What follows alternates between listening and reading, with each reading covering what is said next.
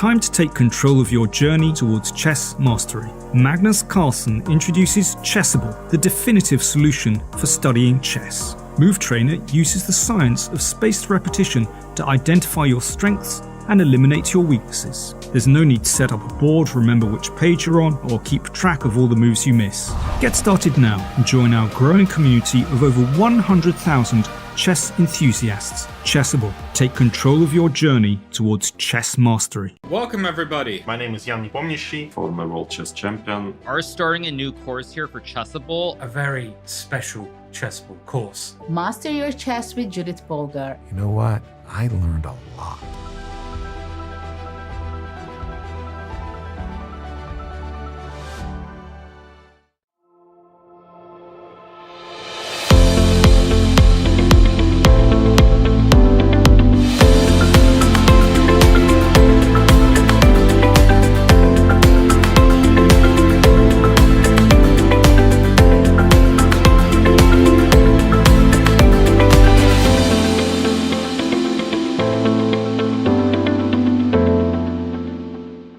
Chessable, the definitive solution for studying chess. Choose from one of the largest online chess libraries in the world, with hundreds of titles ranging from classic books through to our exclusive Chessable courses. Welcome to 100 Endgames You Must Know. Over 200 mini videos that our Chessable team edited together, synced with our Move Trainer, and made it a seamless learning experience. So thanks for watching, happy studying, and enjoy the material.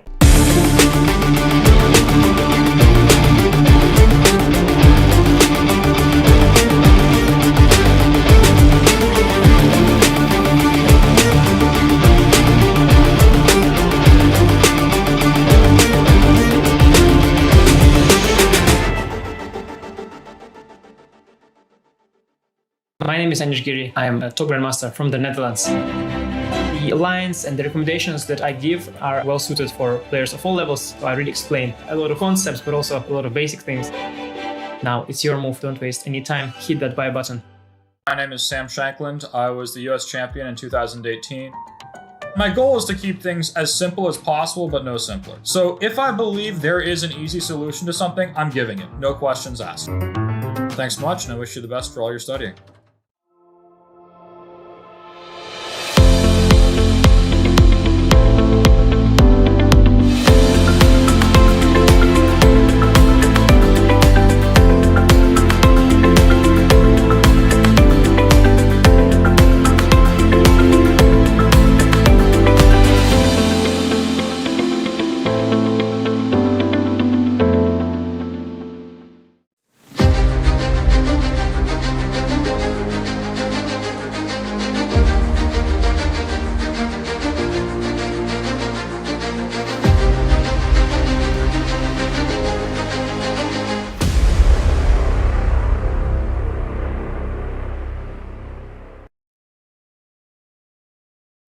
Hello everybody, welcome to day 2 of the World Rapid Chess Championships.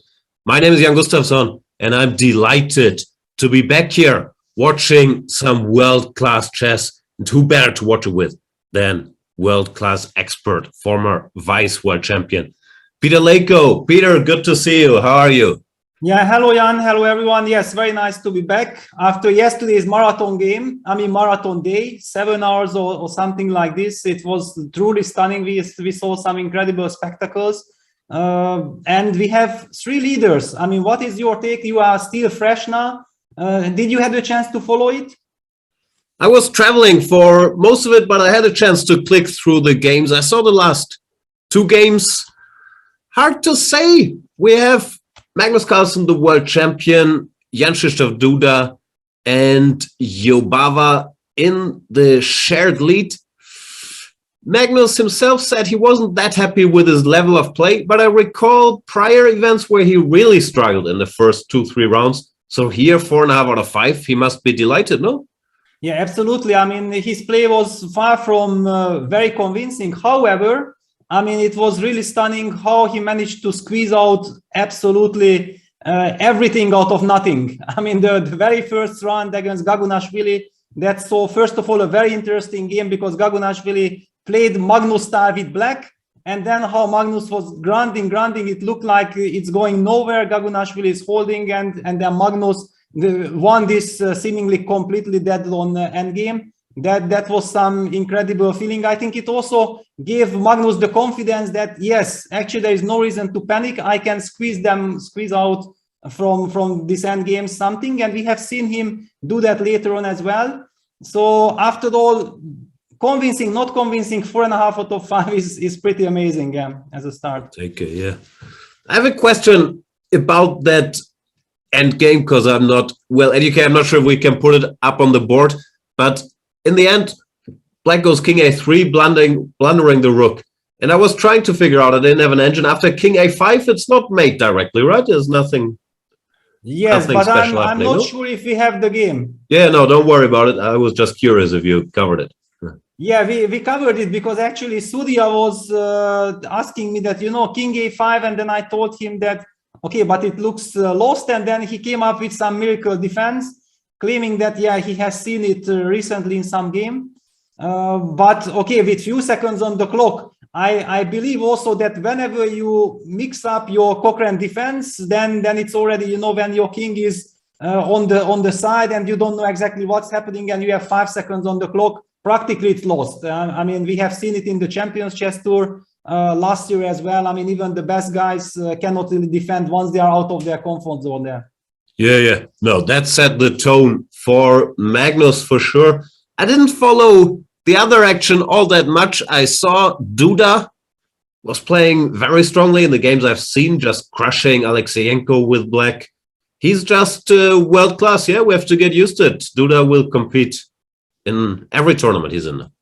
Absolutely. I mean, also he gets now all this support. I think he feels, that the whole nation is behind him. Yeah, it should give a lot of energy. He's playing in his national Polish stadium with the whole country behind him. I feel that, it's you can see it in his game. In the very first round, he had a very tough game against Gabuzian. That was kind of very crucial, I would say, for Magnus to set the tone. He managed to win that game, which was by far not clear if he can win it. And ever since, only the very last game against Badu Jobava, okay, that was some completely insane stuff because Duda was in total control. It looked like it's going to be another very convincing victory, and then suddenly we switched back and total chaos, and both guys had only 20 seconds each on the clock in some position, which needs to be in a correspondence chess in order to understand. And then we saw some miracles. Finally, I think the draw was a correct result. There we see Badur Jubava on the screen. What can you tell us about him? I never have any idea what his classical rating is. I'm not surprised if you tell me it's 2700. I'm not surprised if you tell me it's 2580. But you always see him being capable of playing with the very best and putting together giant scores. He's no longer young. He likes to party, likes the good life. He's just incredibly gifted. What is it? I can't really grasp it. What's the secret?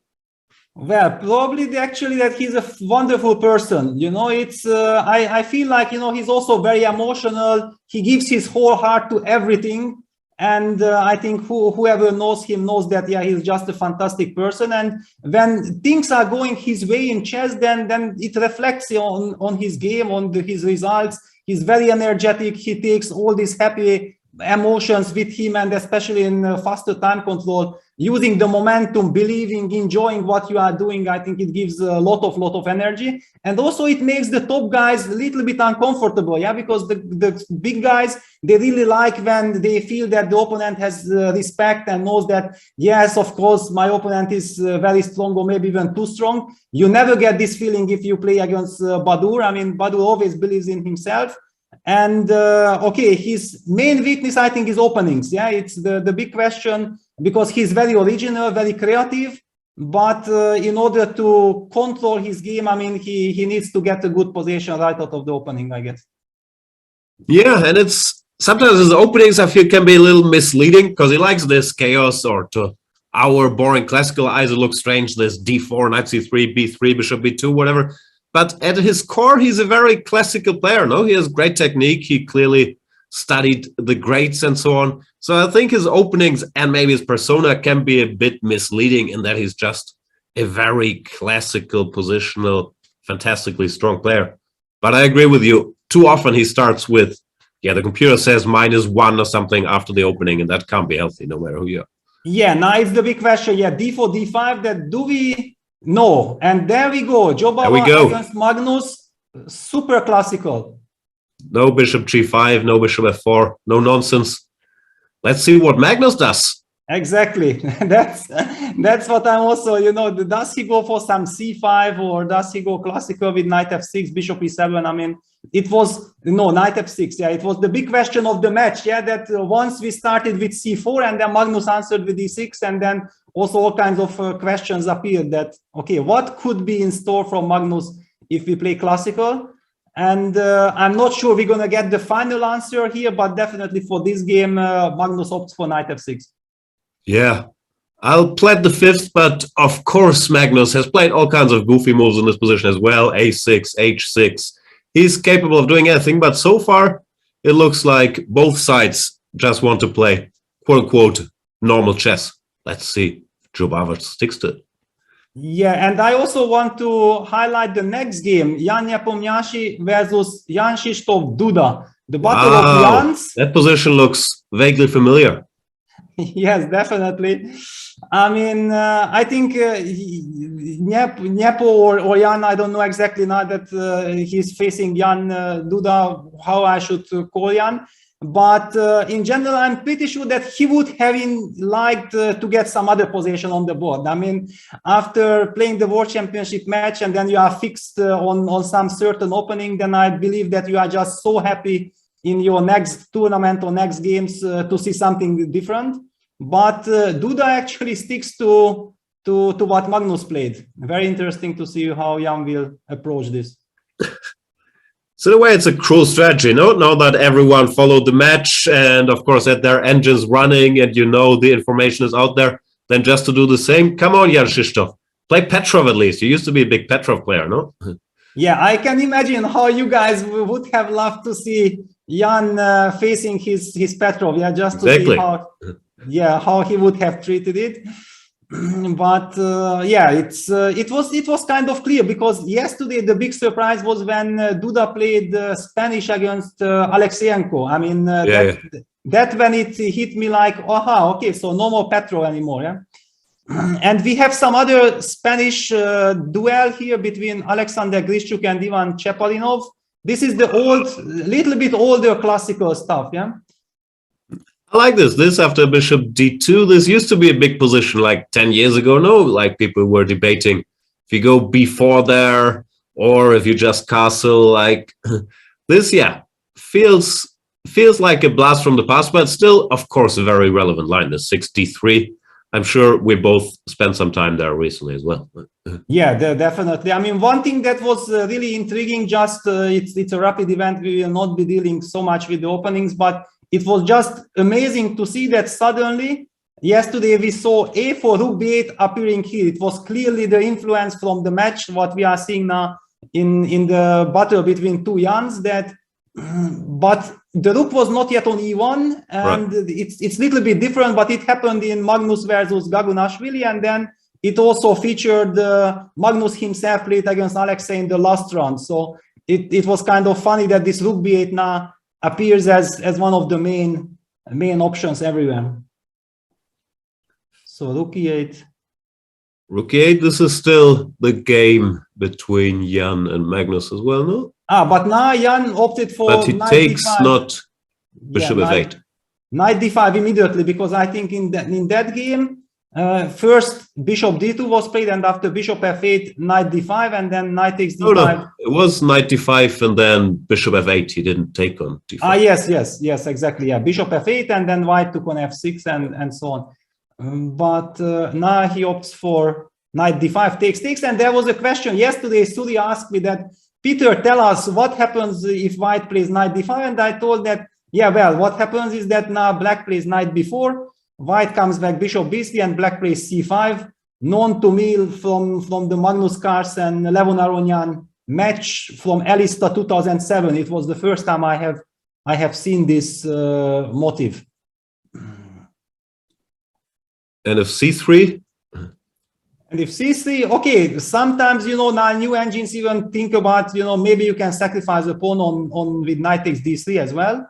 It does appear in some engines, but also you can just go back knight c6. It's kind of also typical, and then try to go bishop e6 or bishop f8, bishop e6. Sometimes you can even go knight a6, knight c7. Maybe not here, but yeah, there's always like 3 options. Yes. Okay, but it's too many finesses here. Let's move. Okay, let's get back to Badou. Anti-martial all day, but let's look at some other opening. What's this? Yeah, well, Queen's Gambit, bishop g5, bishop e7, e3, h6, and then bishop f4.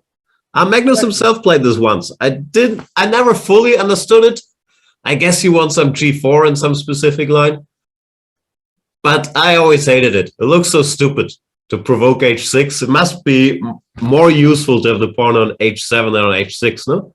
I know Magnus played it once in Vike and won quickly against Kovalev, yeah, against Kovalev, yeah. But yeah, I mean, it has this fantastic story, in my mind, that when I first saw it, I think it was Dubov's move against Abdusattorov in Aeroflot, and that game ended in some 12 moves with a draw, and I was completely shocked. Like, okay, so Daniel plays a so-called intriguing, interesting new idea. And then the game ends in a draw against Abdusattorov, who was a prodigy, but still very, very young. So Daniel was the clear rating favorite. So what happened? And then only later, once the tournament ended, I got to know that there was some bomb alarm. I mean, the players had to leave the tournament hall and the games were simply stopped and the draw was kind of agreed. And that's why it was a draw, not because of the move itself. Was intriguing.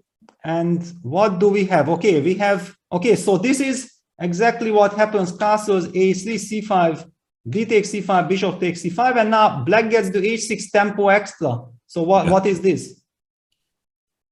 I don't get it. Like, you could make a case in some of these lines with knight f3, queen c2, long castle, that g4 will have more bite. But to my mind, h6 is quite a useful move. In so many lines, even in these positions, and later bishop g5 is also a resource when the bishop gets hit with e5 or whatever happens. So I never liked this line, frankly. Like, I'm sure there are some subtle ideas, but it's too subtle for me. I will have the pawn on h6 instead of h7. Yeah, I also feel like, Badou is probably not really familiar with all the details, because if you already play like this, then you really want to blitz out your moves to put your pressure, I mean, your opponent under pressure that, okay, so that's the point. The guy is super prepared. But if you give me the extra tempo with h6 and then you start thinking, I mean, that's when I start to feel very, very comfortable and confident. Exactly. Because it has to be connected to some super specific detail. Other things being equal in these lines, black is obviously comfortable with the pawn on h6. Like here, c takes d, normally you take with the knight. And then there are many lines where you want to go h6 later anyway to cover h7 against some bishop d3, bishop h7 tricks. But Magnus might, now with the pawn already on h6, he might consider ed to keep some more play in the position, which normally is a mistake. You get some knight f3, bishop e2, knight e5. With the pawn on h6, it might not be so bad. So I'm curious what he does here. Yeah, exactly. I mean, okay, it's very solid. However, things are escalating in the Nepo Duda game. Let's jump in there, because I don't recall Jan ever getting such attacking possibilities against Magnus in the match, yeah? He played his favorite maneuver, knight h2, knight g4, but he got his queen on h5 already. This looks like something went wrong for Duda. Yeah, knight d5, bishop d5. I mean, to my eyes, the move bishop d7, it doesn't feel right. I mean, this doesn't feel right. Bishop d2, now the knight on c6 is kind of stuck. Yeah. Okay, bishop f6, rook a6, knight e7. Okay, so the bishop got provoked to f6 and it might be vulnerable. So rook a8, trading the rooks, but now knight h2 comes. And okay, suddenly white got some tempos. Do you think Duda just mixed up the moves without getting into theory too much? Like, I'm sure Magnus has reasons for going knight d5, bishop f8 first, no? Like, I'm not quite sure what definitely takes and bishop d7 looks strange. But I'm also super happy now, regardless what is happening, to see that just if you don't have any experience and you are coming as a newcomer to a new opening, then it still requires, you know, some experience to get everything right. It's so difficult to understand all these nuances right at once. When you see how Magnus is doing this kind of things, it looks so easy, and you think like, of course, everybody can do it. And then suddenly you see a top player trying to do the same, and it doesn't work so well. It also makes life as a second so much easier. No, if you know this position, he will make all the good moves. No, bishop f8, then knight e7 or bishop e6, like all these small nuances that are very, very important. He's so good at understanding it, which, yeah, if you look with a computer, you think, okay, it's whatever, 0-20, he makes the good moves, and it's a draw, it's normal. But it's very, very impressive to neutralize the way Magnus usually, obviously there were some exceptions, but how he understands these e4, e5 positions, I've always been a big fan. Like it's not easy, as we can see. Yeah, absolutely. And now Jan actually or Nyapo got a dream position. The knight on g4 is wonderful. The knight can come to e3, can head towards f5, towards d5. The pawn g3 simply is extremely useful and brilliant against the knight on g6. The knight on g6 should somehow relocate somewhere. It should get to e6, but it's too far away. The queen from d8 has to keep an eye on the g5 pawn. White has the a file. I mean, it looks like wonderful news for white. Yeah, still gonna break through, but it looks very hard for black to even move anything. No, like, oof. Well, white, how do you improve? Yeah, well, I mean, what to do with black? Yeah, knight f8, it's kind of very logical. The knight is trying to reroute to e6. But where do you put this rook? Yeah, white goes knight e3.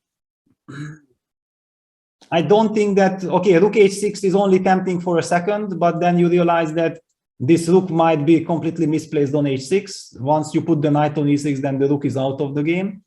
So the rook should probably return to e8, but it's also not very comfortable. No. Suffering for Jan Krzysztof. Yeah, but of course, yeah, if the black knight gets to e6, then it's kind of very, very solid. I mean, it might be worse, but then already black. The question, do you get there? Yeah, probably that's the main question. Okay, so let's call it that white has the initiative here, and let's move on. Okay, we haven't seen David Anton versus Anish Giri. Wow, look at the evaluation bar. Something went wrong for Anish.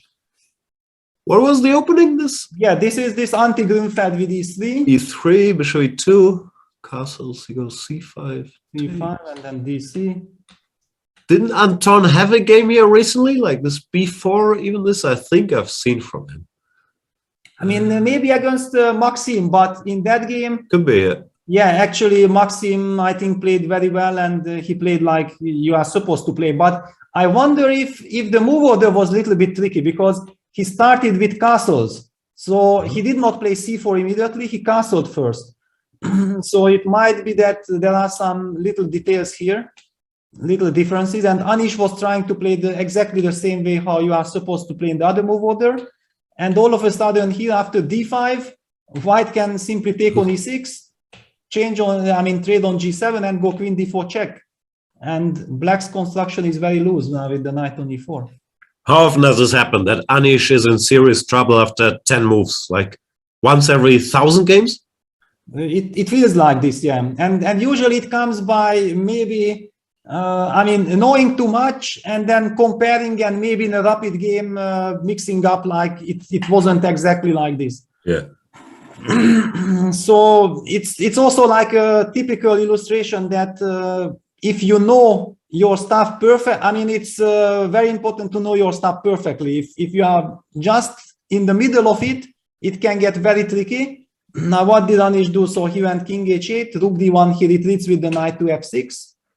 I'm guessing white gonna push c4, c5, yeah? And then knight c3, not to allow black to trade on c4. And then it looks, yeah, c5 on the board. Looks super nice for white. Extremely unpleasant. Yeah, black's just never in time to organize any e5. Yeah, he tries b6. Yeah, now the big question, can white even go c6? Of course, it's committal. I'm not sure that I want, because I'm already very happy after a move like knight c3. Knight c3, you're already partying, no? Like, yeah, I mean, just not to weaken any dark squares. Okay, black will, of course, immediately take on c5. yeah, and then try to hold this here after bc. Okay, white is much better, but with the pawn, queen a5, you're still kicking, yeah? Yeah, at least, I mean, this is what Anish has in mind. That's why the big question that can white maybe now play the move c6, because if I can somehow get b5 in, so I guess black will play something like a6 or queen d6 first. Maybe queen d6. A6 just knight c3 and you don't have a move, no? Like island queen c6. Yeah, but okay, he also b5 a6. 5 a6, yeah. And then like knight, but hang on, queen on d4 protects the a1 rook, so I can even play a4. Wow, but hang on, then what is this? I mean, this is, I have never seen such a powerful pawn. Then just go c6. No, frankly, I missed that the rook on a1 is not hanging. But then you just keep the chain, like go c6. Did maybe also Anish miss it, because he played b6 quite instantly? We see the engine bar going completely, and c6 on the board. After a6, you could just go a4. Yeah, there's no move. Yeah, this case just a6, a4. I mean, oof, Anish, and he used up all his luck yesterday against my friend Svane. So I'm not sure how many miracle comebacks he has in him. Yeah, that's, I mean, that was one of the most saddest moments. And I have also seen finally the video, how poor Rasmus had to deal with this terrible loss. Yeah, it's, I mean, we didn't know, we were speculating because the game kind of got stuck and the technology couldn't take it anymore at this ending. And we thought like, okay, so white gonna win, or maybe by miracle Anish will escape. And then came the shocking news that Anish has won it. So it was like insane what has happened. And yeah, it was really tragic. However, the tournament goes on. I do hope that Rasmus will be able to get back his inner balance and play great, because actually I think that he's very good. I'm so happy that he reached now 2650, or he's like 2650, because I think that he can keep on climbing and he needs confidence. And if he does well against the good guys, I think it will also boost him. Yeah, I couldn't agree more. I've been saying for years I'm a little biased because I used to train with him like 10 years ago or so. But that, to my mind, he's a very strong player. And he was stuck on this German level, this 2.620 till 2.630 or wherever for a couple of years. But I always felt he's stronger, that he has the potential to go to 2.7. Maybe he needs a little confidence or a little more belief in himself. But I think he's a very, very good player. So always rooting for him because he's a very nice kid too. Let's see. That was tough to watch, of course, against Anish. Yeah, absolutely. I mean, okay, so Anish is now in trouble. Magnus' game is developing. It's developing now. It gets a completely different dynamic. What happened there? They have these hanging pawns, but Magnus has the bishops now. It looks good for Magnus. Now, how do they do this? Takes. But it's a theory position with a pawn on h7. Here with a pawn on h6. It's just a much better version for black. No, after bishop d3, there's no bishop h7 threat. So it's already white who should be a little careful. Bishop b5, typical Jubava, very optimistic. No, like I would be thinking about like bishop e2 and how can I neutralize everything. But he's trying to unbalance it. Yeah, I mean, okay, maybe that he's a Carlsen player. Yeah, he's leaning towards this structure. He kind of feels that, okay, he knows that this structure is okay. If he would be black, the only problem is now he's white, and psychologically these things are tricky. But also you get pinned. No, bishop g4 isn't like, it looks unpleasant. Okay, I mean, they have queen c2, yeah, like. Yeah, I don't feel that it's very unpleasant, but certainly that's the trick. Yeah, Magnus goes bishop g4. That black is very, very comfortable, and okay, you are playing from the white side, yeah, and if you would be black here, then you would think like, okay, let me play a couple of good moves and I will neutralize. But from white side, this is psychologically very tough. Yeah. Queen c2 just takes c5. Yeah, like, okay, looks like this Karpov variation in the Caro-Kann gone slightly wrong, but maybe it's not too bad yet. Yeah, that's how you feel. Yeah, that's how I feel, yeah. But okay, and also 5 minutes up on the clock for Magnus. That's kind of very good practical chance for Magnus. So okay, let's see what has happened. We see some new developments in the. Oops, the engine bar says there is a win here. Well, tactics. Can we spot it? Rook c6, knight h6. Yeah, but no, I'm just making stuff up. I haven't thought. No, but actually it's true because you are actually checking the f8 knight and then coming back checking the e6 rook. Now we just pick up the rook. Yeah. Then the only question, which move order to start? Yeah, so rook c6. Well, first rook c6, so the knight is not. Knight h6 check, and the trick is that actually there is no checkmate, nothing, but you are collecting. Queen takes f8 check first, king h7, queen f7, and king somewhere. Wow, and Jan has 50 minutes on the clock. I mean, okay, now he should slow down. And he goes rook b6. Okay, that was the other move. He goes rook b6 first, but would have not been maybe nicer rook b6 is even smarter, yeah? Like, you don't take the pawn, but you leave the queen boxed in, so c2 is never hanging in these lines. Yes, that's wonderful. So tricky. Yeah, so now, okay, but if you play queen c7, do I have something better than to take on c6? I might have to take on c6 eventually, no? Maybe he wants to rule out some, that doesn't work. Some rook c6, f5 or something. Yeah, maybe. Yeah, maybe. Yeah, it's in any case, the engine bar absolutely approves what Jan is doing. And he's also trying to finish the game with more time than he started with, which is not an easy pursuit. Like Maxime can sometimes achieve it. Jan is also always a worthy contestant, but it's not an easy thing to do. No, and I'm also not encouraging him at all to do that. I mean, it's just absolutely unnecessary. I mean, okay, just win the game, get the point, get the job done. No. I mean, I remember in the Champion Chess 2, there was this moment when Jan was trying to finish with 20 minutes on the clock, a 15 minutes game. I mean, just no reason to set such world records. Just win your game. He's like a basketball player who's only trying to shoot with the left hand, to challenge himself. Yeah, but it's looking good. And of course, for poor Duda, this is a totally nightmare. I mean, I'm not sure exactly. Queen a8. Now, knight h6. This looks like it should just win. No, king g7 takes, king h6, rook b7. Is there no checkmates? Yeah, let's see that. Yeah, this is on the board. I mean, after rook b7, what can you do? You can allow me to sacrifice the queen. Queen g7, queen h7. Not needed, but beautiful. This is on the board. And winning, no? I also like that Yanni doesn't need a second to double check. No, he just boom, let's go. That is right, of course. Yeah, here it's right. Yeah, I mean, there are so many complex positions, but this one looks fairly simple. Yeah. Yeah, wow. I mean, what a shocking defeat for, and that's it. Game over. Wonderful start for Jan. I'm, of course, very much rooting for him. I'm very much behind him. But as a commentator, I'm neutral. It's a battle between two Jans. I feel I should stay neutral. Yes, exactly. Yeah. That's how. Okay, let's get back to Magnus, because it actually means that whoever wins in Jobava or Carlsen game, they will take the lead. And look at this. This is already but e3 pawn is kind of hanging, because of the second rank pin.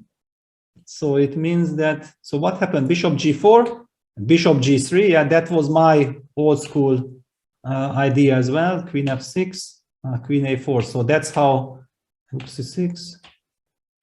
Rook a8, and the move king g2. Wow, I mean, this king g2 he's giving me e3. What's happening?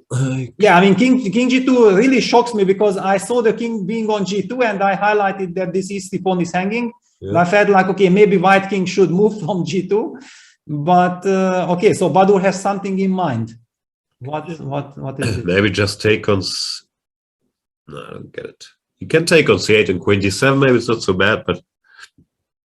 Yeah, maybe he's provoking. Maybe, I mean, Badur is a big psychologist. He's maybe provoking Magnus, because the bishop on e3 is a little bit vulnerable. Yeah, bishop e3, Magnus takes it. Show me the money, Magnus says. Yeah, and rook c8, we're gonna see queen d7. And also this bishop on g3, it's a lovely cemento. I mean, this really, because otherwise this pawn on f2 would be just very, very vulnerable. But with the bishop on g3, actually, white's king is perfectly safe. It's not an issue at all. Queen c2. Maybe it's not much for black, yeah? You take on d5 and black goes back to b6. And should be a draw, frankly. Yeah, it's. I mean, also it looks like white will be able to activate himself quite nicely. But a3 pawn is a vulnerability. It's still, so probably black will go back with bishop to b6. Yeah, bishop b6. Also, I thought should be a draw in too many of Magnus's games. In this tournament already, against Shirov, I thought, okay, has to be a draw against Gagunashvili and so on. Like, he's clearly in grinding mode. Or he always is. He wants to play the games out, and so far it's worked. Yeah, I mean, okay, it's a risk-free dream scenario from black side. I mentioned bishop g3 being very nicely stabilized, but the same applies for bishop on b6. Thanks to this pawn on a7, bishop b6 is a monster because it kind of controls the d8 square. It eyes the f2 pawn. Also, after trading the queen, somehow, of course, you have to watch out for some rook e8 tricks. Clearly, for example, rook queen c4 would be a terrible blunder, losing on the spot due to rook e8 check, and king h7 will be met by queen f5, winning the rook. It's one of these blunders every chess player, I think, has fallen for this like 10 times, but you still keep falling for it, no? Like, although we all know the motive, it still keeps happening, like, to me at least. Well, but you don't play at all. How do you blunder? I have some bullet games out there where... Yeah. Or that's the reason why you are not playing, not to blunder it, yeah? I'm so worried about this. But yeah, Magnus seems to be aware of the idea, goes rook d8. What do you call a bishop? Like a bishop that's covered by a pawn. Is it in Leko lingo? Is it cemento as well? Is it an outpost? Like, what do you call it? The bishop on b6? Right? Well, I think it depends on the position, but here this is definitely a cemented bishop. Yeah, this is just wonderful. Because okay, it has so many purposes, yeah, that in endgame, you know, for example, we trade off the queens, I would start to be really worried for white in the endgame, because I think that, strangely enough, despite looking that white's king is damaged, I feel that thanks to this bishop on g3, with queens on the board, white has always counter chances against black's king. But if we trade off the queens, then my bishop on g3 is completely out of the game. And my pawn on a3 will be a very big issue. So can you go queen d3? I'll blunder rook e8, but then I'll sidestep with king h7. Yes, of course. You only want to do this if you triple check that it's okay. Yep. Yes, so okay. But no, Magnus goes rook d2. Magnus says, wow. You know what? Peter is talking about white king being safe on let's just punish him for all his thoughts.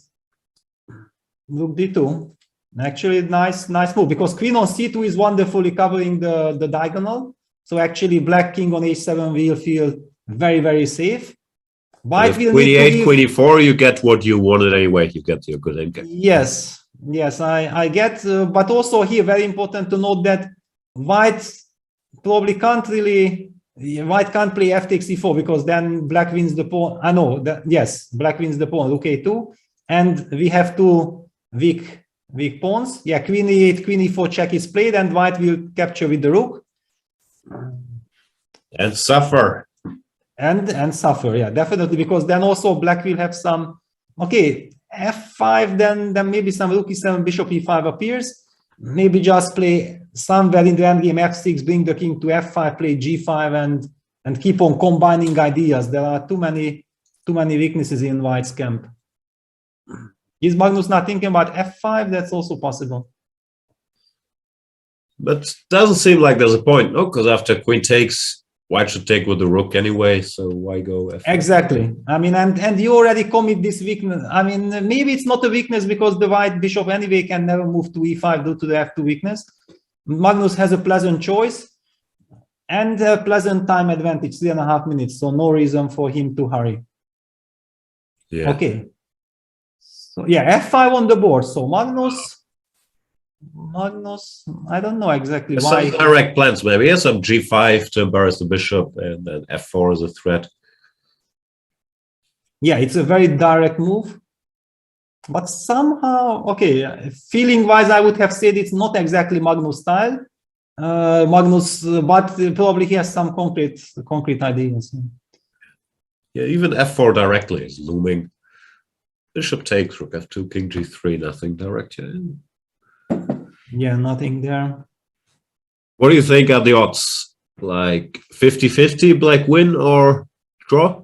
No, it's not 50-50. I mean, I feel like, okay, at least white should have like 80% chances of draw, and black has maybe 20% chances winning.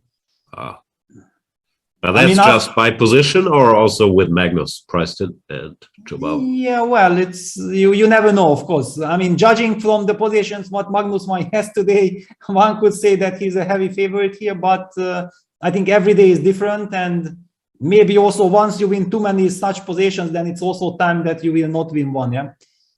Also, I agree with you. It's f5. Rook e7 is a nice move. Now, white also has some play here with bishop e5, even if you give up the f2 pawn. I'm not sure if Magnus miscalculated something, because it feels like it gave away some of his grinding chances, no? Like now king g6, bishop e5, what does he want?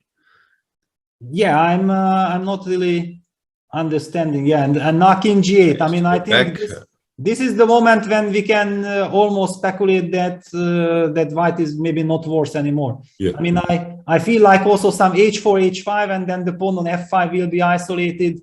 Will also give very nice. This bishop e5 counterplay is there. I mean, yeah, Magnus. Maybe he got carried away that Joava was a little bit lower on the clock, and he lost the concentration of the position, and he wanted to scare Badur with f5. And okay, you have to calculate all. But Joava is not the type of guy who gets scared like this. Not at all. Not at all. Okay, now I think we have a chance to move to the other games. Let's see how is. Before we move, what's with Jobava's haircut? Is there some red in there, like, or is it just the camera? Yes, no, I think it's red. Yeah. Oh wow, yeah. Okay, moving on. Oh, pink. Sotiris says it's pink. Oh wow. Could be. I mean, in any case, it brings luck so far to Badur. For sure, yeah. He's played h4. He should be out of danger. Yes. He can move on. Yeah, let's move on. Let's see how Anish is controlling the situation. Or, well, okay, at least the good news is that he got some counterplay.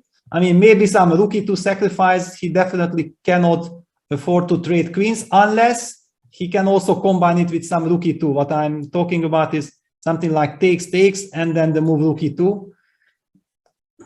Wow. It's like the first thing that comes to mind. I don't know exactly how to do, because bishop e2, d2, and then suddenly... That's c7, little reminder. C7, yeah. C7 is unpleasant. Yeah, c7. Okay, it's a super sharp and wild position. Yeah, Anish goes for queen f4. That was my very, very first intention, that somehow very natural that you want to keep the queens and then you want to strike with rook e2. But after g3, where do you go with the queen? That's a big problem. I see the engine bar not thrilled with black's chances, especially after queen f4, g3. Yeah, but I mean, okay, if I mean, it's very human and very natural, and Anish is down to 1.5 minutes. So basically, I think he knows that if the game goes normally, he will lose. So he is like in a all-in mode. Yeah, I mean, he knows that he has to keep the queens, try to fish around, maybe somewhere some rook e3, somewhere some rook e2. I mean, whatever. But h4, where do you go? Exactly. That's. But then at least the g4 square is. Yeah, h4. Maybe I come back to f5. Then you already take on a7, yeah, and you are always protecting back to f2. But still, little. I mean, at least some squares, psychological issues. I mean, Anish is a good trickster. I think one of the reasons that he has this image of making a lot of draws is sometimes he doesn't win good positions, but he's incredibly good in bad positions. If he's in trouble, he's so tricky. He saves a lot of them, and that adds up. But I've seen him swindle his way out of so many situations. You can't write him off. No, not at all. Yeah, basically, I think also since he's a very classical player and he likes to be objective. So, but once you feel like you are lost, then there is no objectivity anymore. Yeah, then exactly. He knows that he has to go all in. Then he has no more psychological issues of I'm supposed to play here the best move or whatever. Yeah, David Anton actually opted for rookie one. I would call it a very professional, very nice move. Just to get away from all these tricks and keeping the pawn on h3. The queen on g5 actually does no harm for white because the weak spot is f2, and the knight on d2 is now still nicely protected by the queen. Very harmonious. He's saying, I'm already winning statically with the pawn on c6. I don't need any action. I'm just trying to keep it under control. No, it's a nice move.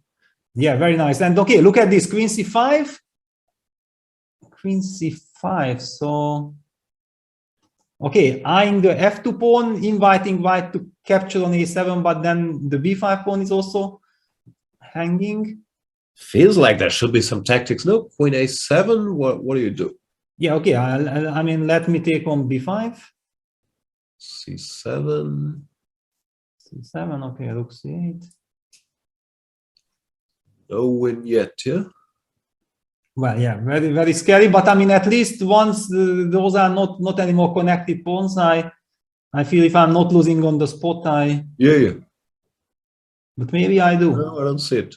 Yeah, I also don't see so queen c5, very, very, very, very nice move psychologically or in practical terms, because it's kind of provokes your opponent. From white side, you feel like there should be a win. Yeah, it cannot be that this move holds, but if you don't find it, then it really irritates you, because it puts some pressure.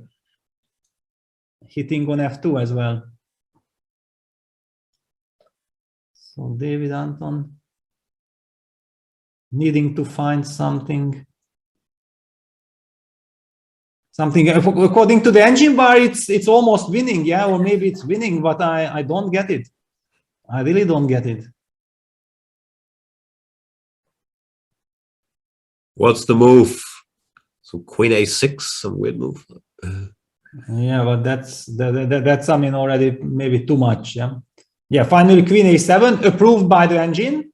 Well, at least that's true. So now queen takes b5 will be blitzed out as well. And where is maybe there is rook takes e1 we should mention, but then queen c5 and white just wins with the 2 pawns. So yeah, queen b5 is to be played.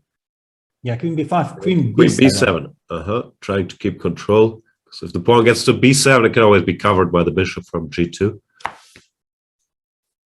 Yeah, that's amazing construction, because then black's bishop on c2 is completely dead. Wow, queen b7 is a nice touch. And also, once you push c7, then you control the c8 square. Yeah, this is...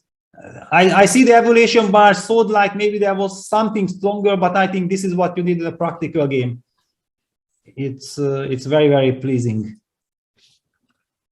b7 and Anish now with 30 seconds on the clock. Yeah, this is not good. Nino Anton playing well. He has 4 out of 5. Now very close to big scalp here. Yeah, so now the big question, do you take on I mean, both, yeah, maybe you just take on e8 as well, yeah?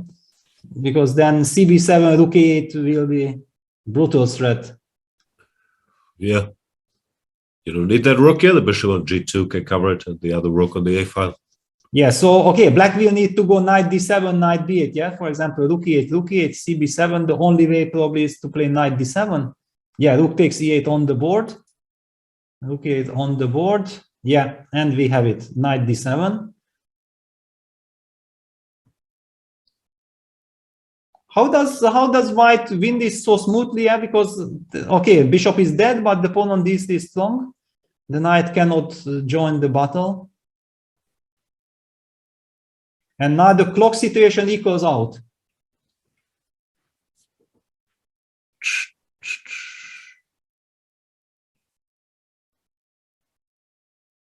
Clock situation equals Rook out. A8 Yeah. played. You gotta go knight B8, I guess. Yes. We need to get our bishop to C8, but it's not so simple. Not so simple, yeah. I mean, maybe bishop G2 and then bishop C6 idea. F3. Wow, F3. That's supposed to bring the king in. So Anton wants, yeah, very systematic. Or F4 looks more. He played F4, yeah? Yeah. Ah, he played F4, yeah. Okay, F4. King F8. King, but okay, you go King F. Okay, now the king moved to E7, so actually he can move his bishop, but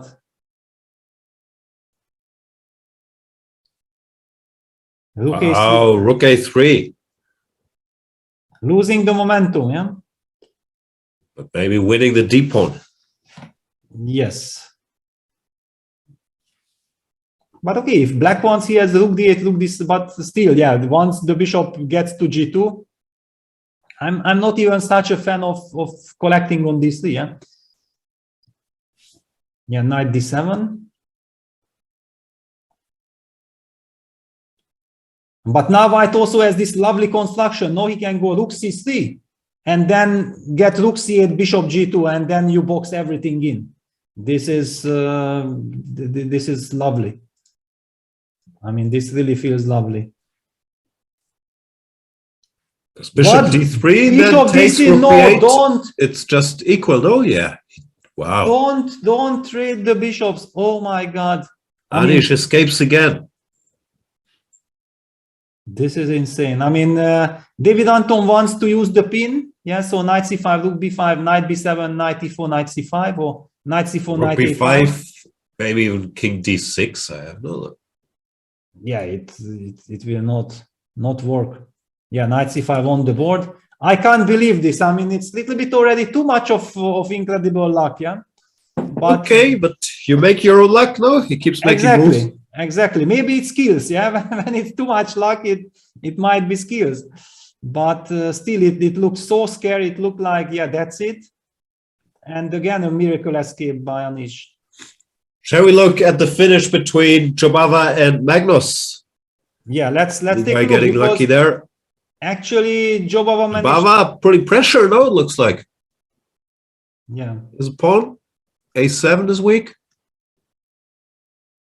Okay, there is this king c8, bishop a7, king b7 idea. Wow. Yeah. Magnus going for it. King c8. And Badu done to 15 seconds. Yeah, Magnus always up on the clock. Yeah, he's somehow doing it very, very nicely. Always up on the clock. Bishop b6 boxing the rook in. Yeah, so king b7 is a target. I mean, okay, white always, yeah, okay, for now Magnus is going the other way, king d7.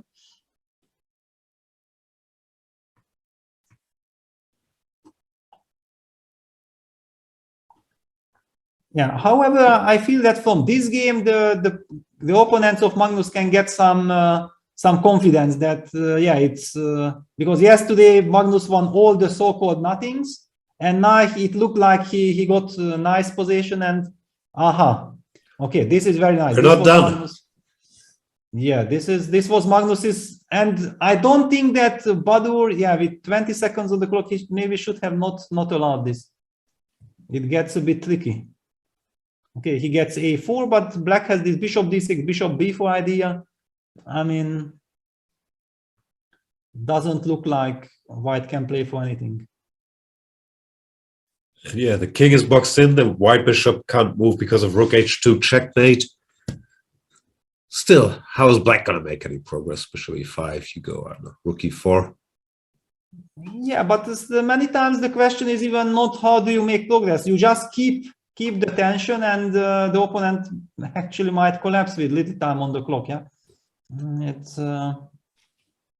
But the good news now for white is that probably white knows that he's not playing for a win anymore.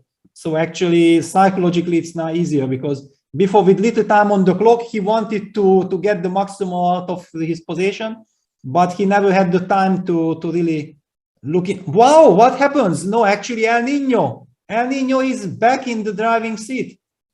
He might be winning this. He might be winning this. Sorry, guys, for jumping back, but when I saw what happened, because we just kind of felt like that's it, and wow. Wow. I mean, okay, this is nightmare. This is hell. Looks winning, no? Yeah, it's even in a normal circumstance, it's long grounding and it's terrible, but here it feels like 95, we just pick up another pawn. yeah, 95, king e6, rook h7. Wow, I mean, just when it looked like Anish escapes, and white has the very nice escaping route with his king to g4. If black will start some knight d6, rook b2 checks, yeah, it looks like a trivial win. And the Magnus game seems to end in a draw. They are kind of repeating. I do feel like they had been repeating the last couple of moves. Magnus probably also thinking, okay, there was enough adventure in this game. And wow, I mean, if this game ends in a draw, then I think we will have some massive tie on first place after round 6. Who's there? Jubava, Carlsen, Jan Korab. If Anton wins this one, he's going to catch up. And then, well, so many guys on 4 points, we don't even know who's winning all these matchups. Yeah, exactly. I mean, it's...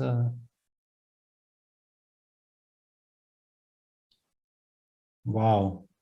I mean, okay, this Anish game, yeah, it just felt like that's it. And when people think, you know, talk about that the chess not so exciting, what? Magnus plays for a win, bishop b4, there you go. But shakes his head, not happy, but continues the game. Yeah, he's definitely, I mean, he just wants to play. I mean, he knows that this is not, otherwise he would have done it with 1 minute on the clock. Yeah. Rook d5 check, king f4. Yeah, bishop h2. Bishop h2, but Dur doesn't want to allow the king forward. Finally, he got his bishop back to h2. Yeah.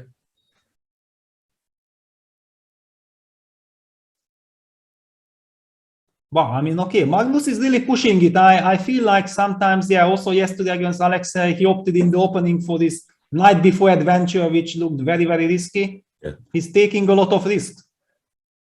But he doesn't get punished, no? Then he will never learn his lesson. Exactly, he's not getting punished. But I mean, how can you really believe that with king on h6 you can play for a win? But it's a psychological game. You keep the tension, and there is anything can happen in these games. What, Anish is escaping or not? I mean, I see that white lost the g3 pawn. I mean, this game is just insane. I can't handle any more plot twists in this game. This is too much. Yeah, it's really too much. Like the crying game. And we are emotionally not even that involved. Yeah, I mean, we like both guys, but imagine the people who are rooting for one of them, they go crazy. Yeah, like Laurent Fressinet must be having a heart attack now. Wow, but also Magnus with king on h6 doing this dance. I mean, okay, white is super safe now, settling some rook b6 check. King h7 would be a terrible mistake due to rook b7 stuff. Yeah, Magnus. Okay, it should be draw. Yeah, it should be draw. But I mean, actually, only white can play for something. Only white can play for something. So it was an emotional decision. I don't know. The a pawn still on the board. Yeah. Okay. Probably after what king f7. I wanted to say that. I thought like king f5, rook b5, and it's enough. Is enough. No, Magnus. We're here to stay, Peter.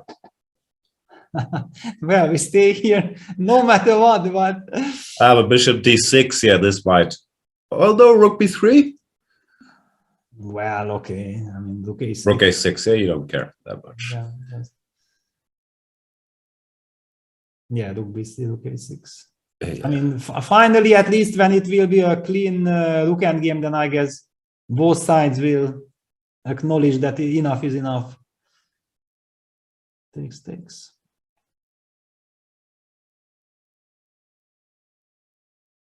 Yeah, it's not much to hope for. a3, rook a6, and if black comes with the king, the white king goes to g5. So not much there. Yeah, King G7. Basically, this is a silent draw offer.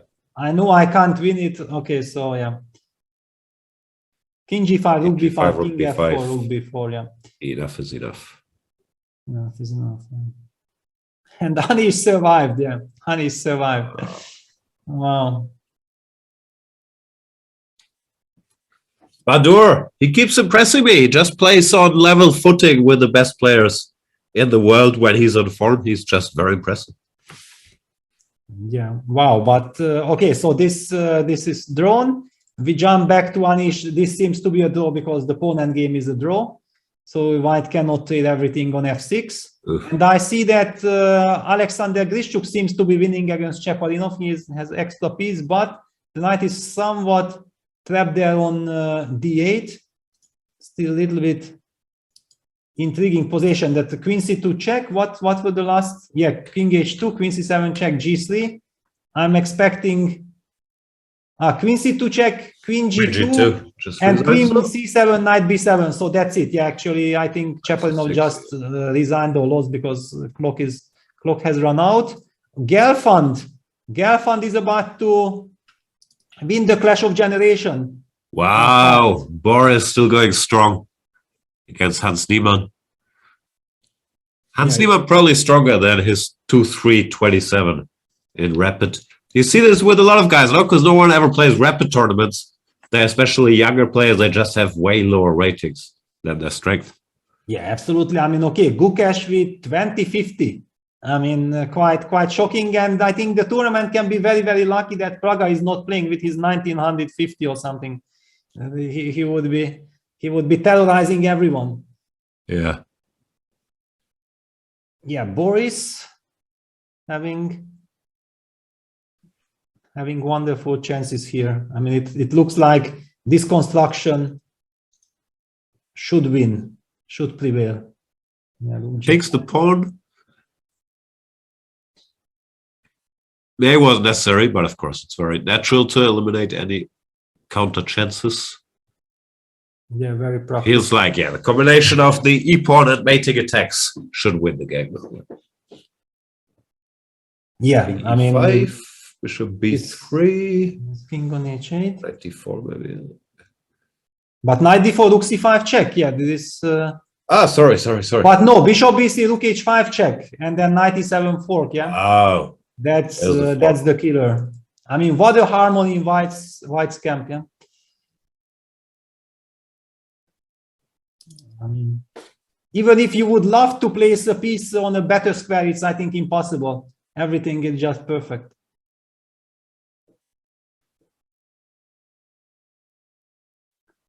C1, what's the finish? Well, I actually believe that there are many finishes. King f6. But yeah, king f6 is the start. And now also king f7 just over, yeah? Just king f7 and resigns. Settling checkmate. Yeah. Boris very systematic. Rook h1 only move, not to design on the spot.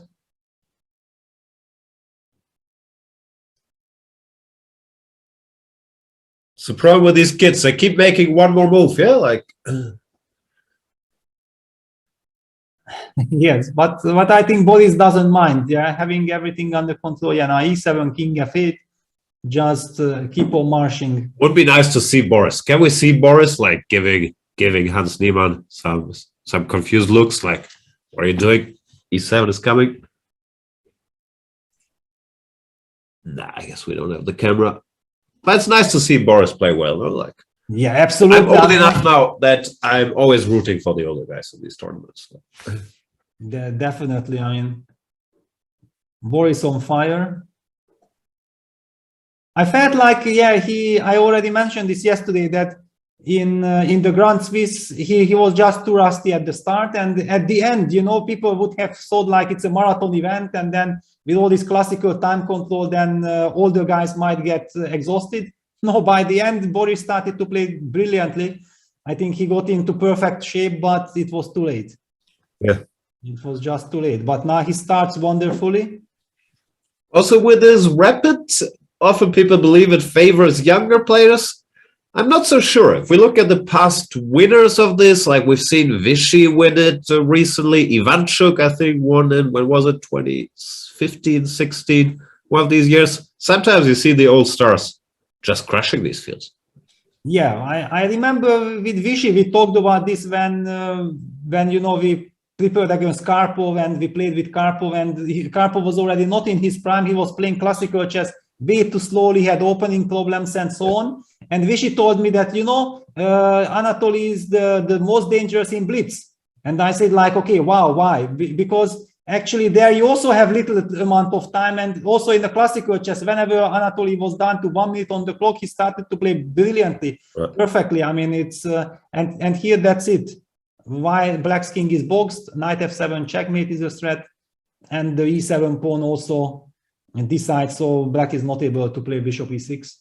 So I guess now Hans Niemann will resign. Yeah, wow. I mean, Boris sharing first place after round 6. Yeah, so what do we have in store? We have some Max Todlu versus Ivan Saric.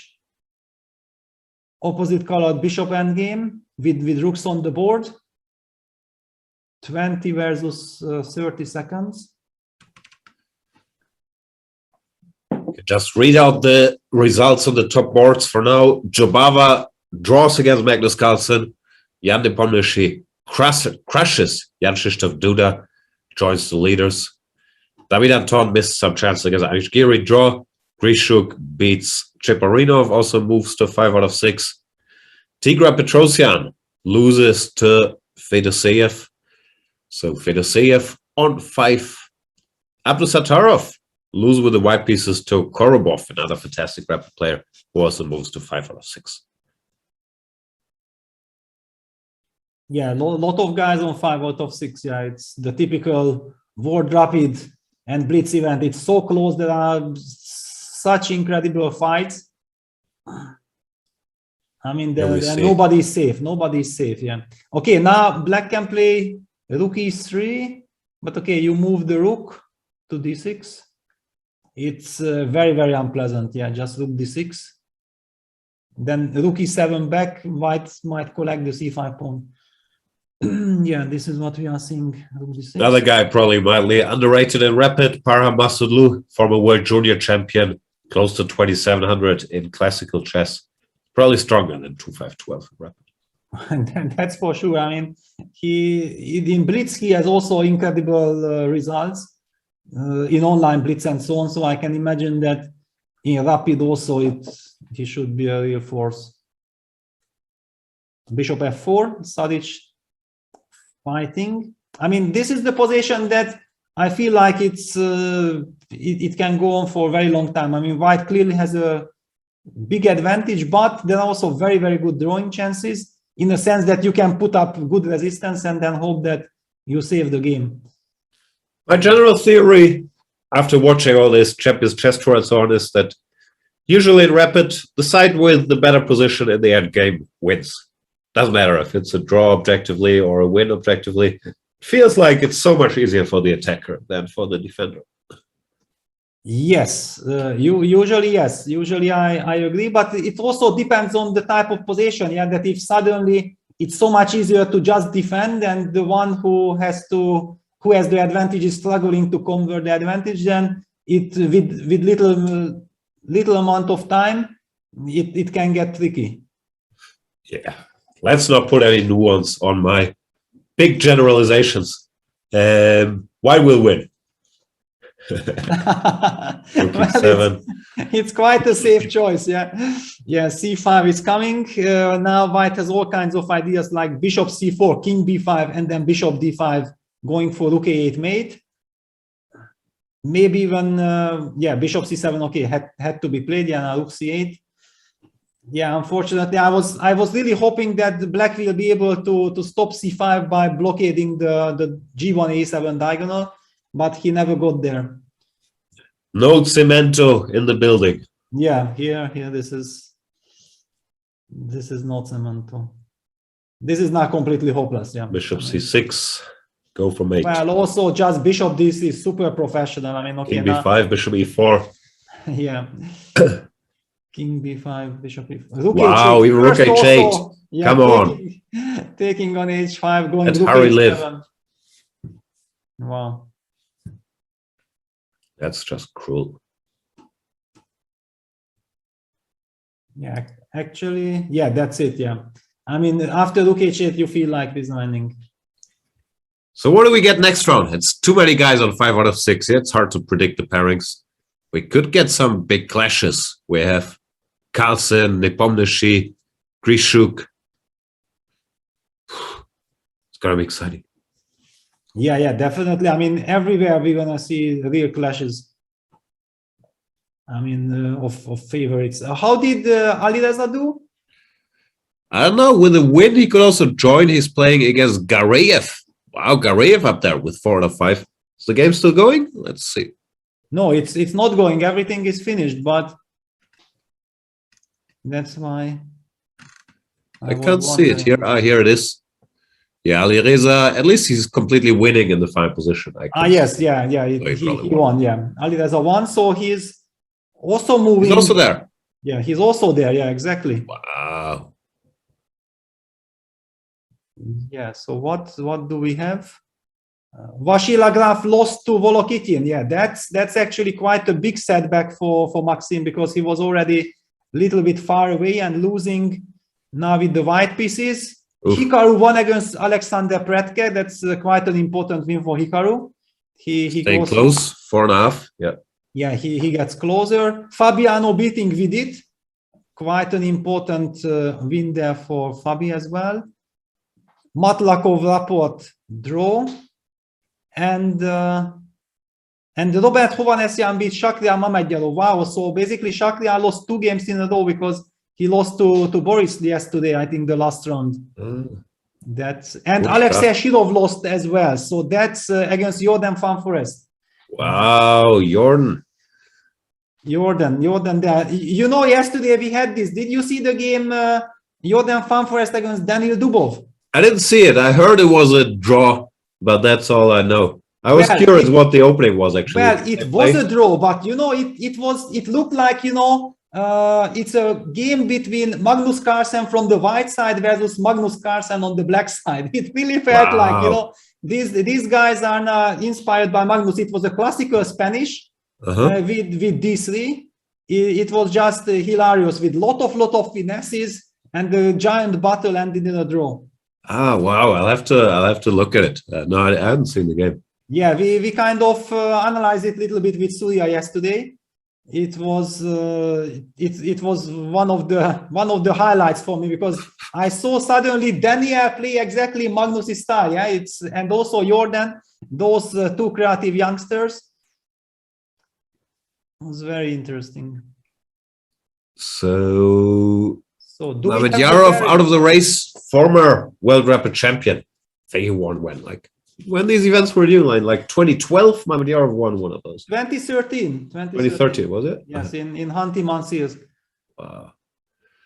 There we see Jan Nepomniachtchi in the lead, Magnus Carlsen second place, and then a bunch of stars on 5 points. Chubava, Grishuk, Alireza, Korobov, Boris Gelfand, Fedoseev. But frankly, everybody that has 4 points or more is still very much in the running. No, like with so many games to go.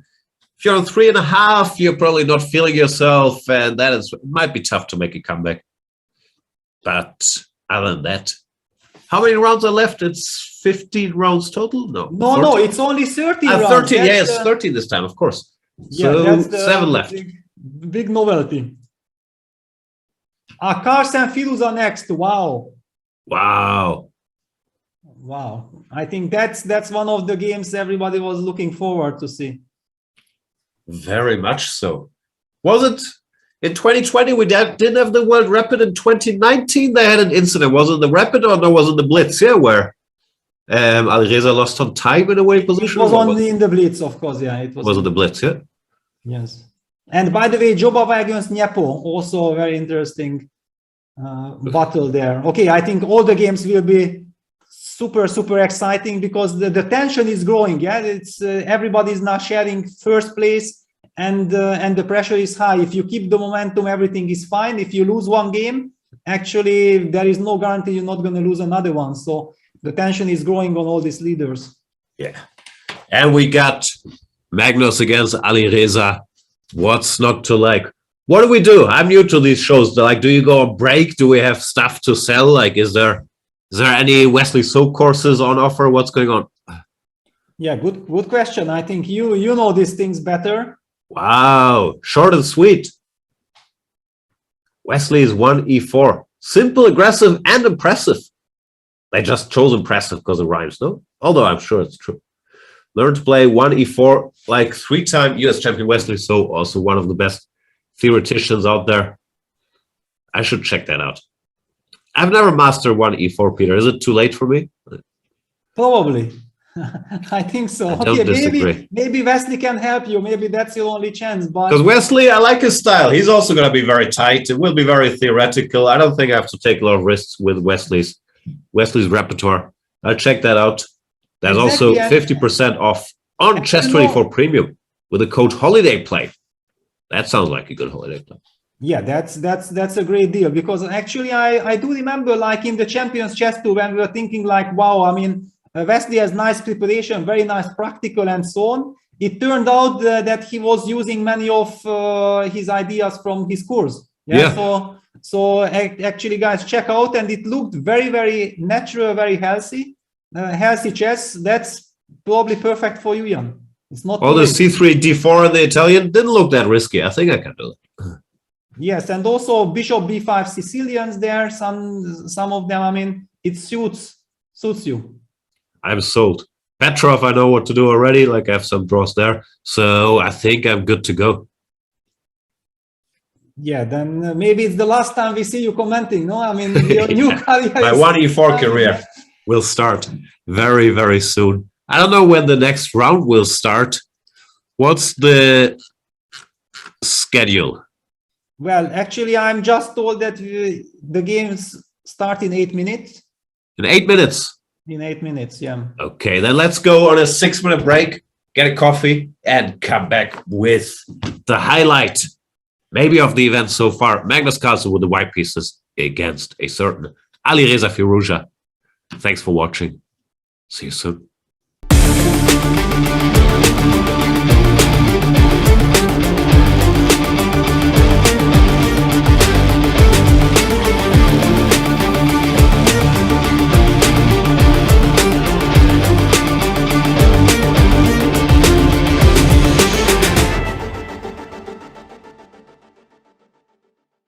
It's time to take control of your journey towards chess mastery. Magnus Carlsen introduces Chessable, the definitive solution for studying chess. Move Trainer uses the science of spaced repetition to identify your strengths and eliminate your weaknesses. There's no need to set up a board, remember which page you're on, or keep track of all the moves you miss. Get started now and join our growing community of over 100,000 chess enthusiasts. Chessable. Take control of your journey towards chess mastery. Welcome, everybody. My name is Jan Nepomniachtchi, former world chess champion. Are starting a new course here for Chessable. A very special Chessable course. Master your chess with Judith Bolgar. You know what? I learned a lot.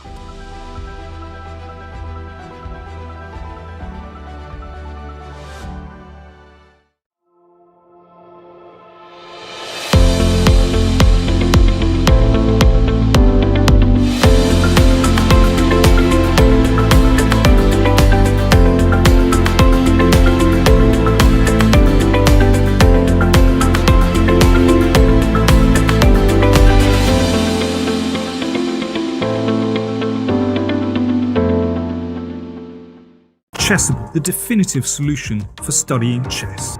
Choose from one of the largest online chess libraries in the world, with hundreds of titles ranging from classic books through to our exclusive Chessable courses. Welcome to 100 Endgames You Must Know. Over 200 mini videos that our Chessable team edited together, synced with our Move Trainer, and made it a seamless learning experience. So thanks for watching, happy studying, and enjoy the material.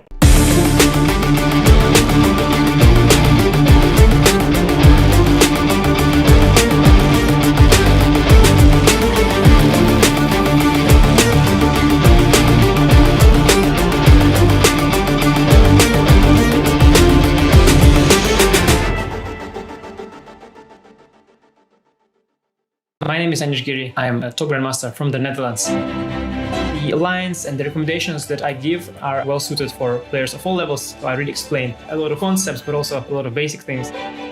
Now it's your move. Don't waste any time. Hit that buy button. My name is Sam Shankland. I was the US champion in 2018. My goal is to keep things as simple as possible, but no simpler. So if I believe there is an easy solution to something, I'm giving it. No questions asked. Thanks much, and I wish you the best for all your studying.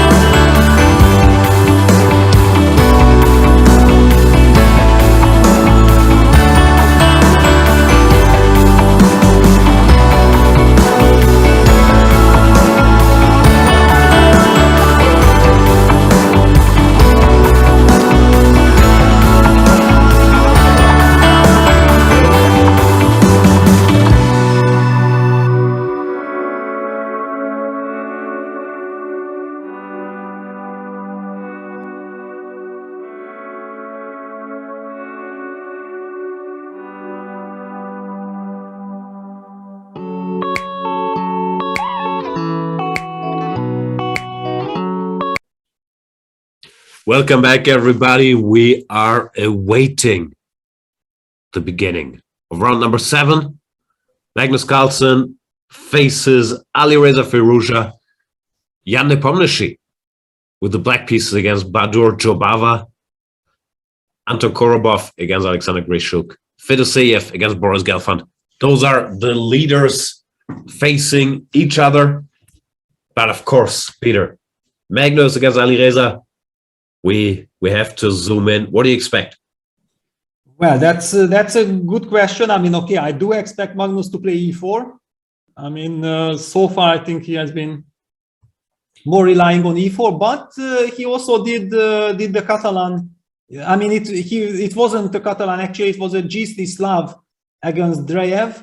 So yeah. In fact, before the tournament, I was kind of speculating with Surya that I'm very interested to see if Magnus will skip. I mean, insist on his preparation from the World Championship match, because it seemed like it was very much like anti-Jan strategy. So it wasn't exactly clear to me if Magnus wants to play like that in the World Rapid. But so far, actually, to me, it looks like he's sticking to his principles that he used in the match and relies on the same strategy for the moment. Yeah, no clue. I often see him playing a lot of London systems in these World Rapid and Blitzes, maybe more in Blitz than in Rapid, but he hasn't done that much yet, right? Yes, exactly. I mean, yesterday with this d4, d5, knight f6, gc move order, it kind of indicated that yes, he is very much in World Championship mode. And also with black, he was playing the Spanish with rook b8 and so on. I mean, he sticks to his spirit. There's Alireza Firouzja arriving at the board. Arriving, yeah, it's a very big question, because yesterday Alireza already had a big fight with the black pieces against Levon Aronyan. There he opted for the Caro-Kann, and we have seen the exchange Caro-Kann from Lev against Alireza.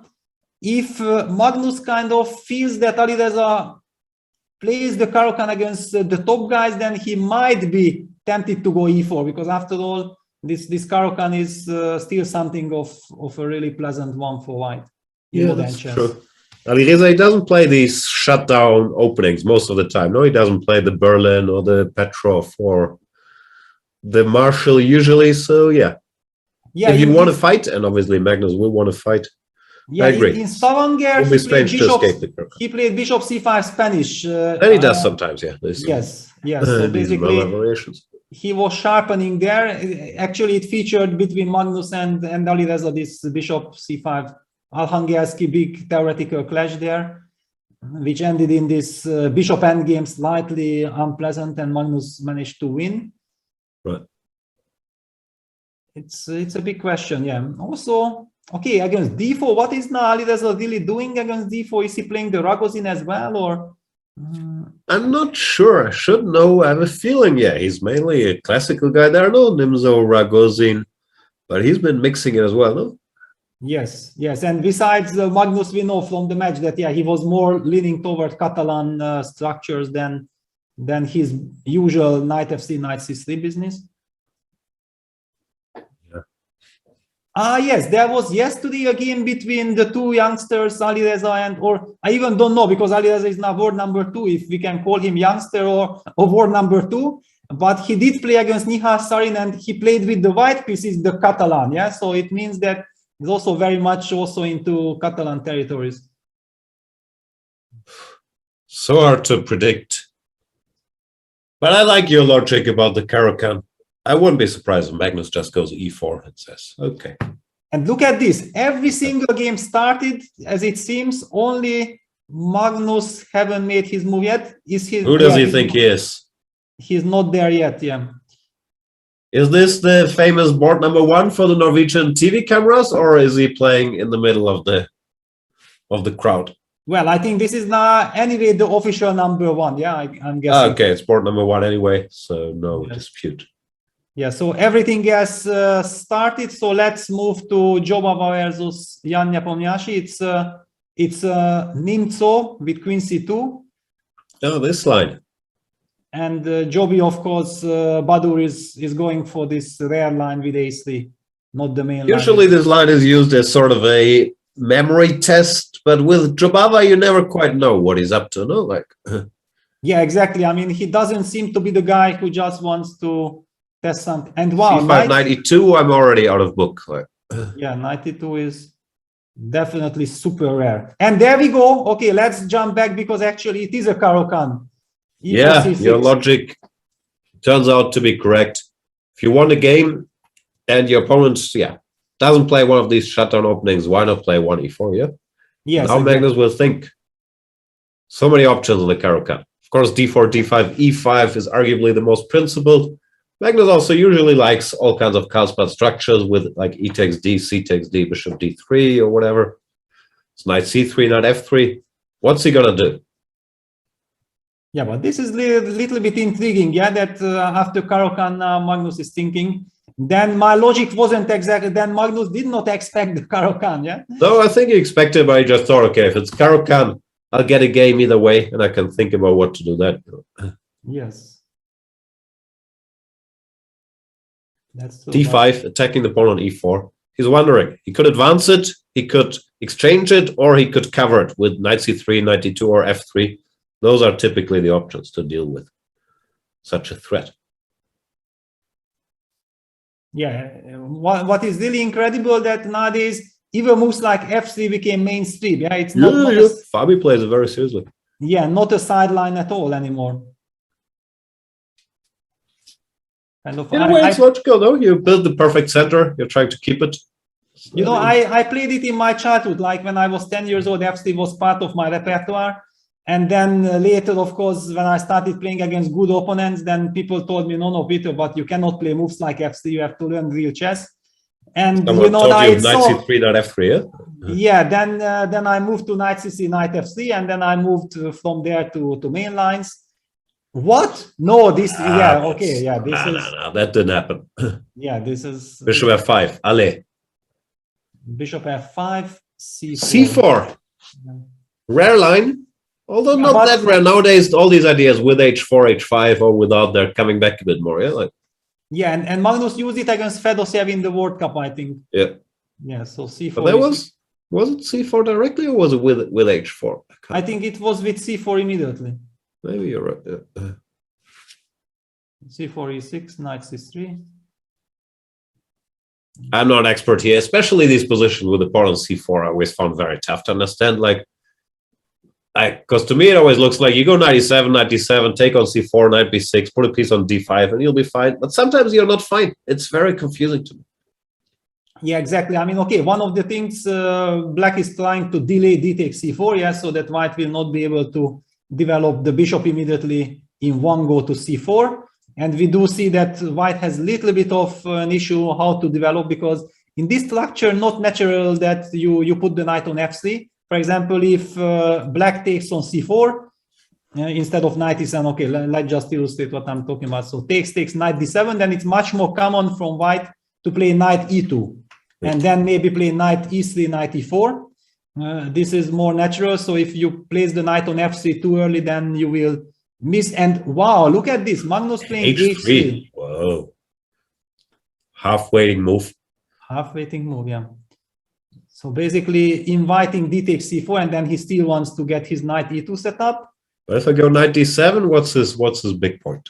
Then CD5, yeah, he's arguing. Yeah, he's probably arguing that, yeah, after knight D7, I want to take CD. And just in case, whenever white develops the knight to F3, he takes away black's option of eventually going bishop G4, which is sometimes a typical move. Okay, H3, knight D7 on the board. Oh, no, he just goes knight F3. Yeah, because CD, knight D5, it didn't look like anything special. Yeah, not at all. Yeah. But now that the knight committed to this, now DC4 makes sense, no? Bishop C4, knight B6, and I still don't see what the big deal is. Exactly. I mean, this is very, very standard, because otherwise, if you don't take DC, it feels like you should play the move H6, but then already this C takes D5 with the included knight F3, H6 could be in white's favor. So yeah, taking on C4. No, Alireza goes bishop G6. Oh. Okay. Okay, he's an expert on these nuances. Like I said, these positions, they're rough for me to understand. A3 looks like a normal move, like if we want to keep waiting.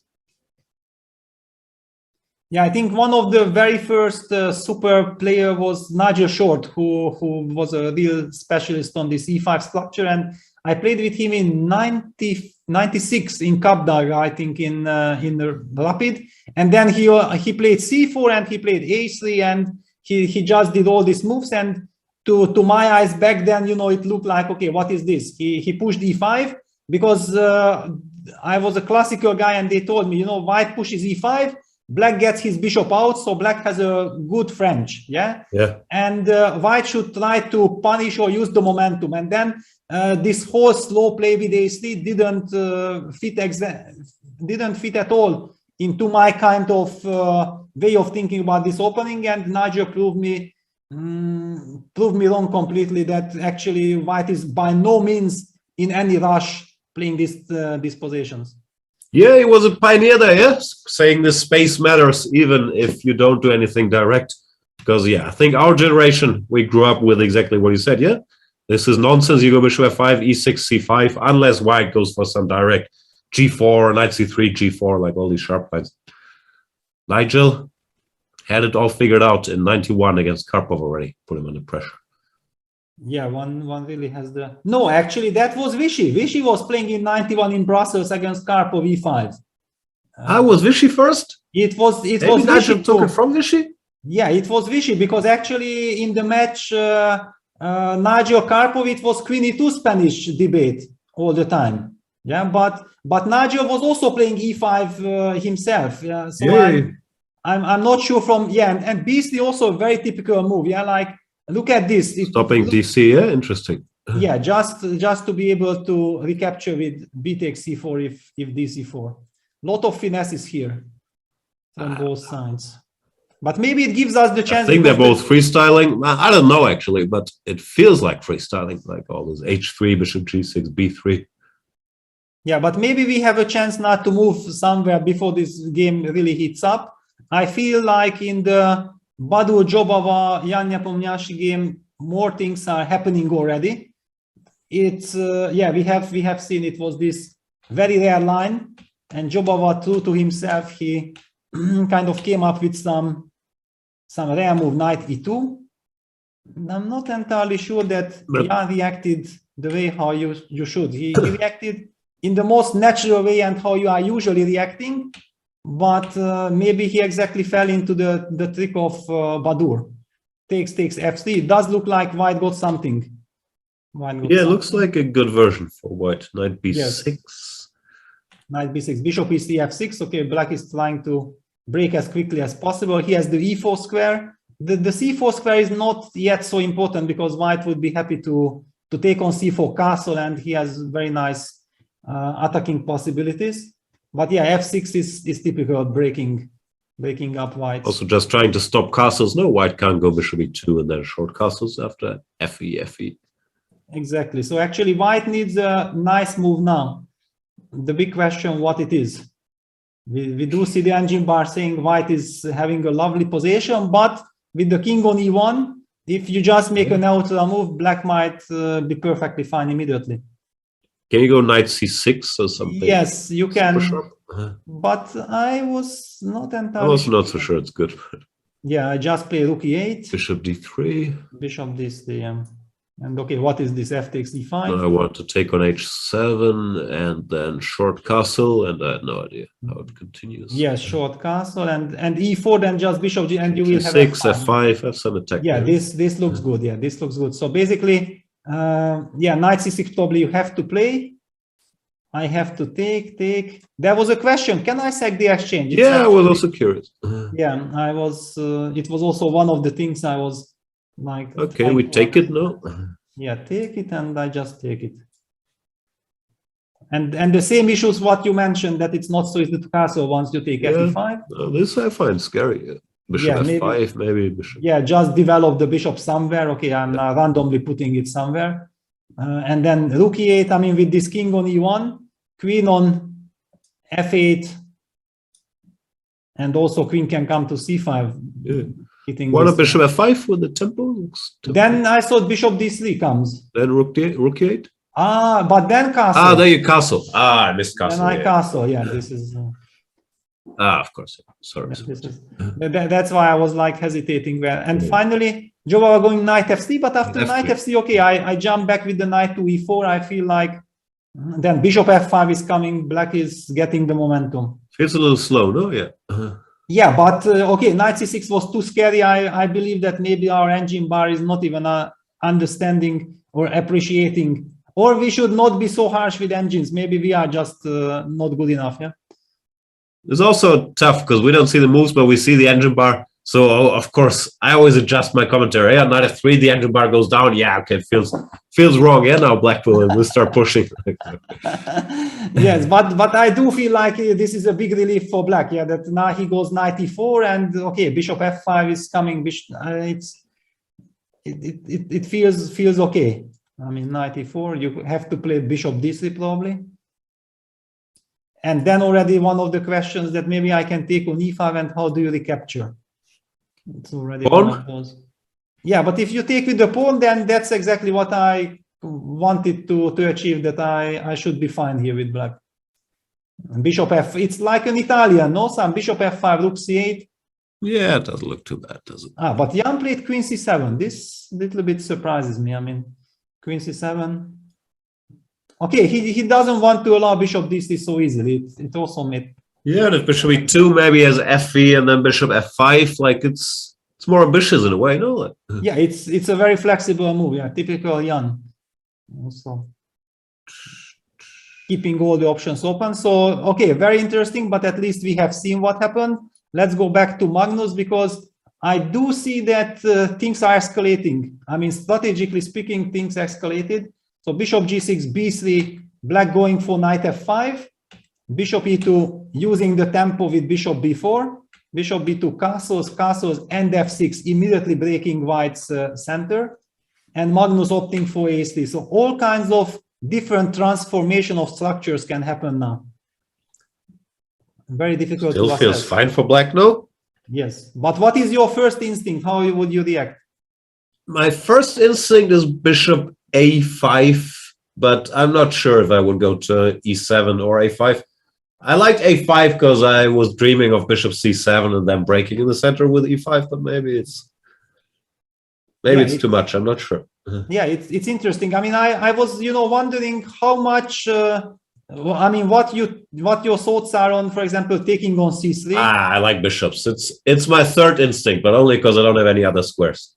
I mean, takes, and I mean, this was one of the things I wanted to mention from the transformation. Yeah, that I feel that here maybe white should take with the pawn. Yeah, I don't like this for black. Yeah, this is Alireza definitely. I also believe will keep the bishop, and bishop a5 looks kind of natural because also then you have the e7 square just in case, both for the queen or then for the knight if the black knight will need to retreat. Well, the bishop e7, and then if bishop f6, you could also make a case for. No, I'm not sure. Like it's yes, but I mean, how do you evaluate bishop e7 g4? It's not my pieces, so I'll think about knight takes d4. No, but it doesn't work at all. Yeah? So just knight h6. Yeah, probably knight h6, and ef you can anyway take bishop f6. Yeah. Because this is typical that if white bishop is on c1, then ef6 almost wins because g5 wins the piece. You cannot capture with g takes. Yeah, lot of options. It looks like black has a good position, no? With his white bishop on b2, and black feels like has a slight lead in development after either bishop move. I like black's position. I also feel that, just by looking at the clock, bishop a5 on the board, bishop a5, one can feel the tension between the players. Yeah, like they take it slow. Both players like to play fast. But just for these first 10, 12 moves, they have invested quite a lot of, I mean, basically almost half of their time Alireza has invested already. Now another big moment. Is ED actually a move? Like it allows e6 when it looks like you have to go knight b8. Is that suicide or is it an option?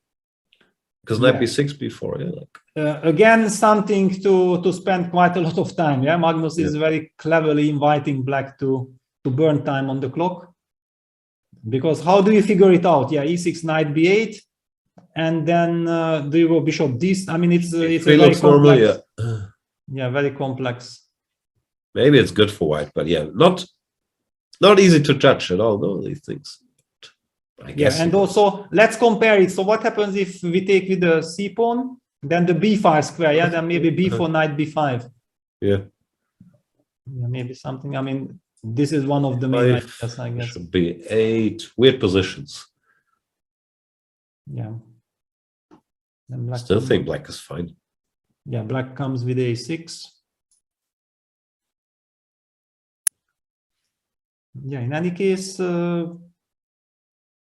Magnus, I don't know how objectively, but yeah, practically speaking, at least he forced Alireza to think a lot. But one of the things I really like in Alireza's case that he spends time, he doesn't panic taking his time in the openings, because he knows that if he gets a good position, no matter how little time he has the confidence that he will be able to handle it. He also played so many, I'm assuming, 3 and 1 minute games online that he's not worried about being down to 3 minutes. No, like, so he can take his time. Yeah, and actually with 10 seconds bonus for him, probably just like a correspondence chess. Yeah. It's, exactly. If he's used to bullet with 1+1 or 3+2, whatever, then I mean, with 10 seconds bonus, any time control is good enough. So okay, let's move, because okay, the Jobava Jan Nepomniachtchi game is also quite static. It looks like more or less dynamic equality. Let's see Grischuk. We haven't seen Grischuk yet in action, and against Anton Kolobov, another very aggressive, usually very aggressive. But hang on, black goes e5. Standard position, but there's a black pawn on h3 for some reason. Wow, I mean, okay, this is a total nightmare. I mean, it looks like black is almost winning. Black will, if black gets e5, e4, then this g4, f3 squares. Oof. White has nothing on the. Oops, this is not the typical Anton Kolobov position. If I think of Anton always some energetical play, you know, putting pressure on the opponent, and here it's exactly the opposite. Yeah, some d4 positions where he tries to get an attack. Here, it looks innocent, but especially now with the rise of Lila and Alpha Zero. But even Kasparov in the 90s, he loved having this little pawn on h3, no, just... Absolutely. Pawn on h3 or pawn on h6. That's why I'm kind of always laughing when people associate all these h4, h5s and that this is AlphaZero. I mean, okay, yeah. AlphaZero really had some incredible input because he played this h4, h5 in a moment when actually humans would think that it's just impossible. Because we know the idea exists, but for some reason in this position, it's simply not working. And AlphaZero suddenly proved that, yes, actually, even here you can think about it. Right. But otherwise, this pushing the h-pawn is kind of the most natural thing. So, okay, wonderful situation for Alexander. And usually he's very good at this, yeah, if he gets the initiative. Only the clock. An amazing player, yeah, also obviously 3-time Blitz world champion. Yeah, I love watching him play. And also his commentary. I don't watch a lot of chess commentary, but when I catch Grishuk, I always find it so instructive because he's also great at explaining the depth of the game, like yourself as well, obviously. Like I feel like I'm learning something, which is great. So yeah, big fan. That's not Grishuk. That's a little kid. Who's that? Yeah, Sasha is just amazing. Yeah. Sorry, I got distracted by the camera. Who's that guy? He looks like he's very young. Switching. Yeah, very, very young. Yeah. Well, okay. Now back to Magnus. Yeah, because Sasha has a wonderful position. Yeah. And it's really so nice to hear that. Yeah, so many people are rooting for Alexander because I also feel like that he's a wonderful classical player. I mean, he has all this classical education. Listening to him in the commentary, just always priceless, just brilliant. And seeing him perform well over the board, it's also wonderful. So, okay, let's see now Magnus, because things are escalating. Alireza down to less than 5 minutes on the clock, and it's only move 15, all the pieces on the board. So what? So Alireza went for the CD, which looks natural. And Magnus doesn't want to have any part of this b4, also would weaken some squares. He's played it nicely, as usual, yeah? Keeping control more or less. Not risking too much, asking Alireza some questions. I like how he handled this. I'm not sure if he's better or anything, but I like, how he controlled things practically. Yeah, and it's very flexible, because Black's bishop on a5 feels like it should move somewhere, but bishop b6 can be very nicely met by knight a4. Yeah. Already the rook taking away the c7 square as well. Black cannot retreat to c7 immediately because then the bishop is vulnerable to all the tactics on the c file. So it kind of invites moves like rook ac8, but I mean, it's not exactly in Black's spirit because Black wants to create some counterplay. After all, he has some weaknesses. It's maybe at some point even White might have the move bishop b5, of course, only if it will really hurt Black, because suddenly if you are met by some bishop h5, then it will hurt. But if you force the knight away and you can jump in with knight e5 before Black gets bishop h5, then it can be very powerful idea. So yeah, for example, rook a8 you could make a case for, but then bishop b5 with the pin already becomes very much a topic. Alireza goes knight h4, trying to exchange this knight. But it also gives White stability on the king side, no? Like takes, and then maybe we can start jumping around. Now maybe, I don't know, if b4 or knight b5, it feels like something should be there. Yes, something should be there. I mean, at least the Black is also not really getting any attack. But on the other hand, knight on fc gives so much stability and was putting pressure on the e5 square. So I also understand what Alireza wants with knight h4, trading these knights, but Magnus takes. Yeah, takes.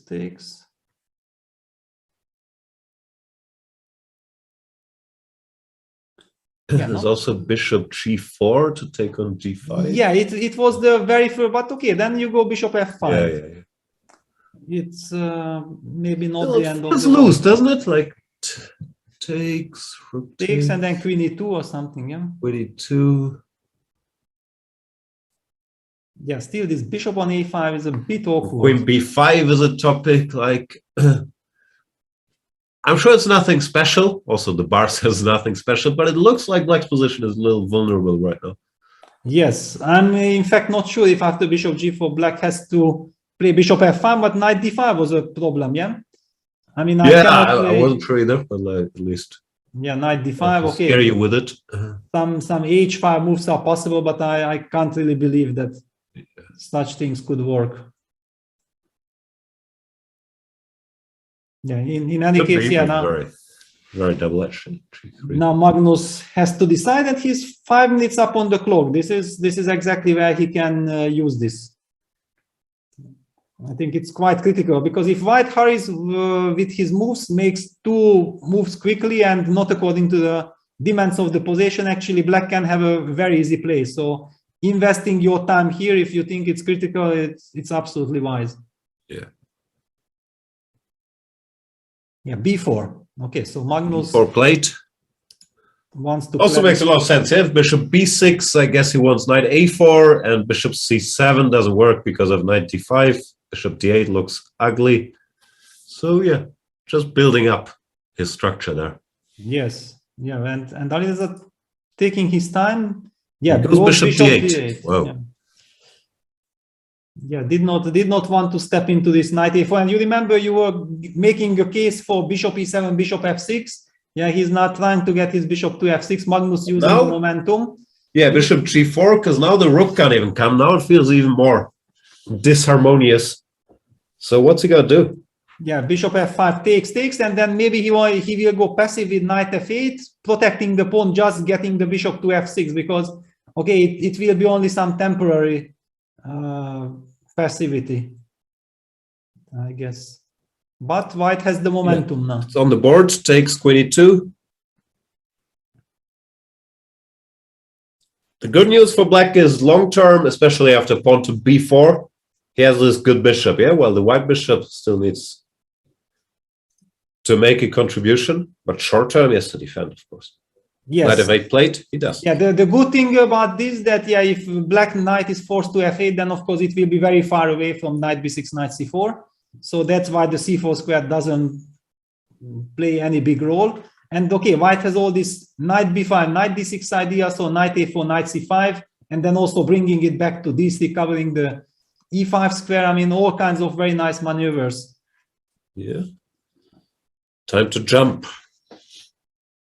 Yeah, because knight b5 is a very concrete idea. It might be very strong if it works, but maybe even a terrible, stupid move like queen d7 back can be quite nice.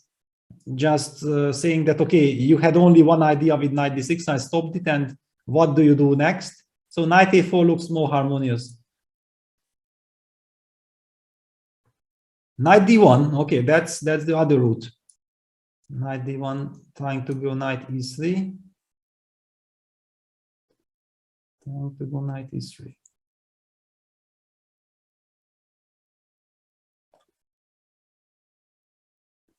Yeah, it's hard to say, yeah, because the rook on c1 is ready to enter on c7 if black somehow regroups with bishop f6 or whatever.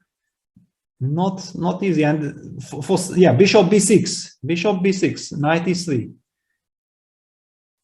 Hitting the rook, getting the tempo to get knight to g4 and getting control of the e5 square. That's what it is all about, this position. Sorry, I got an intruder here.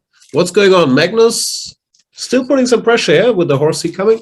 Yeah, I think so, yeah, because also practically speaking that it's not easy for black to make up his mind. Yeah, there are some difficult strategical, practical choices there for him. Papa. I'm Paw Patrol. Nein, arbeiten. New analyst is... Analyst says, stop the chess, let's play some Paw Patrol. Yeah, knight e3, okay. But what do you do after knight e3? Where do you put the rook? Yeah, maybe you have to go all the way back to f7. Yeah, to f7 to avoid any... Step into knight e5 tempo also, yeah? But rook f6 steps into knight g4 tempo. Rook f7, knight g4, knight e5 tempo. That's why Alireza is taking his time and goes rook g5. Wow.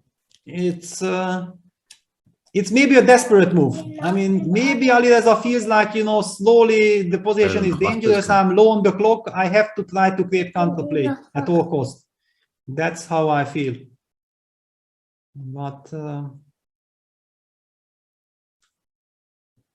usually such moves, I think if your opponent has 1 minute on the clock, it might work perfectly. But with Magnus up on the clock, this looks, wow. And Magnus even maybe wants to go f4, f5, breaking the structure and trying to get, okay, now queen h3 is a big spat. Watch out. So maybe you have to go king h1 or king h2. Maybe just king h2. Yeah. What's going on? Alireza trapping his own rook there? King h2? Yeah, I don't know, because if the bishop would be on d6, everything would make sense. But with bishop on b6 and white still covering the c7 square, you're not on time, yeah? Queen f2 is a threat. Like, yeah. Rook g6, f5. It looks like Alireza is a lot of trouble. Rook g5 was too much. Yeah, he was trying to avoid some subtleties, like losing this half a tempo to the knight, but he allowed this juggernaut, the f pawn. Yeah, g6 back. Now white has so many, f5, even if you want some rook f3 preparatory move first, everything is fine. But Magnus has time on the clock, he can work it out. If f5 works, then he can go f5. Yeah, what's happening? There could be some bishop c7 is not possible yet, so queen g3, king h1. If ef, knight f5 we're safe. Just looks like it works for white, no? Yeah, if rook the h6 knight or whatever, rook f3 at the very least. Yeah, if the knight lands on f5, it's basically game over. Yeah, then everything, black will be in all kinds of forms. But Magnus he goes knight g4. He doesn't want any shenanigans. He wants just systematic play. And yeah, the knight on g6. Yeah, queen d8. A sign that black knows that I'm not attacking at all. Let me somehow get bishop c7. I need bishop c7, and if he gets bishop c7 and he can trade this powerful knight, and then maybe white can end up with this bishop on b2. It was a clever practical choice by Alireza.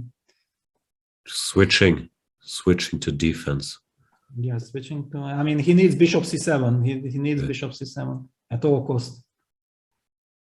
Let's see if Magnus can break through. f5 still a move, but yeah, now somewhat less tempting with his bishop coming back. Yes, absolutely. Yeah. I mean, I feel like knight e5 is the more natural one, but where does it lead? Yeah, knight e5, then the rook f6. The rook comes back. Yeah, then the rook comes back. It's now also not such a dream scenario for white. I mean, it feels like there is a momentum that you can get the maximum out of the position. Great move, this queen d8. Now it's also not what you expect with white, because the queen is this one attacker bothering you that just goes all the way home, and all of a sudden it's not so easy. Yeah, and oops, Magnus going a4. I mean, this is a surprise, because he actually probably simply wants to activate his own bishop. Yeah, because black goes bishop c7. That's what he wanted. Yeah, and some b5. Yeah, he's saying there's nothing direct. I need my bishop to join the action. Yeah, these guys are so good. Yeah, bishop d6, and now, for example, already all this transformation of eventually going knight e5 takes and then takes with the pawn. You get bishop a3 hitting the f8. The rook on g6 can be. I mean, suddenly strategically, it's just makes so much sense. Bishop d6 on the board. Another plan is just to go for the very strategical, very classical bishop trade. Rook c3 on the rook board. c3. Just intending bishop a3? Oh, okay. Yeah, that's surprising to me. Maybe he also wants to swing it to f3 and then go f5.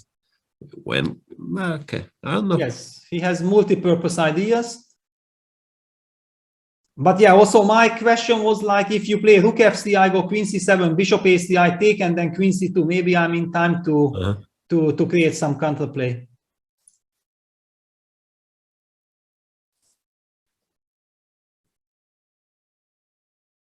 I feel like Magnus also tries to be as systematic as possible, knowing that how dangerous Alireza can be if he gets the initiative. But maybe exactly while trying to be too careful and too conservative, Magnus missed some more possibilities. You sometimes get that feeling a bit that Magnus, yeah, he knows what a dangerous tactician Alireza is. Therefore, he's maybe holding himself back a little, not going for tactics at all, or not for as many as are required. I'm not sure, but I've also had that feeling in their matches and blitz matches and so on sometimes. Yeah, he wants to keep control, yeah, at all costs.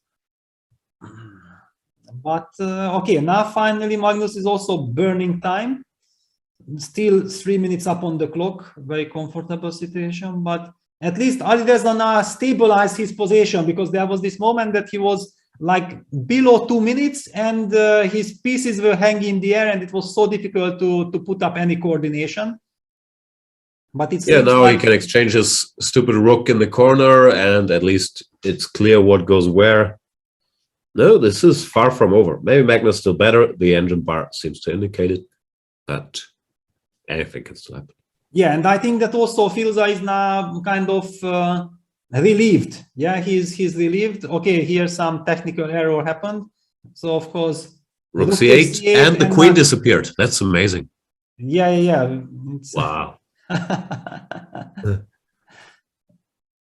Yeah. It's like a super move. Yes. So basically. So what really happened is rook takes c8, queen takes c8, of course. Yes.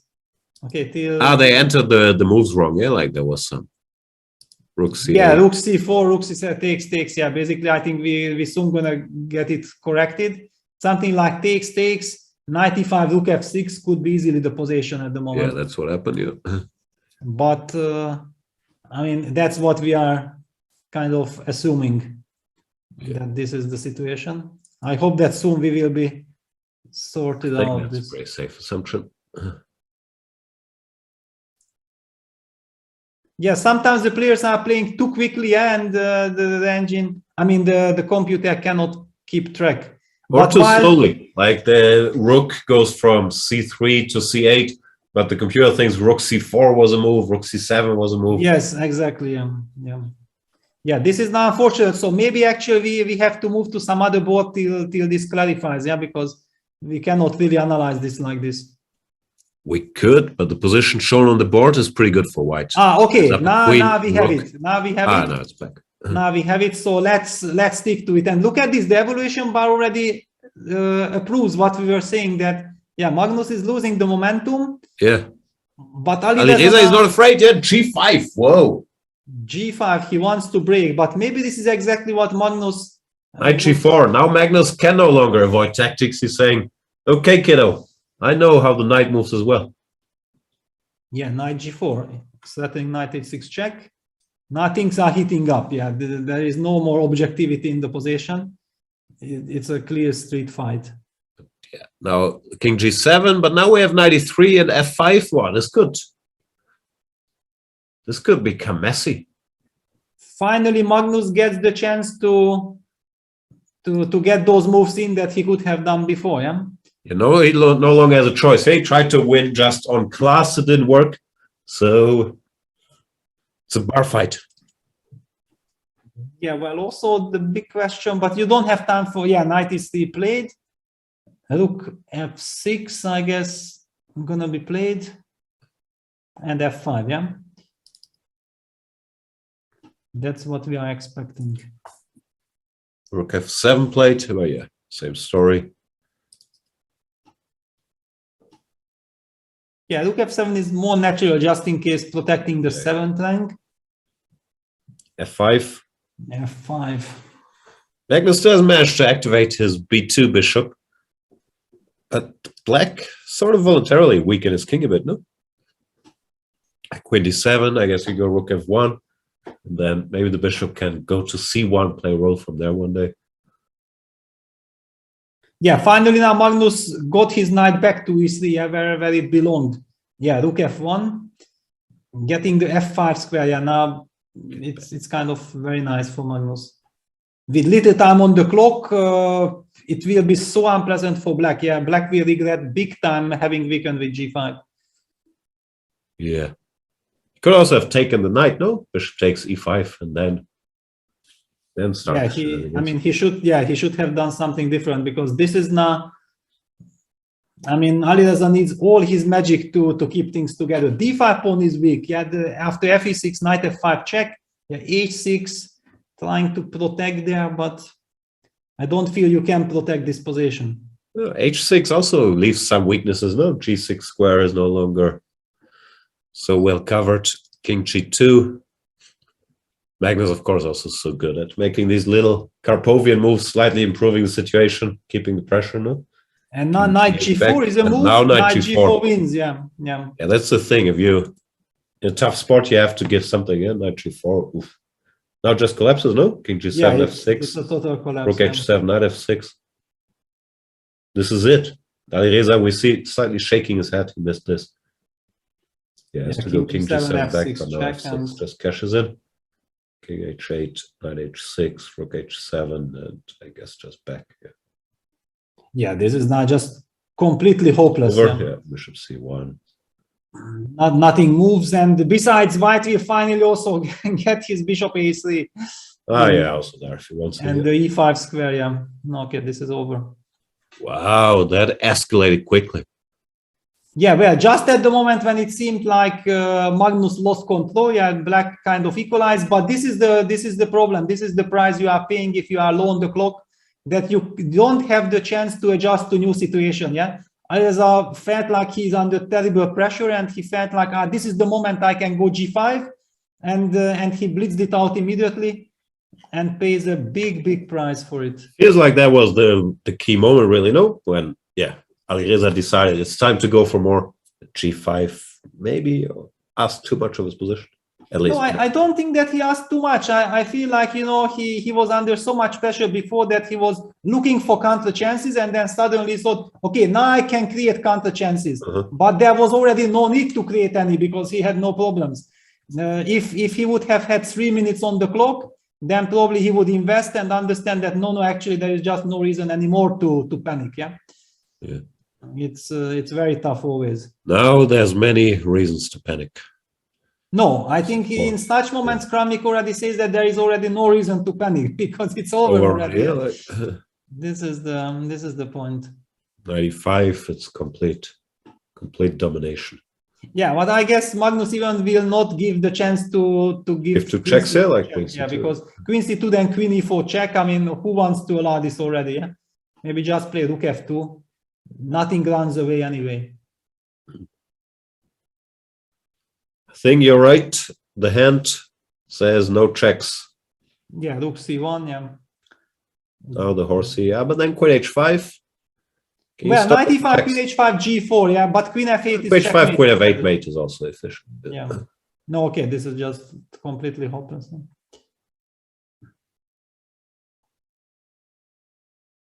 This is also the position where already playing on is kind of not pleasant at all. Yeah. Sometimes it's better to design such positions. I mean, also you feel f7 is cashing in too early. No, it's selling. Yeah, selling you can do cheaply. It. You can do it whenever you want, but of course exactly. There is nothing wrong with it. Yeah. You can target the g5 pawn here exactly. Becoming Magnus says okay, f7, but only if we exchange queens as well. Alireza says no.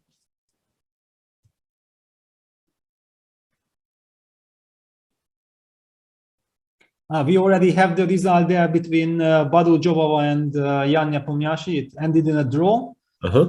It was a big battle of opposite colored bishops, but of course all eyes were kept on this game.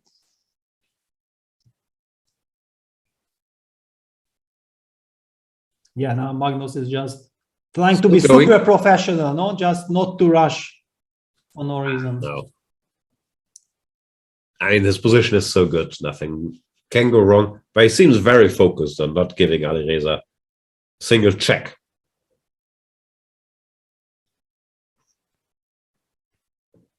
Yeah, I think his problem is that all pieces are now so beautifully placed that every move spoil his position a bit. Yeah. Yeah, rook f1, you're giving up the c file. Queen e3, f6 is hanging. f7, you're giving up squares. Stuff. Yeah. Yeah, he opted for rook f1, and probably he will just go queen g4, collect the g5 pawn, and game will be over.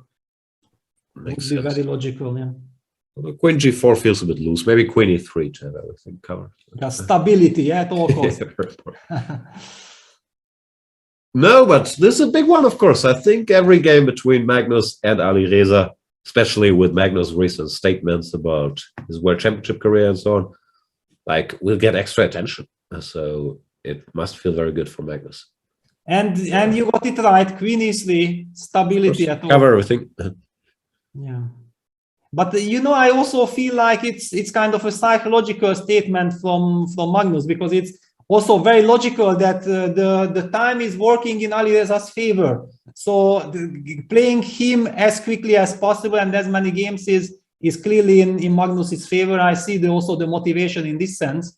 You gotta beat them when they're young. Yes, exactly. I mean, we have seen also, I mean, if Alireza still against the top guns is relying on Caro-Kann, I mean, it's certainly not the opening he will be relying in 3-4 years. Yeah, it's still temporary. He probably couldn't catch up with everything yet. So yeah, and the game has wow, g4 h4. No h5 for you, sir. No h takes g.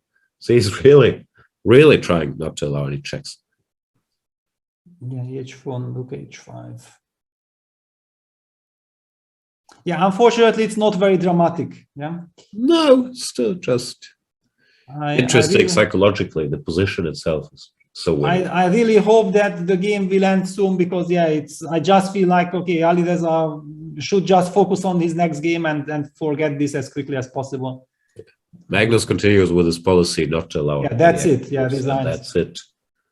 Nice victory for the world champion in the battle between world number 1 and world number 2 in classical chess. Magnus Carlsen picks up big win. Well, let's have a look at what else is happening. We see Grishuk with king on h5, but actually he's the one who is mating white's king before white can queen with queen f3 check, and after queen h8 check, bishop h6 stops any checks, and finally queen f3 will decide. So actually we are maybe just in time to witness the last moves of this game. Yeah, queen h8, bishop h6 on the board. I don't see any defense. Okay, queen takes f6 should be played, but that just ends in a completely lost endgame, so it's not an option. I mean, queen f6 stops queen f3 checkmate, but black can also just take on c7 or take on e3 first. I mean, just collecting everything looks good enough. So yeah, the game is over. So we are jumping to Volokitin Fabiano Caruana. Wow, what an amazing construction. White is a rook up, but his forces are, and down to 10 seconds on the clock. Down to 10 seconds. Volokitin needs to coordinate rook b1. And look at the evaluation bar, says it's completely 0-0. Nothing is happening, guys. But for us, humans, this is just a rook and some incredible pawns. So it's a total mess, not 0-0.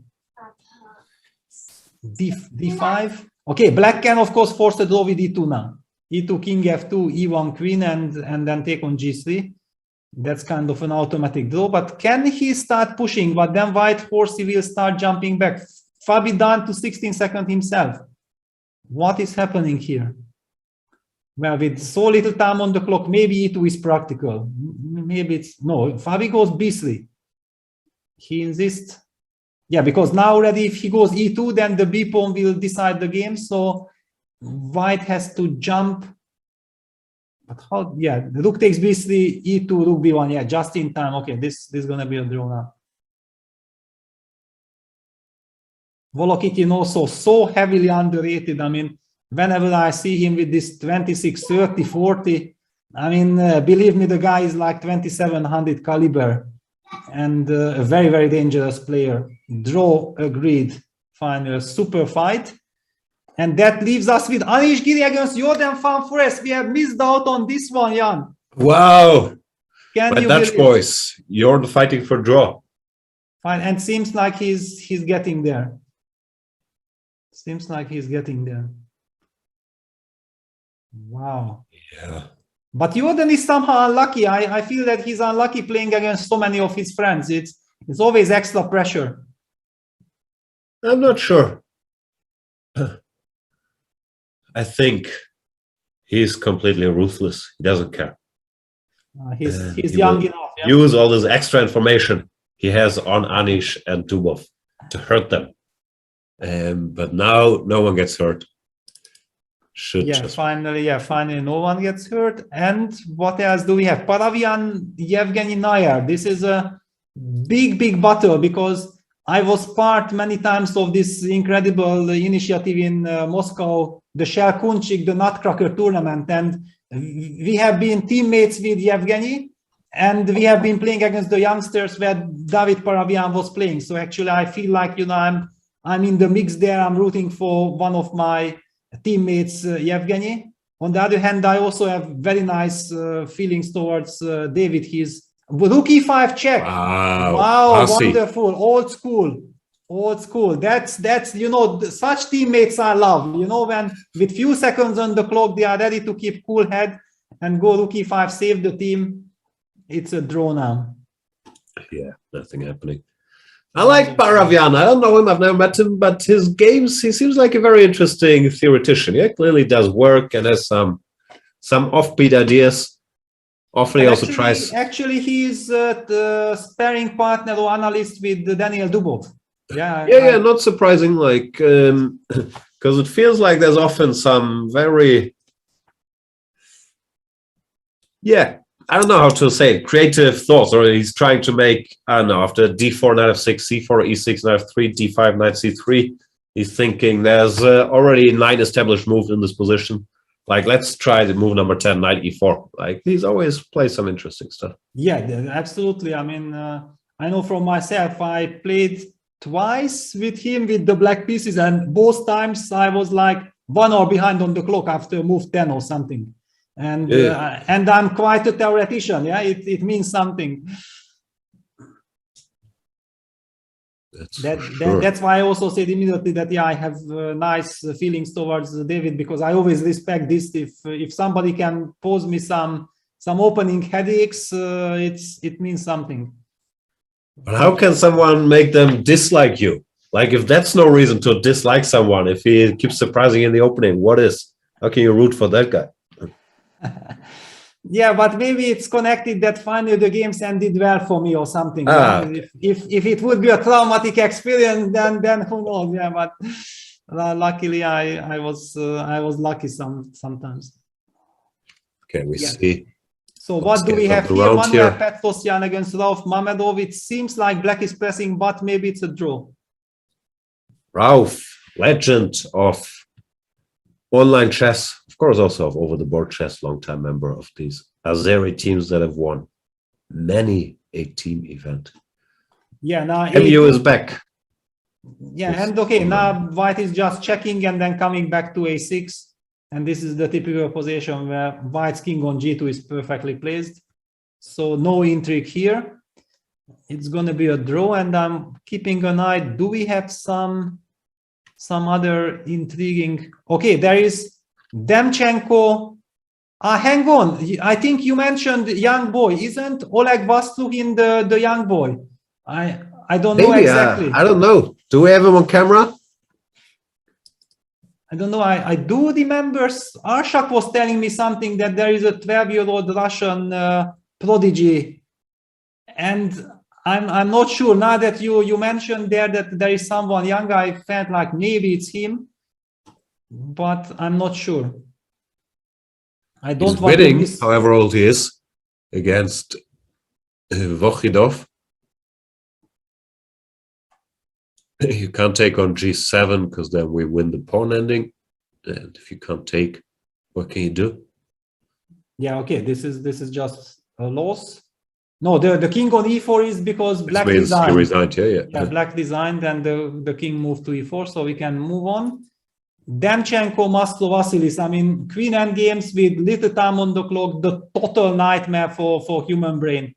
It's just impossible to rely on your instincts, on any feeling. You have to calculate like a machine, but you are not able to calculate like a machine. Who do you think would win a match, Demchenko against Bakro? But why exactly Demchenko and Bakro? It's a question that has been debated a lot. Many people would say too much. So I was curious about your opinion. Well, I mean, okay, it's a clash of styles. Demchenko is quite an original player, but not really playing the mainstream theory, while Etienne is very classical player. Okay, it's hard to say. Demchenko won the European Individual Championship. Right.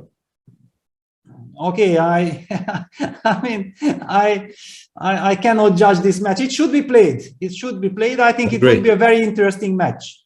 The world needs it. Someone make it happen. Demchenko Bakro. If there are so many people interested about this outcome, then yeah, it should be played.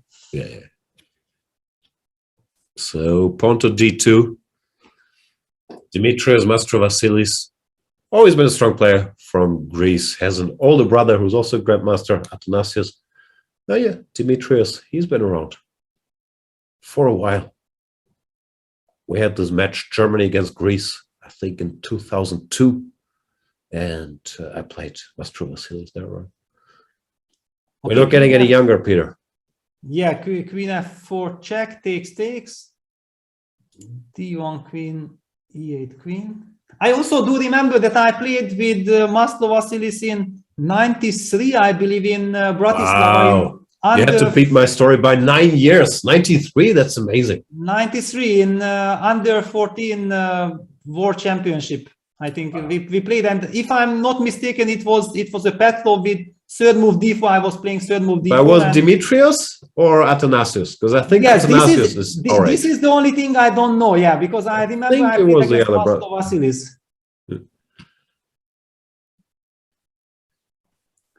Yeah, and now okay, the game ends in a draw. Yeah. Yeah, those are the queen endgame positions that humans like, because here we know that we cannot make a mistake. We are forced to play the move. This one, Queen H1, Queen G1, I could do probably. Yes, this is. Hope the king goes to the E file, but probably not. Yes, it was the older Athanasios was my opponent. Yes. Yeah.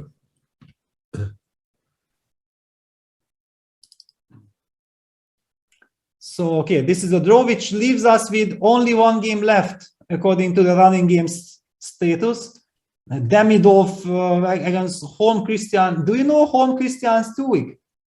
I know he's a young Norwegian. I guess I am probably also much stronger than this rapid rating. But other than that, I do not know much about him, to be honest. And Demidov is also someone who I don't have him on the radar so much, but I do recall him from 2 years ago in the World Rapid Blitz. I don't remember if in the Rapid or Blitz he did well, but I remember that he was there in the mix. So he's probably quite a Rapid or Blitz specialist. First time I hear his name, but that's, as usual, ignorance on my part. Yeah, well, this will be a draw, yeah, like, or Demidov. Yeah, but this position has the tendency of going forever, yeah? Yeah.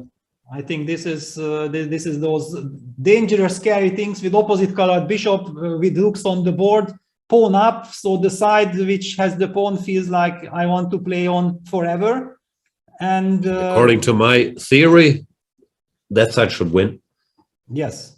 Yeah. I also believe that actually it should be probably a win in practical terms. Yeah. But objectively, I wonder that how can white ever win it if black is not collapsing, but it's not easy not to collapse, yeah? Yeah. The computer says it's a draw, but it doesn't feel like too many loose pieces. No, rook g7 is there. The king could come to support the a pawn. The bishop could be attacked. Something's going to give. Yeah, but somehow white's problem is that, yeah, it's he has some concrete problems. Stuck, yeah? With the pawns. Yeah, they are both hanging, and this white king cannot really understand where to go.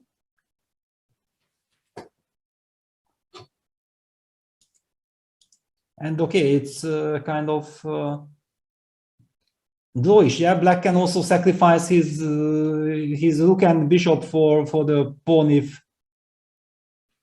and go back with the king to g8. King changes directions. Now he's going to try king b6. And we'll see how Christian's difficult. No, he doesn't try king b6. He tries giving the check. Yeah, king h5. Yeah, I felt like this is the idea that Black will always, now with the bishop on d3, will just play king h5.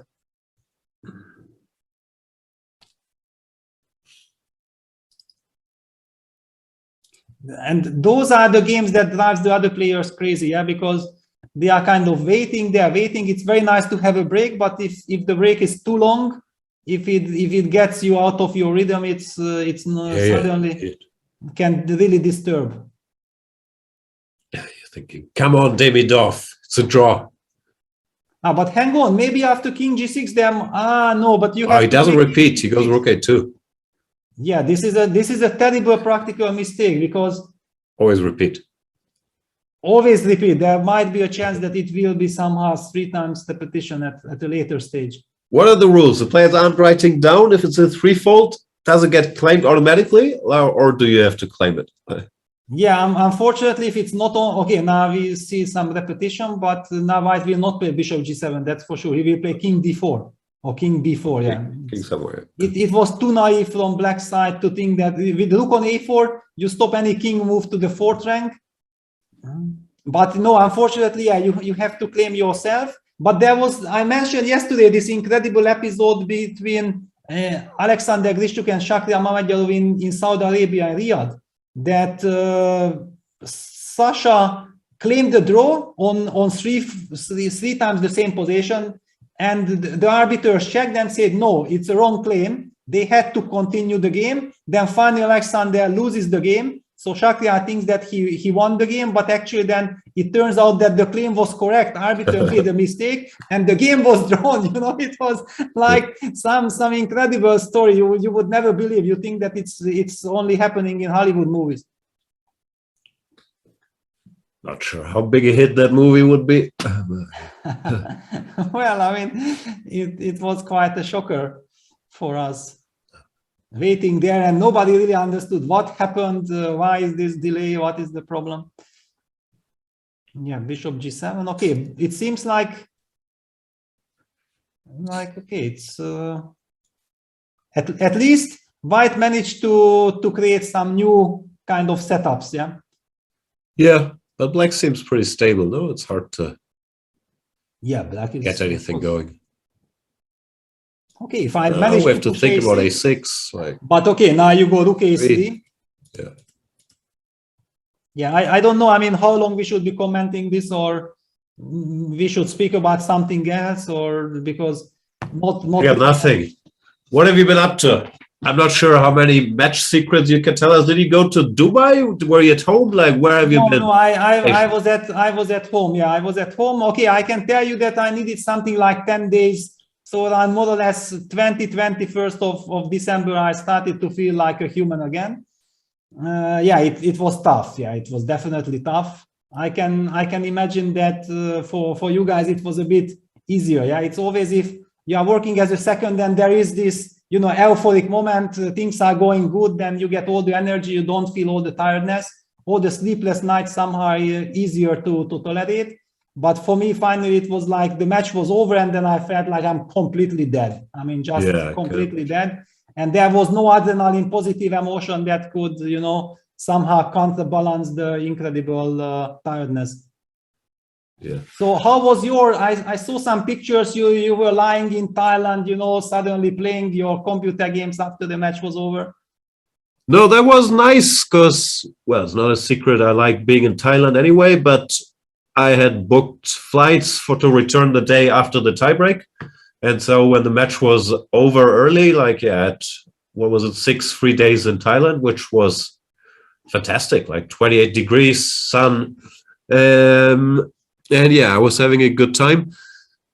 But yeah, as you mentioned, of course, I think it's much easier if you win. And also being in Europe, like, you don't have to tell us about your work schedule. But the big advantage, which is also why we always do this time zone thing, is in Thailand, we could more or less work during the days. And we thought about it, if you're in Europe, you more or less have to get up at, I don't know how you did it, but it's 2 a.m., 3 a.m. and then yeah, work very strange hours. While yeah, from Thailand we could more or less get up in the morning and then be done with our stuff at 4:30 local time and send it over. So we, of course, sometimes you sleep less and so on, but we didn't have a completely crazy schedule that we had to switch around from that. So that was nice in a way. Yeah, actually, to me, it almost felt like after the match, like I came back from China. I mean, I was completely jet lagged because there were some mornings when I was working till 8 o'clock in the morning, right? You know, and then it was like, oh my God, yeah, it's time to sleep. But then the game is starting. Then you are also interested what is happening in the game. You don't want to miss out. So yeah, all kinds of different things. But yeah, that's how things work. Yeah. So, but this game lasts forever. Yeah, I just feel like this. They're not taking any breaks. King G5 also. There's no real progress being made, but at least the position changes enough that you can keep playing with white. No, Rook to D6. Yeah, Rook F4 check. King B3. Okay, nothing is really changing, but okay, if white ever gets, you know, these are also the things that you can relax, yeah, that you are playing on forever, and then suddenly white will push A6 and he might win the game. Yeah, something's going to happen. Yeah, I still think white is a favorite to win this just by continuously making moves, but it's not so fun to wait for the moment. Yeah, this is always the trick with this 10-second increment. This kind of things are very, very tricky. It's a little bit reminds me, you know, of this 6 game, yeah, that basically, in my view, decided the fate of the World Championship match. That, I mean, if you can play on forever, of course, the stronger side will play on forever, will exhaust the opponent, the clock situation will go lower. And now's the moment, no? Now you go A6, now he's managed to now you go A6, place his pieces wrongly. And it's basically a win. Yeah. I mean, if the pawn gets to A7, now bishop D4 and D4. Yeah, that's it. Demidov does it again. Yeah, the trick is that without increment, okay, you cannot do this forever, but with increment, of course, if you have the stronger side, you just squeeze it. I remember in Dresden Olympics, I was the one who was playing the last game against Sergei Zhigalko, and I just kept on playing, you know, it was 3 versus 2, rook knight versus rook knight. Yeah, so I'm pawn up, but okay, objectively draw, practically you can play on forever. And I was just fooling around, you know, for like almost 2 hours. It felt like an eternity. I did absolutely nothing. Just waited that we go lower on the clock. And then I changed the pawn. So suddenly from 3 versus 2, it turned 2 versus 1, which intuitively feels like we are much closer to draw. But suddenly you can very easily collapse. And my opponent made a blunder and I won the game. Yeah, it was also exactly the same strategy, just playing until your opponent falls from the chair. It's a common tactic, and it looks like it's going to pay off here for Demidov. What's the situation at the top? We have Grishuk and Carlsen are the only ones with 6 out of 7. So they should play next round, I'm assuming. And Alexander will have the white pieces, yeah? This is also very interesting, yeah. That's a serious black for Magnus Carlsen. Yeah, but he did win the one with the white. Yeah, this is always, I think when you win with the white pieces, then you feel like, okay, I'm okay with playing also more games with the black, yeah? Yeah, but it has to be the most serious black since Harry Potter 3. Okay, so need to get that in. Then we have Nepomniachtchi on 5.5, Chubava 5.5, Duda 5.5, Gelfand 5.5, Fedoseev 5.5, Movsesian, Sergei Movsesian 5.5 out of 7, also going strong. Wow. And then a gang with 5, but yeah, only 8 players on 5.5 or more. Well, yeah, Carlsen and Grishuk, not exactly outsiders. The only guys on 6 out of 7.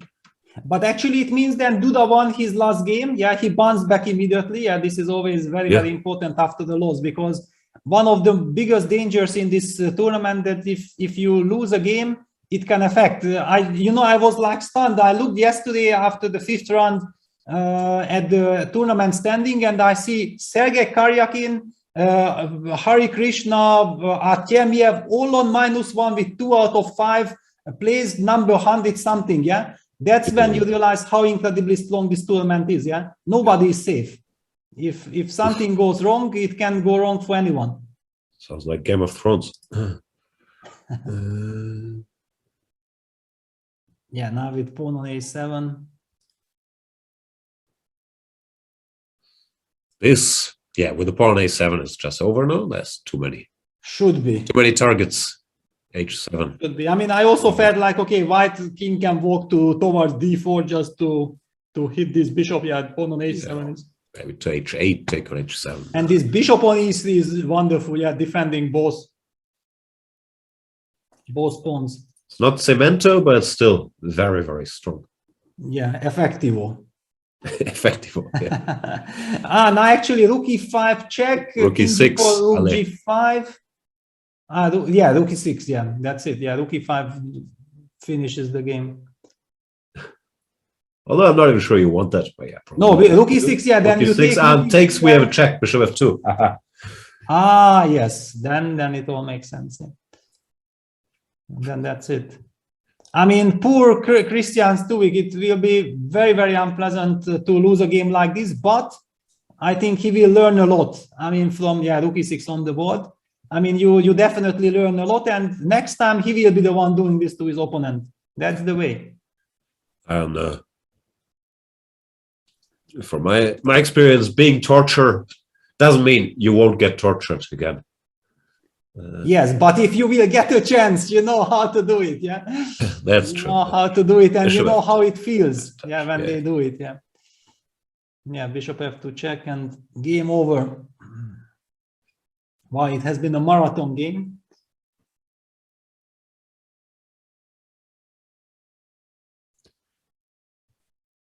Also, often you're not willing to resign yet. Yeah, after it was drawn for so long, and then it turns like you feel like I need to come to terms with what happened. But here, queens are superior to rooks, especially with opposite color bishops. It's not very close. Yeah, it will be mating attack very, very quickly. So, so Duda bounds back, so he's half a point behind the leaders. And Magnus faces Alexander Grishchuk. Okay. And what did Gelfand do, by the way? What did he was on 5.5, so okay, so he drew then. Then he drew, yeah.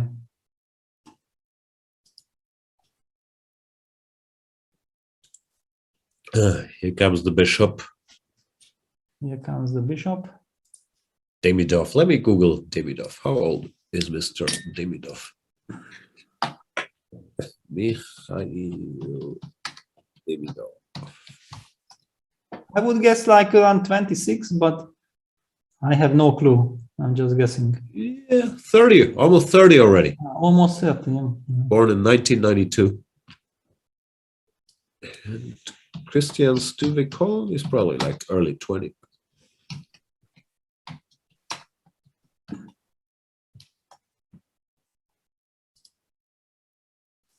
(1998), 23-ish. Yeah, bishop f6, that's it. Now mate is coming, queen g5, mate, inevitable. C'est fini.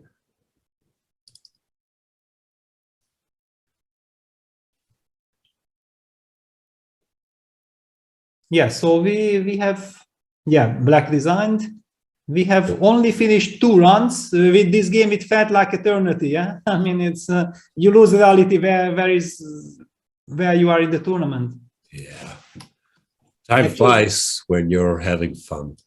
I also have this experience, that if you are playing the tournament, I think it's very important not to follow other games. Yeah, if you finish your game, just leave the tournament or go out, chill, because it can take so much energy just keeping an eye and keeping track of things. Yeah. So we will have a break of at least 10 minutes between this last game to finish and the next round starting. In the next round, we should see the clash of the leaders. Alexander Grishuk with the white pieces against Magnus Carlsen.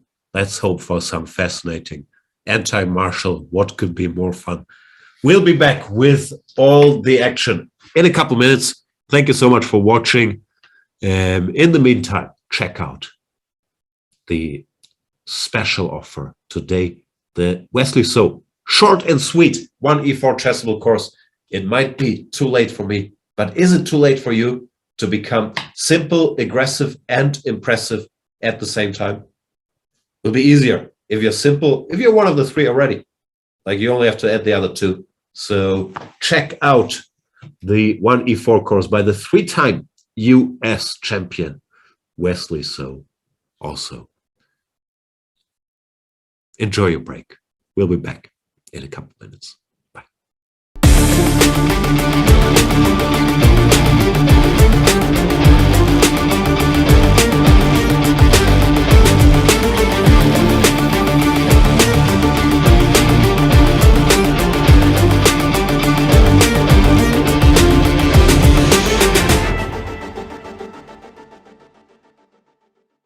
It's time to take control of your journey towards chess mastery. Magnus Carlsen introduces Chessable, the definitive solution for studying chess. Move Trainer uses the science of spaced repetition to identify your strengths and eliminate your weaknesses. There's no need to set up a board, remember which page you're on, or keep track of all the moves you miss. Get started now and join our growing community of over 100,000 chess enthusiasts. Chessable. Take control of your journey towards chess mastery. Welcome, everybody. My name is Jan Nepomniachtchi, former world chess champion. Are starting a new course here for Chessable. A very special chessable course. Master your chess with Judith Bolger. You know what? I learned a lot.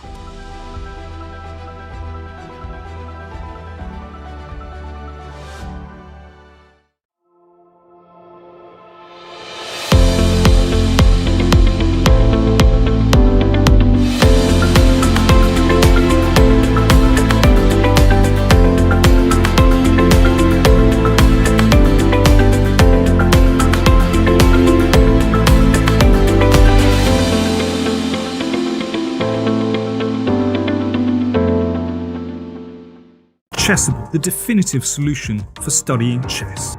Choose from one of the largest online chess libraries in the world, with hundreds of titles ranging from classic books through to our exclusive Chessable courses. Welcome to 100 Endgames You Must Know. Over 200 mini videos that our Chessable team edited together, synced with our Move Trainer, and made it a seamless learning experience. So thanks for watching, happy studying, and enjoy the material.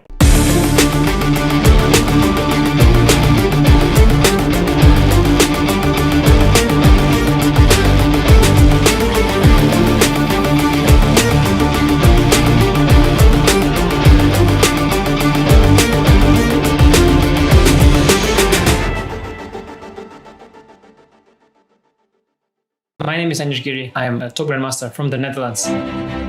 The lines and the recommendations that I give are well suited for players of all levels. So I really explain a lot of concepts, but also a lot of basic things. Now it's your move. Don't waste any time. Hit that buy button. My name is Sam Shankland. I was the US champion in 2018. My goal is to keep things as simple as possible, but no simpler. So if I believe there is an easy solution to something, I'm giving it. No questions asked. Thanks much, and I wish you the best for all your studying.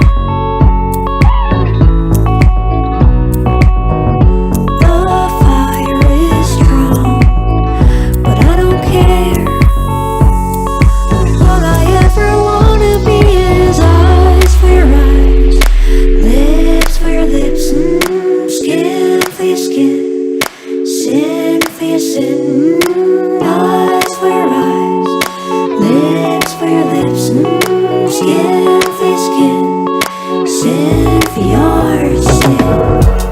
Feel it now, now, now, now. Think about it later. Feel it now, now, now, now. Think about it later. Feel it now, now, now, now.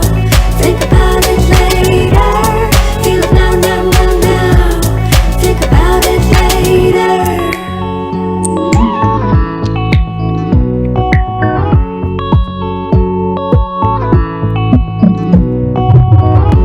The damage is done, but I don't care.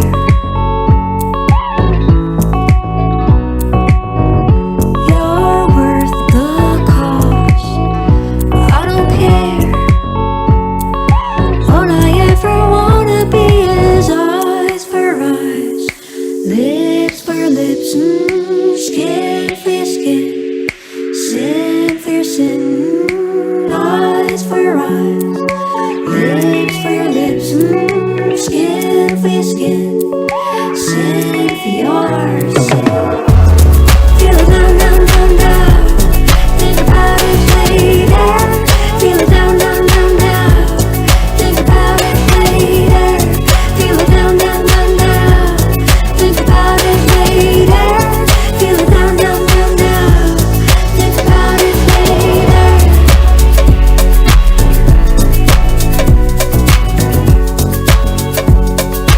All I ever wanna be is eyes for your eyes, lips for your lips, skin for your skin, sin for your sin.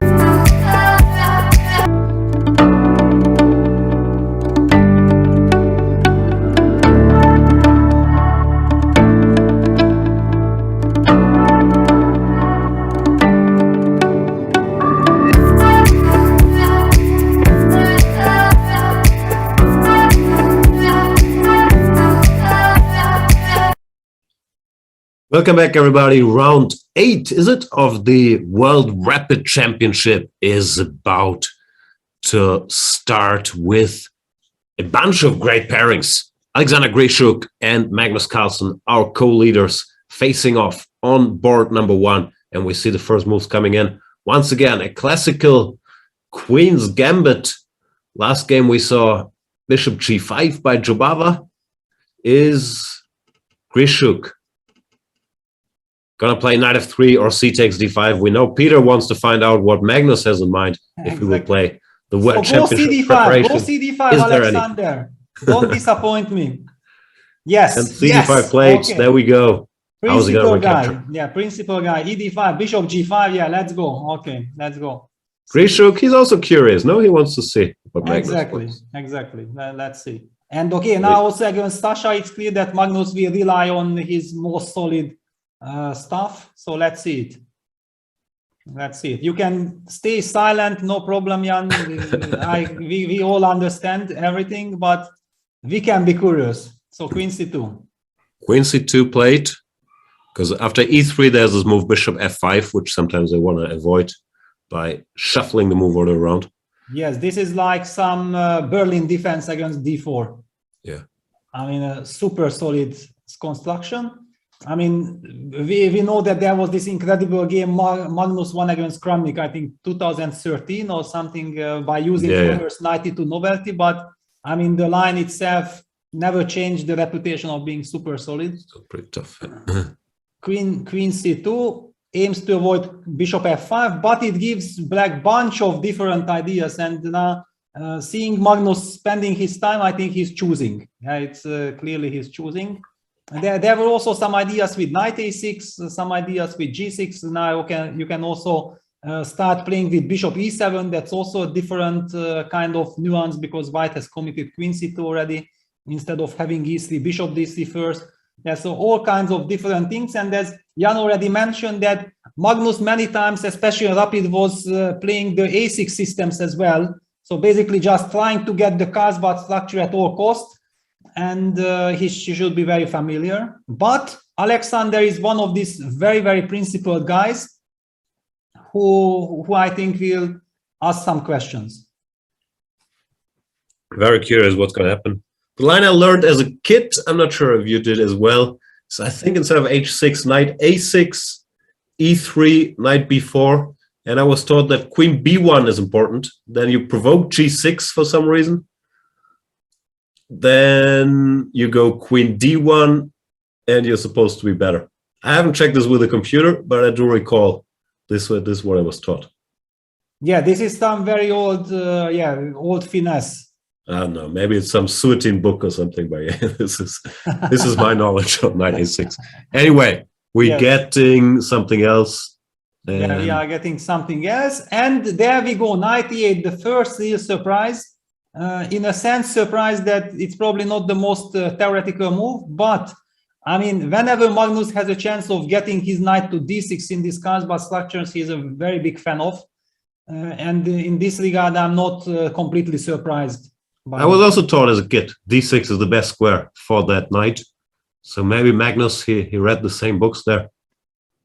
Why but there should be a reason, why people did not play knight e8 before. Isn't d5 hanging?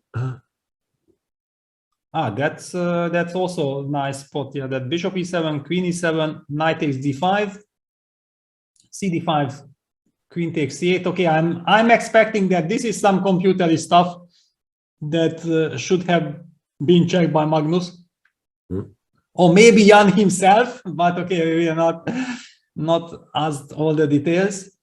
But yeah, that definitely. I mean, okay, this is the first thing that you have to check. Yeah.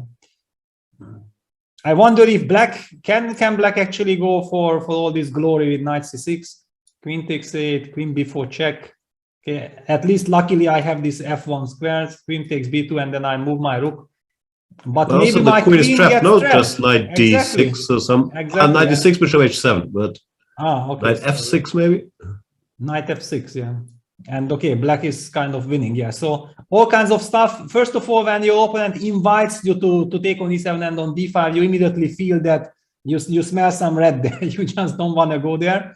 My intuition was bishop g3, and yeah, Sasha goes bishop g3. Also looks like the principal move, no? Because if you exchange bishops, then the black setup makes sense with the knight going to d6. After bishop g3, he still goes with knight d6. Yes, because takes, then okay, black goes knight d6, probably prepares some g6, bishop f5, trading the light square bishop, and he's perfectly safe and happy.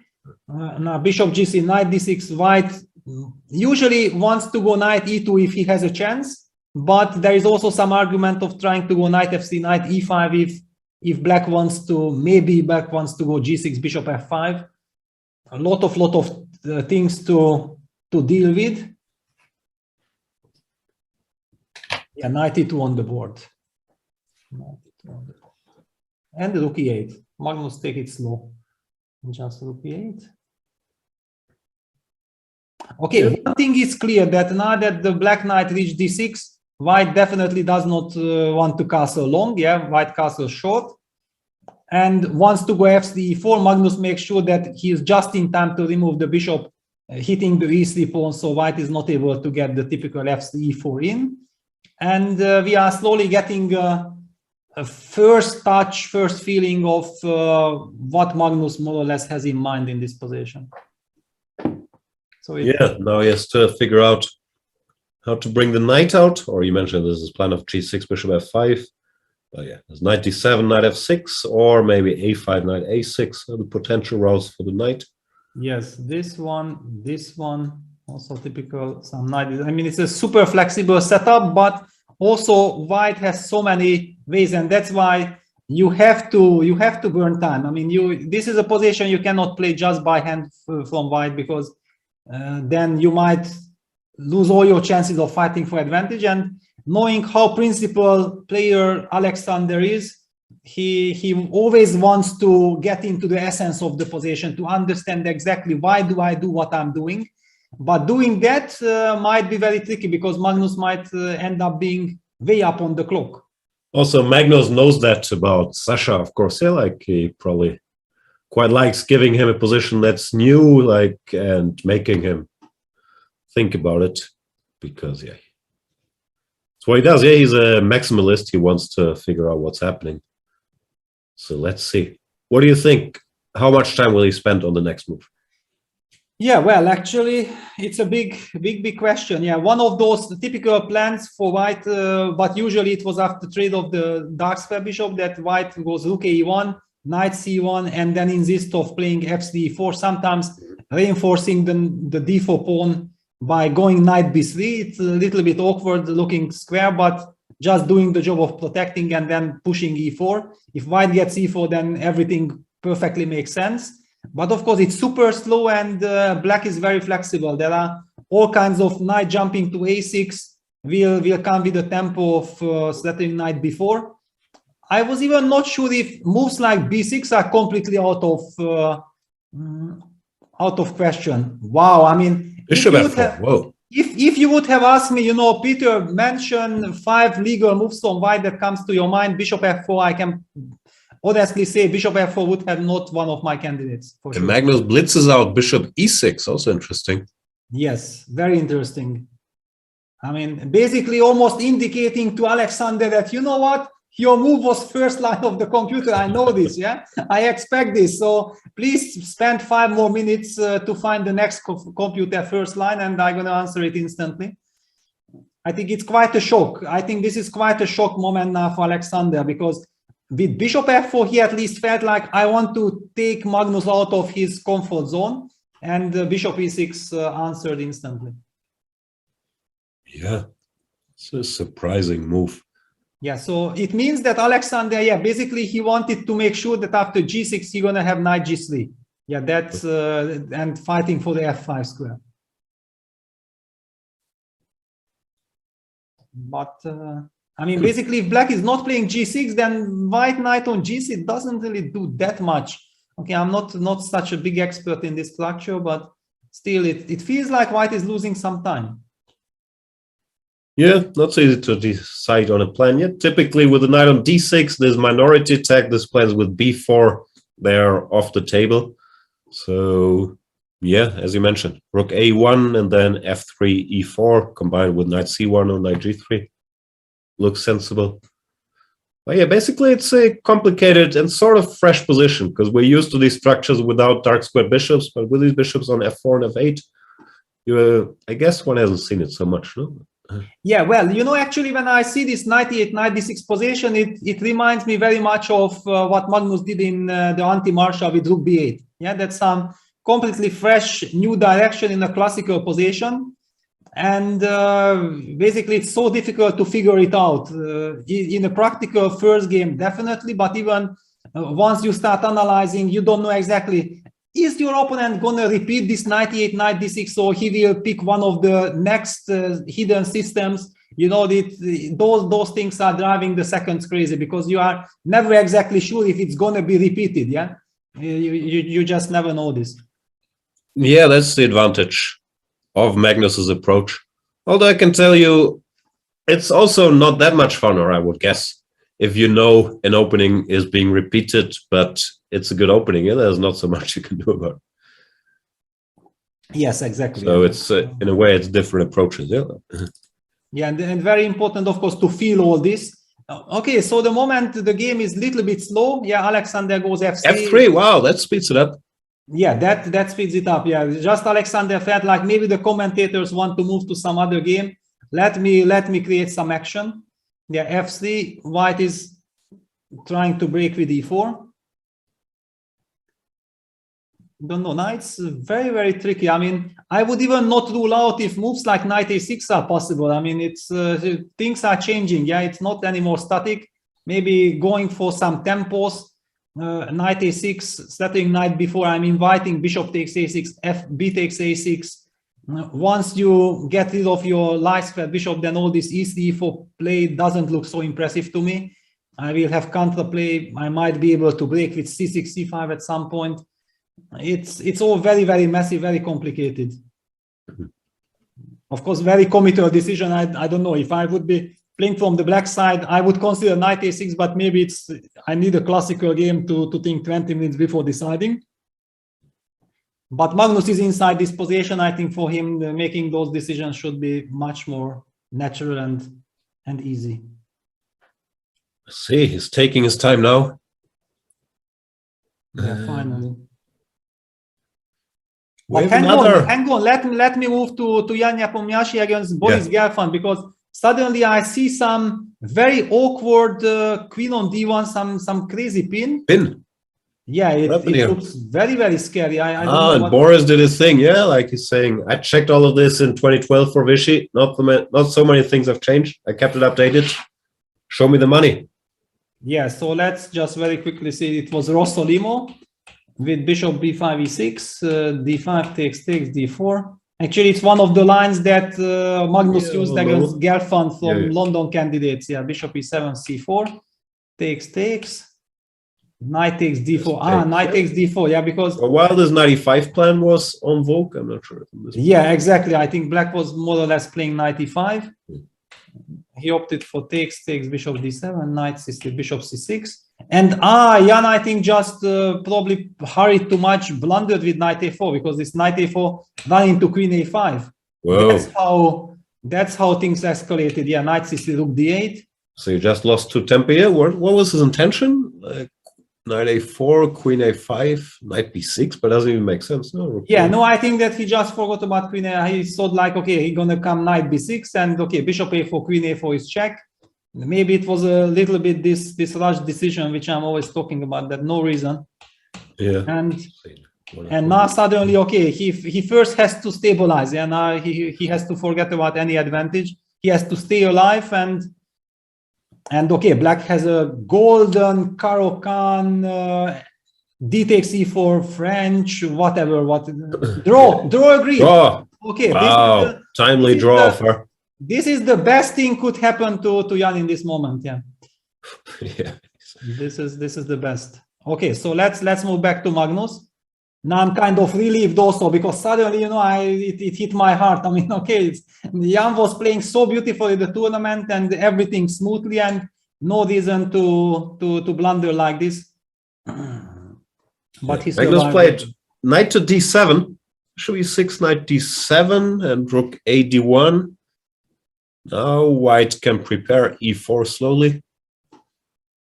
Yeah, well, I guess that still all these dynamics, yeah, that if you play e4, I might even take d takes e4, f takes e4, then play c5, and after d5 I have some bishop g4, and I will have this e5 square. Yeah, there are all these typical Nimzo. Actually, I know this type of positions from Nimzo. Sometimes this e3 92 structure, quite typical. So maybe you can just play rook c8 also. Yeah. 97 a bit passive, like there were these 96 ideas either directly or after a5. But yeah, he's also a classical guy. Maybe once his rook c8, preparing c5, which is also the typical counter to white playing f3 in Nimzo's, no? Like so. Yes, exactly. Let's see. Could become very sharp, no? Rook c8, e4, and who knows what's gonna happen. Absolutely. I mean, okay, let's check it out. So rook c8, I guess. White has no time to lose any tempo for king h1, then c5 comes. So let's assume, yeah, e4 is kind of principled. Black, for the moment, let's capture it, yeah? Let's take, let me go c5. No, I have moves. e5 is a move. Yes, e5 is a move. e5 is definitely a move, yeah. Actually, it's the annoying move, yeah? Looks like, no, I can't calculate it. Takes d4, knight d4, and yeah. But it looks dangerous for Black. Yeah, I mean, okay. The bishop on e6 is the soul of Black's position. If that will be hit. So actually this e5 is the key idea from Alexander. That Magnus might not, Magnus might have to pay attention and make some prophylactic moves here. But how worst case scenario, maybe you can start with c5. I don't know how bad that is, but it's not a dream. Yeah, not a dream. Especially because, hang on, takes, knight d5, does it work or not? Am I losing material already? That'd be very... Maybe. I mean, it's not the end of the world, but it looks dangerous. Yeah, it seems to work. Yeah. Yeah, somehow this knight d7 a bit strange, yeah? It feels a little... But okay, the position, of course, full of, we just noticed one move there with this e4, e5. Yeah. It doesn't mean anything.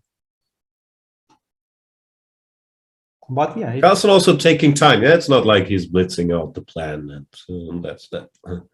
Exactly. I mean, it feels that he's also out of his comfort zone. Yeah, he kind of used the plan, and maybe this bishop f4, f3. I mean, okay, you also cannot look at all the plans for both sides, and in rapid play you just react then suddenly and quickly, and maybe afterwards you regret some of your decisions. Yeah, it's for the moment. I'm also not sure if this bishop e6 blitzed out was such a great, because bishop on e6 is also a bit vulnerable.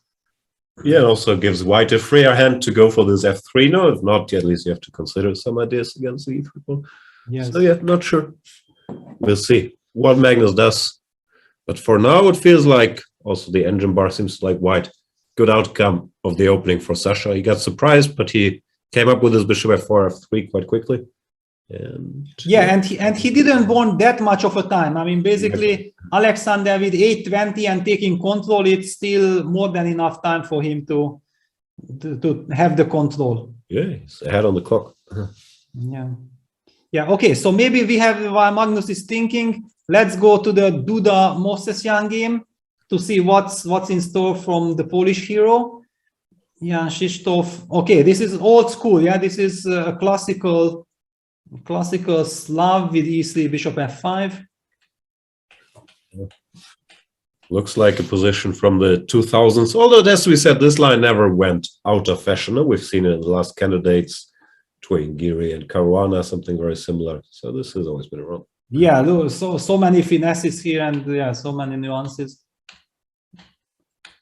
Bishop d6, king b1, queen b7. Basically, one of the problems for black is that, yeah, this king can never really find safety, because if you castle short, then h4, h5, g5 ideas might break the structure completely. So black tries to be as flexible as possible. White breaks with e4, d4, knight e4, bishop e7. Solid stuff. Strange position, yeah. I always had the feeling white should be better in all these positions, but over the board is always very tricky. Like, yeah, that is this d5 square that black can rely on. Okay, it's something special now that black already got his pawn to a3. I don't know whom does it favor, because also it gives white some stability now that you don't have to worry about the b2 pawn. Yeah. Yeah. Okay, very complex stuff. And whoa! Look what Magnus played. b5. Oof. Not what they teach in my Carlsen structure books. Well, actually, they did start to play with b5, but that was with bishop on c8. Yeah, when bishop was coming to b7, and that was... Yeah, Ali Reza had some games. Yeah, no, it's been a thing in this old mainline that you mentioned. Yeah, that's true. Yeah, but it does feel like it's a little bit a desperate move. I'm pretty sure that if Magnus would have had something more comfortable, he would have picked that one. It's more connected that he was not sure what to do, and then he just wants to give up the center and go for some counterplay. Queen to b6, try to get c5. Some b4. If e4 happens, no, you can. Yeah, I don't know. White goes e4 anyway. Yeah, well, is b4 such a big deal? Like you go knight a4. Let's do this. I mean, I don't like b4. I don't think that you can, because then after knight a4, I'm covering the c5 square. Yeah. I actually felt like maybe Magnus just wants to go queen b6, just e4 on the board. We're gonna see what's...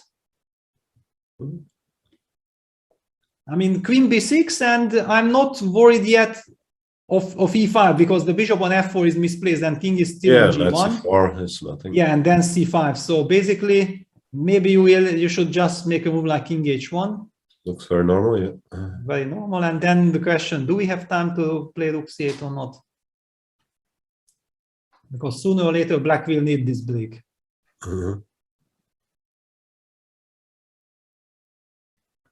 But rook c8 played. Starts with rook c8. Okay. Magnus starts with rook c8. And look at this, the evaluation bar going quite crazy. Feeling that white has the momentum. But okay, this momentum stuffs are also so tricky. Yeah. But it looks like something's gone wrong for sure. Still, why is the computer so happy? You know, I'm even thinking that can I maybe take bishop d6 and then e5 f4? It's also one of those ideas. Looks very classical. Yeah, I was thinking the same because black is not in time to go f5. Maybe it's just very good, yeah. But no, e5 not, because e5 now knight c4. This is exactly. But he played e5, yeah. That's surprising. I like your bishop d6. Looked very clean. Yes. No, I mean this is strange. But maybe maybe Alexander thinks that after knight c4 he will be able to. But I don't but like look at the bar. The bar completely agrees. Now it says okay, it's close to equal again. Yeah, e5 was wrong. Yeah, at least what I don't like that with 5 minutes on the clock, suddenly this gets very messy. It can go now either way, and it's not. But maybe Alexander thinks that he will be able to capture on c4 at some moment, and then he has this knight on c3. I don't really understand because what we are talking about with Jan, that bishop d6, e5. So also, example, Magnus, you could see he was just breathing through, like dodged a bullet there, a sigh of relief, because this looks terrible, no? Like f4. Yeah, I mean, if you have f5 to play is a threat, you have to go bishop g4. But then even I don't know, check and bishop f5, it just looks like a crushing position for white. Yeah, I mean, maybe he wanted to go c5, but I mean, c5, f5, cd. It's no, I don't believe in it. Okay, before I'm telling something stupid, let's move to the current position. But it looked just. No, but I think you have a very important point. Though. Bishop d6, it just looks so strong strategically. Yes, yeah, it did. Because there was suddenly, when I first saw it, that maybe Magnus prepared the position and sacrifice, but it doesn't seem to work. I mean, white is just way too fast. Just a piece. So Magnus is now very, very relieved because Sasha is now forced to burn time and adjust to a new situation where black finally has very clear plan, which he was struggling before. Yeah, b3 played. B3 played. I guess you go knight a3, although I don't know if you could.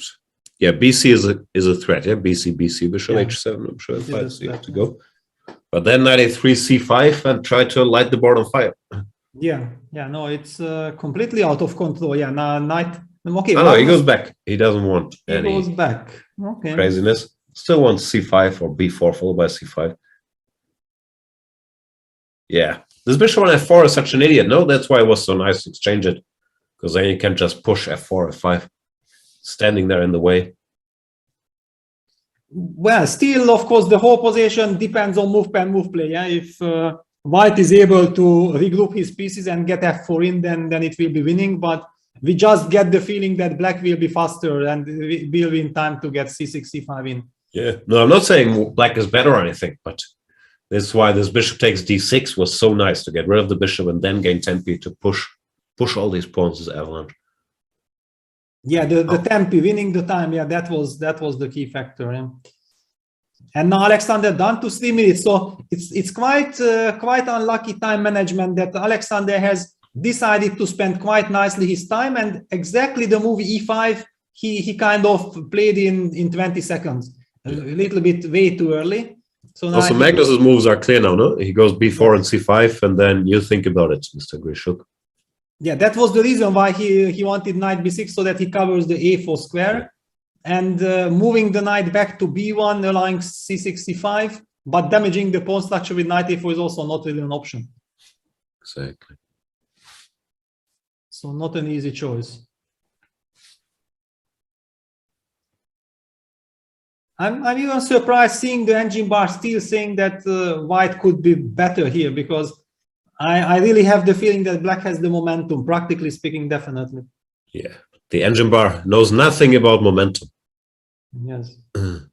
But maybe there is also no reason to panic. Just go back knight b1. Yeah, knight b1, played c5 out. And for example, how good is this for black? If c4, you just go bishop c2. Yeah, you're saying if I want to take. You want to take. Okay, but I want to get this d4 square for the future. How do you recapture? Knight. Knight, yeah. Yeah. Okay. White pieces look silly. Okay, at least I will be able to sit on the d4 square somehow. But yeah, not easy, because bishop b5, bishop d7, I think it helps you, yeah, this trade. And pawn on e5, but my pawn on e5 is a bit vulnerable. I don't know. Yeah, dc5 on the board. Played. Yeah, very complex position. And Jabbar still sort of likes white, which I don't get. Especially because, yeah, we feel like we lost the control a bit. Yeah, that's. Yeah, maybe it's more psychologically that we don't get it, but also with the knight on b1. And hang on, after knight takes c5, can I just play the completely stupid, ridiculous bishop c2? It's a normal move, no? Because yeah, because I did not notice it before, but once I noticed it, it made so much sense. Yeah. Yeah. Knight d4, queen f2, d1. That's why Magnus is taking his time. Yeah, he's maybe thinking about bishop takes e5 and then d4, knight d5. That can he now use the momentum to go for some direct stuff while white's pieces are a little bit awkwardly placed. No, because long term, yeah, if knight c5, bishop c2, knight d4, queen f2, king h1, white can still be better. Yeah, we need to use this stupid knight on b1.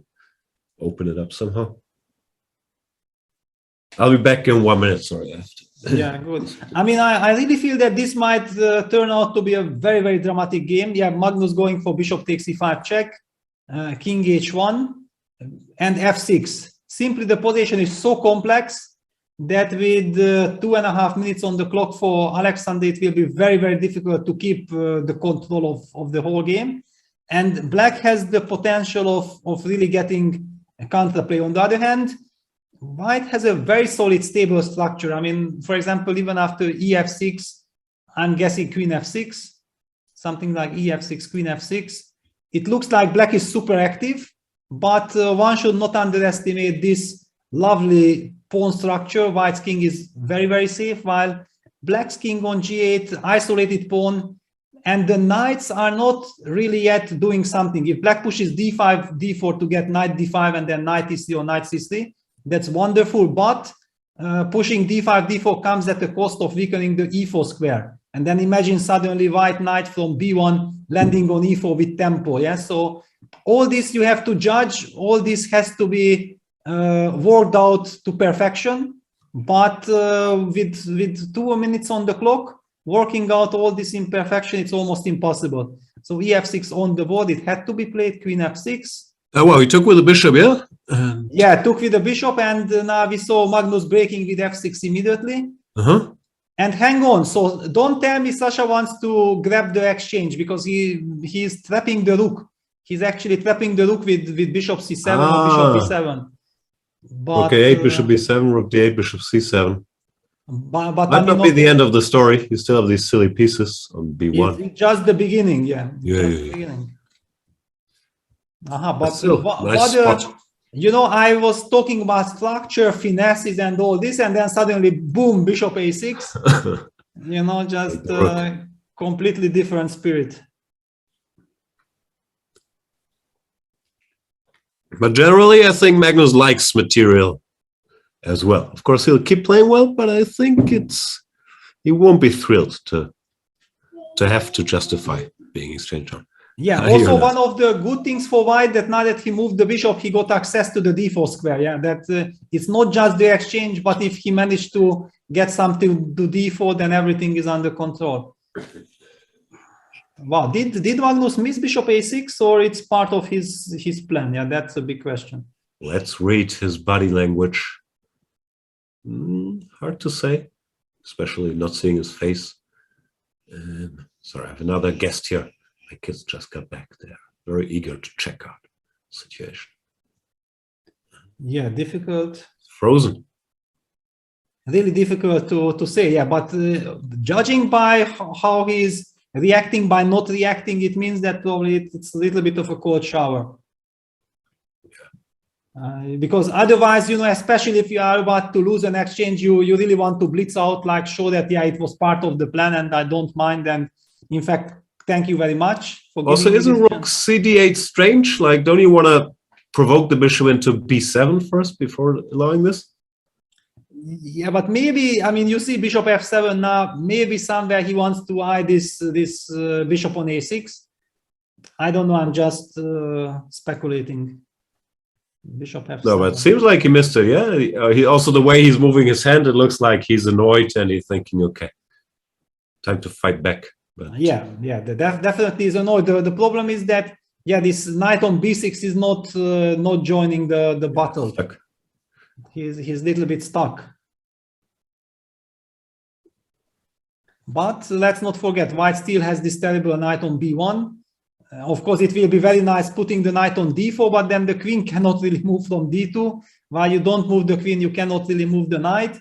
The bishop on a6 is a little bit loose, and Alexander, yeah, finds a nice way with queen f4, touch the queen, and getting ready to move the knight out.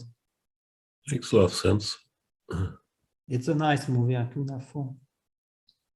And also easy to forget about this square because the bishop was standing on f4. Yeah, it was like this square was not existent so far. Yeah, Magnus in some kind of a trouble, but objectively speaking, if we see that he lost an exchange and the engine bar doesn't really go crazy, the engine bar thinks like black has some positional fundament in the position. So takes. Wow, he exchanges queens, goes bishop d6. Probably not thrilled to exchange queens, but he needs some momentum here to go knight c5. Yeah, he needs and create some counter chances. Yeah, after all, the dark square bishop is a monster in this position. And with the vulnerable squares, if suddenly one of the minor pieces could land in one of those weak spots, then black could even claim full compensation. The only problem is that in order to reach any of these squares, actually you need the d5 square. But if you push d4, then you weaken all these other squares which white might get. White gets e4, yeah, you can't really do it.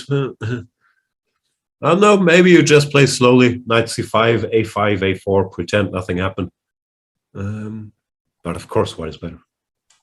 Well, actually also, now it's a big question that where do you put this knight? Yeah, if you play knight e2, knight c5, bishop b5, a6, you have to come bishop d3. But you don't really want to. Then, yeah, and this is on the board. He goes knight 2, bishop d3. He returned bishop d3 immediately, bishop e5. Yeah, Magnus just trying to get the compensation. And I think, he has very, very good practical compensation. It's done to 40 seconds on the clock for white. It's still so difficult to coordinate. It's not easy at all. Also feels unfair, no? The guy blunders an exchange, but then he keeps making moves and it's still very far from easy. Well, black's moves in a way are simpler, no? Like a5, a4 is there, or like bishop to f6, get out of the way. And absolutely, and also it's not like white is risk-free. If something goes wrong, actually white can also end up losing this game, yeah, which should not be forgotten. It's not like white is exchange up and the question is if he wins or it's a draw. In a practical game with this time situation, anything can happen here. Still, before we get too excited, remember, rook 5 points, bishop 3 points. White is up 2 points. That's what I was taught. What did they teach you? Did they teach you 5 or like something more subtle? No, 5 and c is correct. But when I see some holes, on the cc square and all this adds to the drama. Yeah, and we are seeing things are escalating. Bishop c2, d4, knight f4, fighting for all those squares. It's knight d5, trading the knight. Oof, he's willing to exchange a knight even. Saying as long as this idiot on b1 stays there. I know d3 is coming. Yeah, Magnus that's actually nice understanding. Yeah, there's d4, knight d5. It's not obvious to me at all. He wants to rely on these two bishops. Yeah, you can, for example, block it. Then he will, of course, take it and go bishop g6, followed by d3, and probably white is in danger. Oof.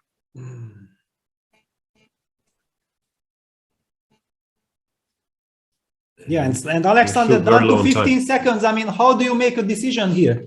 Not easy at all.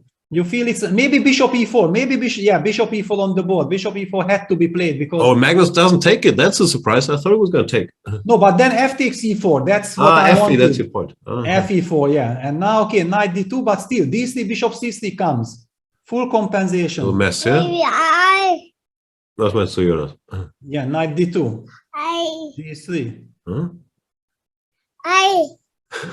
It's, yeah, the tension, I agree. I perfectly agree. Yeah, knight c4. I mean, Alexander is doing everything right, but I still have the feeling that actually he's in also some danger. With 20 seconds on the clock, it's very easy that you miss one time the control and you can lose this. And the rooks aren't that impressive, no? Like, even if you take on c4 and go bishop c3, d2, a5, a4, the rooks don't exactly control the board yet. Yeah, I mean, okay, luckily I think white has bishop d5 check to start with. Yeah, I made too many moves at once, yeah. Like. But then also you go king f8 and the rook is not entering anywhere. So Magnus slowed down because I think now he's kind of happy. He feels like he has full compensation. He has full compensation here.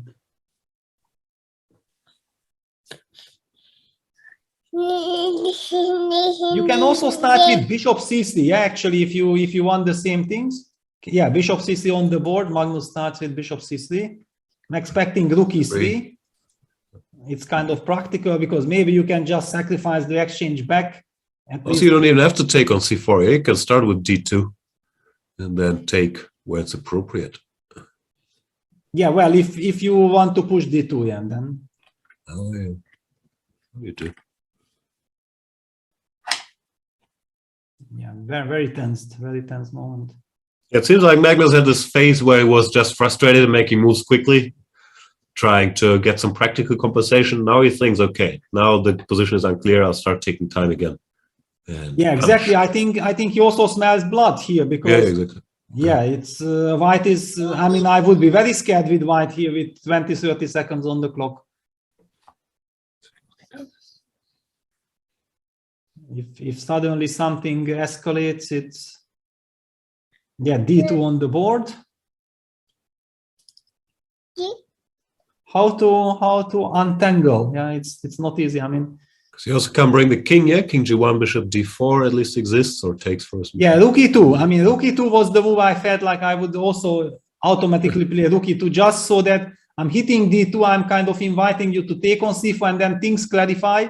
I will get access to bishop d5 check, and I can take on d2 basically if I feel that it's necessary, but even that can be very dangerous.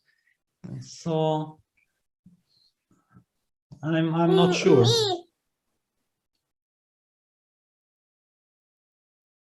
Okay. Yeah, just takes a5.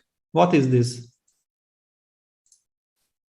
What do you want to take? C4, e4, and then play a5? Just a5, yeah, bishop d5 check, king f8, for example.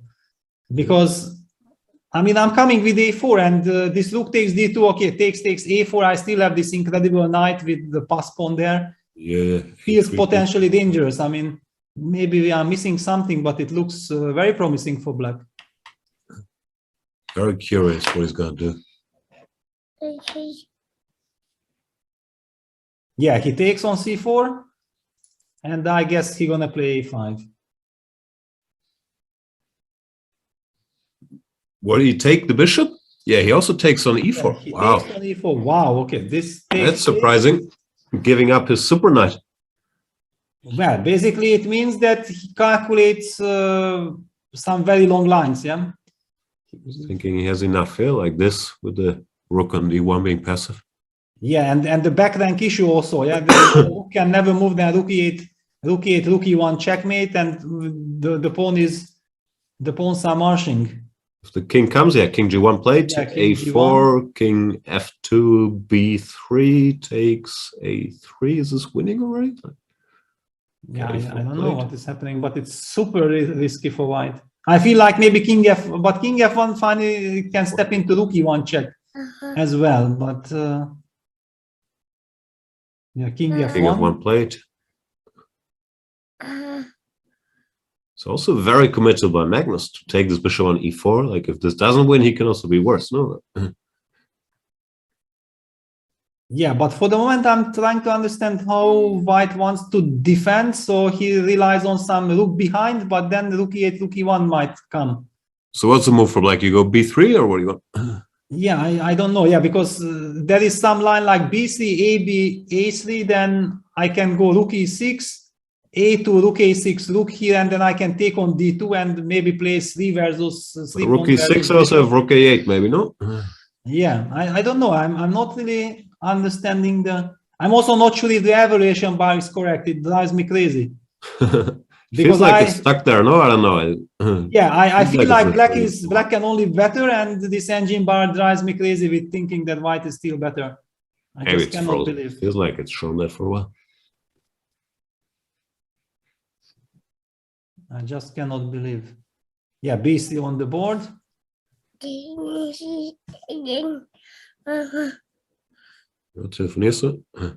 A3. Ah, that's it. Okay, that's very, very smart. B3, A3, but what does it mean? Huh. Okay, so he wants to actually open up the fourth rank with C5 so that he will be able to get king E2 and rook E4 back, and rook protects both. Wow, but then it might be perfect judgment by Alexander. However, 9 seconds. 9 seconds. B5. There's also bishop C1 and B2, but you're not queening. Yeah, you take on A4 and then rook B4. Rook B4, yeah. So bishop C1, just in time. Rook A4, B2, rook B4. Still a mess here then. After rook B4 and no rook C8. Yeah, it's absolutely. You know, maybe it turns out that the engine bar is right. You know, all the time. I think it's stuck. It hasn't moved for a while. Like, with all due respect to these players, I'm sure it would have had some feelings about what happened. Yeah, well, now also things escalate. Magnus also getting very low on the clock, under 1 minute. Bishop takes A3, takes the pawns. Okay. Wow, C6. Alexander has nerves, yeah? C6. Not in a hurry. Of course, logical. Why to give up this pawn?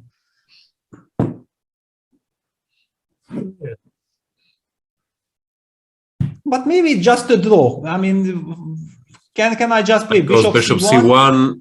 I just cement this. White takes on A4 and rook C8. Yeah. Exactly. Maybe it's maybe it is just weird equality. Yeah.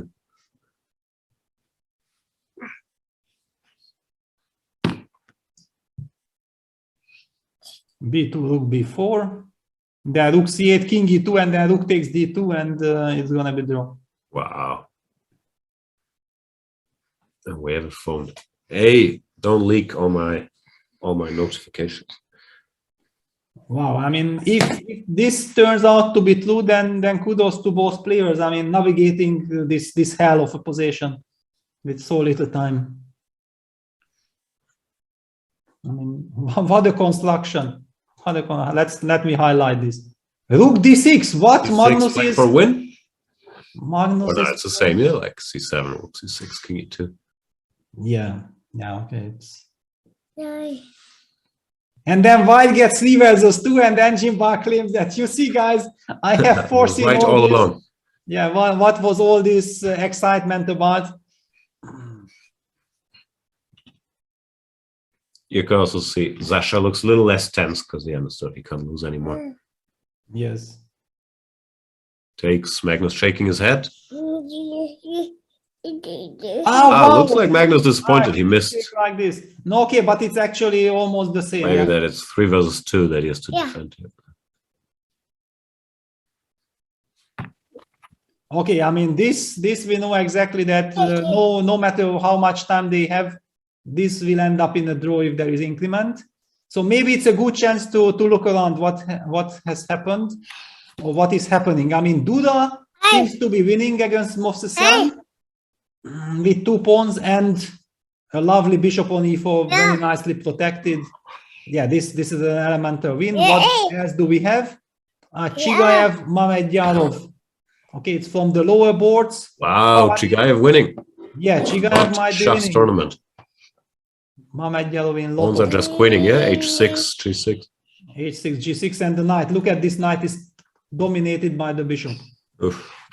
Distance 4. Completely dominated. We have Yevgeny Nair, Saric. I mean, they keep on.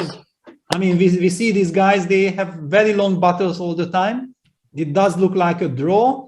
So let me continue. Shevchenko versus David Paravian, a very big man. And the total chaos. Wow, I mean, look at this. Black has 8 seconds.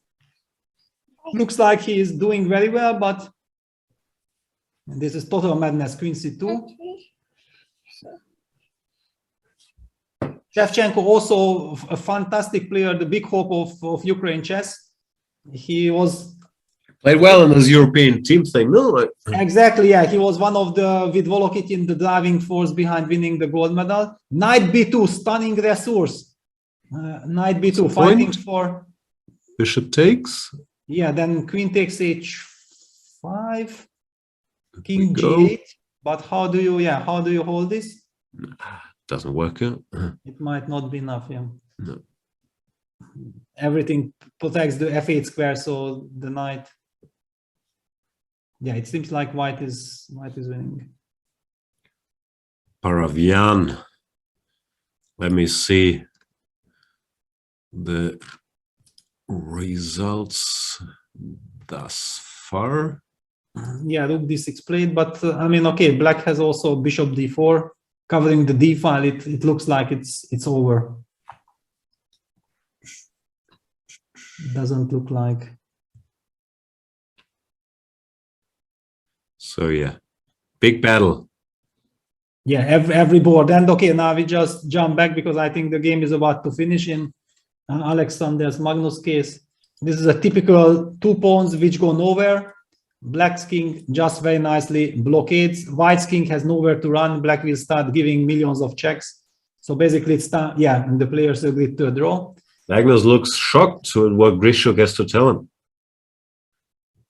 Well, it was such a fascinating game that I understand that there is a lot to talk. Yeah, look at this. Bishop d6, yeah. He's Sasha showing. Take the knight, then push e5, f4. Yeah, bishop d6 and e5. Ah, yeah, Sasha. Yeah, Sasha is like, yeah, of course. Yeah, of course. I mean, Sasha played so many brilliant moves in this game, and the most simple, just straightforward takes e5 could have easen his life so much. Yeah, this is sometimes it can hurt him that he's too classical a guy. Yeah, sometimes these moves like give up a bishop for a knight for nothing don't. Now though, it's a typical idea. I don't know. Yeah, it's typical idea. I mean, it was just a blackout. So somehow it was a blackout. Yeah, Magnus also saying I missed something, whatever. But it looks like they're both not too upset. Yeah, a lot of the other games were drawn as well. So I think Jan Krzysztof Duda is the only one who joins the leaders. The leaders are now Grishuk, Carlsen, and Duda. While everybody else drew Nepomniachtchi against Gelfand. We saw a quick, sort of strange draw after Nepomniachtchi. And a blackout in the opening. Fedoseev Jobava draw, Alexeyenko Nakamura draw, Fabi against Cheparinov draw, Giri Volokitin draw, Anton against Rapport draw. Abdusatorov beats Wojtaszek, moves up to shared second place. But other than that, it's been a quiet round. Our friend Jorn van Forest draws against Ali Reza with the white pieces.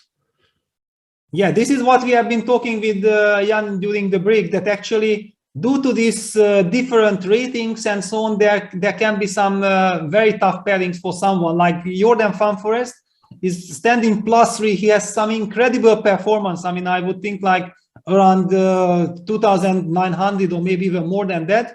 He has played against all the super guys, but he is not in contention for first place because he keeps on playing against one super guy after another. I also feel like Abdusatorov is meeting like one hell of an opposition after another.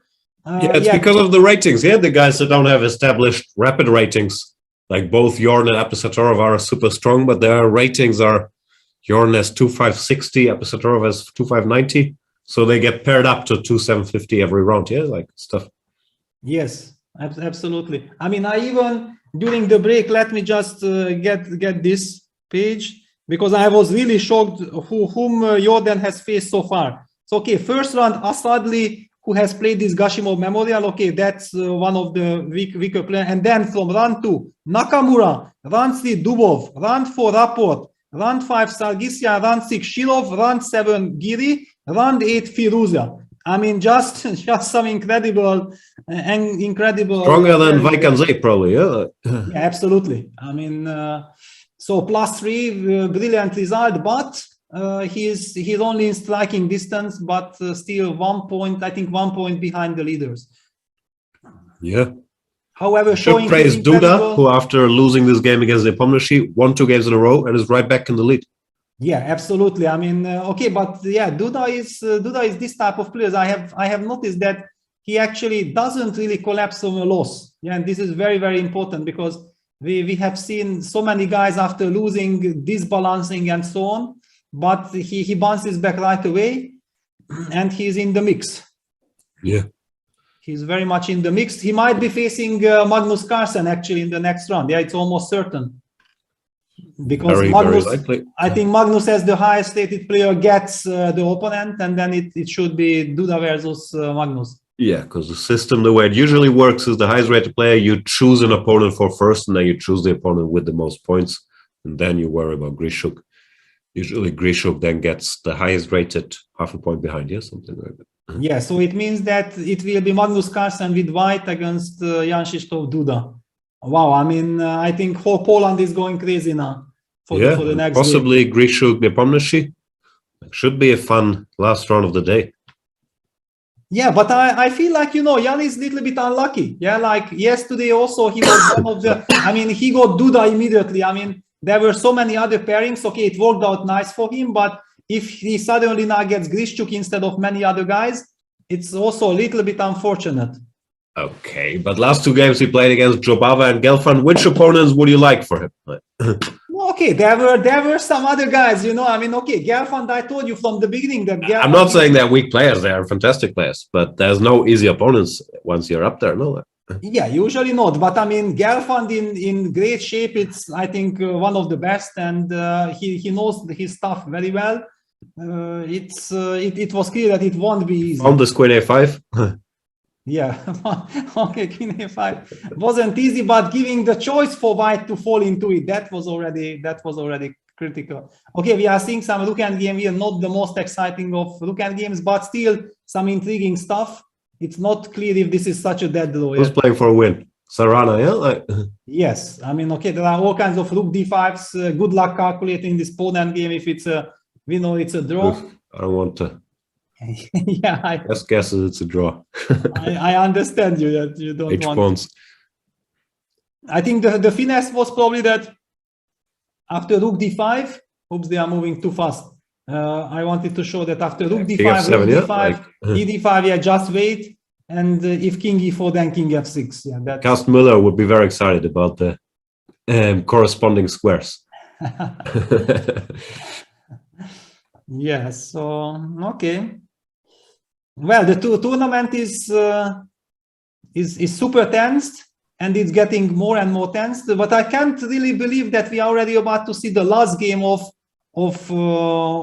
day 2. Yeah, because it was always these 5 games per day. And from one perspective, I find it's correct for the players that it's nice to only play 4 games. On the other hand, these 15 rounds, it felt like if you want to become a World Rapid champion, the format should be as grueling as possible. I want to see how it will affect the outcome. I always thought, especially on site, that these 5 rapid games a day is too much. Because these rapid games, they are incredibly high intensity against varying top players. It feels like 4 is the absolute maximum before people, start collapsing a little bit. Of course, there's fun to it as well, but I quite like this change to keep players alive for the Blitz, because they also have to play, I don't know how many rounds the Blitz, 11 rounds? No. Yeah, 21 19 rounds, 20 rounds, yeah? Like 21 rounds, yeah. 21, so 11 and 10, yeah. Yes, I mean, they play 12, and it's also very funny because they play 12 Blitz games on the first Blitz day, and 9 games on the last day, due to the closing ceremony. Of course. And we are. So we'll have a fun day after tomorrow, yeah, like with 12 blitz games. That's gonna be huge. Yeah, but actually, I think the biggest challenge for the players is never exactly the number of games, but all these breaks between. Yeah, that you don't know. Suddenly, there is some game which lasts forever, and then you are sitting there waiting for 30 minutes, 40 minutes before playing your next blitz game. Yeah, which is very, very tough. Usually, how do you play blitz? You play one game after another. You warm up. You get fully into this blitz mode. But actually, due to these breaks, you never get this flow. It's completely different. I could never figure it out when I was younger and playing blitz tournaments more regularly. I would usually start well, then there would be a lunch break, and I would completely collapse. I never knew what to do. Like, you have this 1 hour break, and I didn't know, should I eat, should I not eat? And I could never figure it out. So yeah, I completely agree. If you have a fixed schedule, you know when your games begin, then it's fine. But if there's some unexpected breaks or even expected breaks like lunch breaks, very hard to blitz. Yes, very, very hard. Yeah, so draw, everything finished. So we are set for the last round of day 2 of the World Rapid World Championship. Speaking of breaks, when is it going to start? It's scheduled for 18:45, but I'm not sure they'll manage that, I'm assuming. We are a bit of delay. There is still some games on somewhere. We only see the first top 25 boards, I think. But we got an information from Sotiris that the little kid whom we have seen on the camera, it was Samunenko from Ukraine, 12 years old, born 2009, and rapid rating 2511. I mean, quite incredible. No, sorry. Sotiris mentioning that no, it was a mistake. Apologies, rating 2269. Probably he has a rating performance of 2511. That's what I'm kind of guessing. He will probably get to that rating. And yes, I mean, if you are 12 years old and you're already participating here, it means that you have bright future ahead. All right, we have a bright future ahead as well. In that, we'll take a very quick break, and I'll get one more coffee. I think 3. You don't drink coffee, right? You can't advise me on how much coffee is too much coffee. Yes. No, usually I drink tea, but during the commentary, I don't dare. So I'm during commentary, I'm stuck on water only. That looks like an amazing course. E4, E5. Excellent move. Excellent picture as well. Check out Jan Gustafsson's E4, E5 course on Chessable. And join us for the last round of the day in a couple minutes. See you then.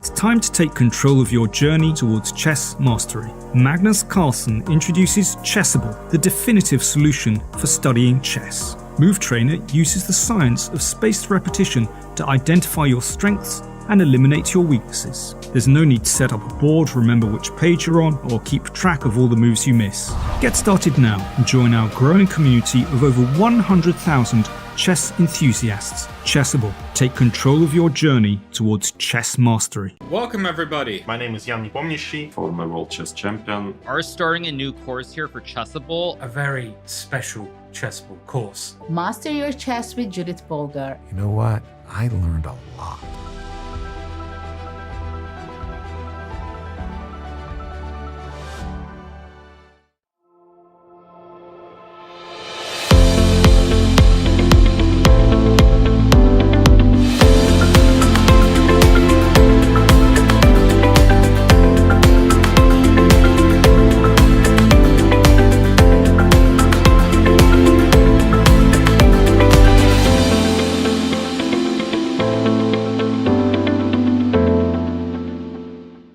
Chessable, the definitive solution for studying chess. Choose from one of the largest online chess libraries in the world, with hundreds of titles ranging from classic books through to our exclusive Chessable courses. Welcome to 100 Endgames You Must Know. over 200 mini videos that our Chessable team edited together, synced with our move trainer, and made it a seamless learning experience. So thanks for watching, happy studying, and enjoy the material.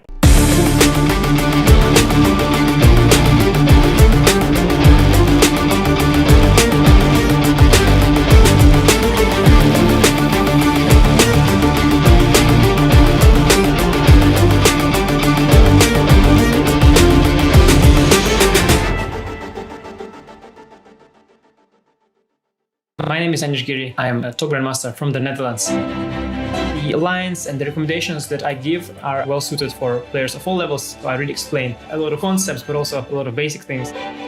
Now it's your move, don't waste any time, hit that buy button. My name is Sam Shankland. I was the US champion in 2018. My goal is to keep things as simple as possible, but no simpler. So if I believe there is an easy solution to something, I'm giving it. No questions asked. Thanks much, and I wish you the best for all your studying.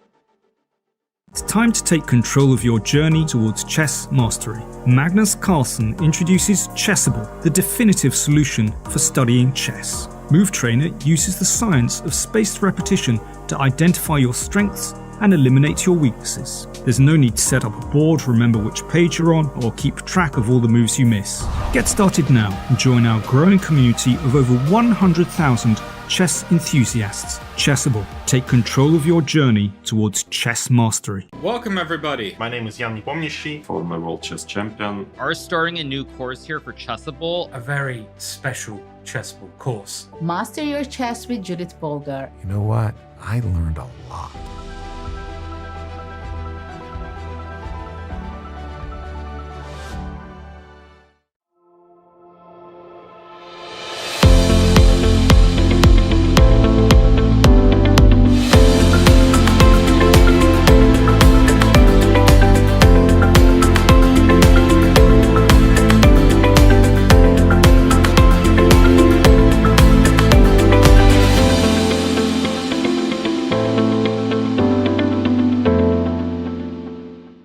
Chessable, the definitive solution for studying chess. Choose from one of the largest online chess libraries in the world, with hundreds of titles ranging from classic books through to our exclusive Chessable courses. Welcome to 100 Endgames You Must Know. Over 200 mini videos that our Chessable team edited together, synced with our Move Trainer, and made it a seamless learning experience. So thanks for watching, happy studying, and enjoy the material.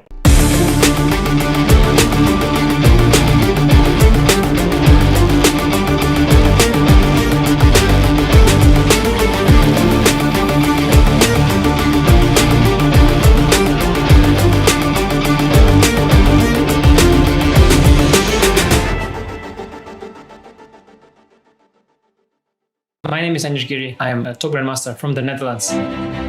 The lines and the recommendations that I give are well suited for players of all levels. So I really explain a lot of concepts, but also a lot of basic things.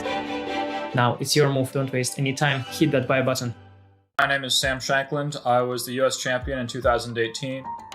My goal is to keep things as simple as possible, but no simpler. So if I believe there is an easy solution to something, I'm giving it. No questions asked. Thanks much, and I wish you the best for all your studying.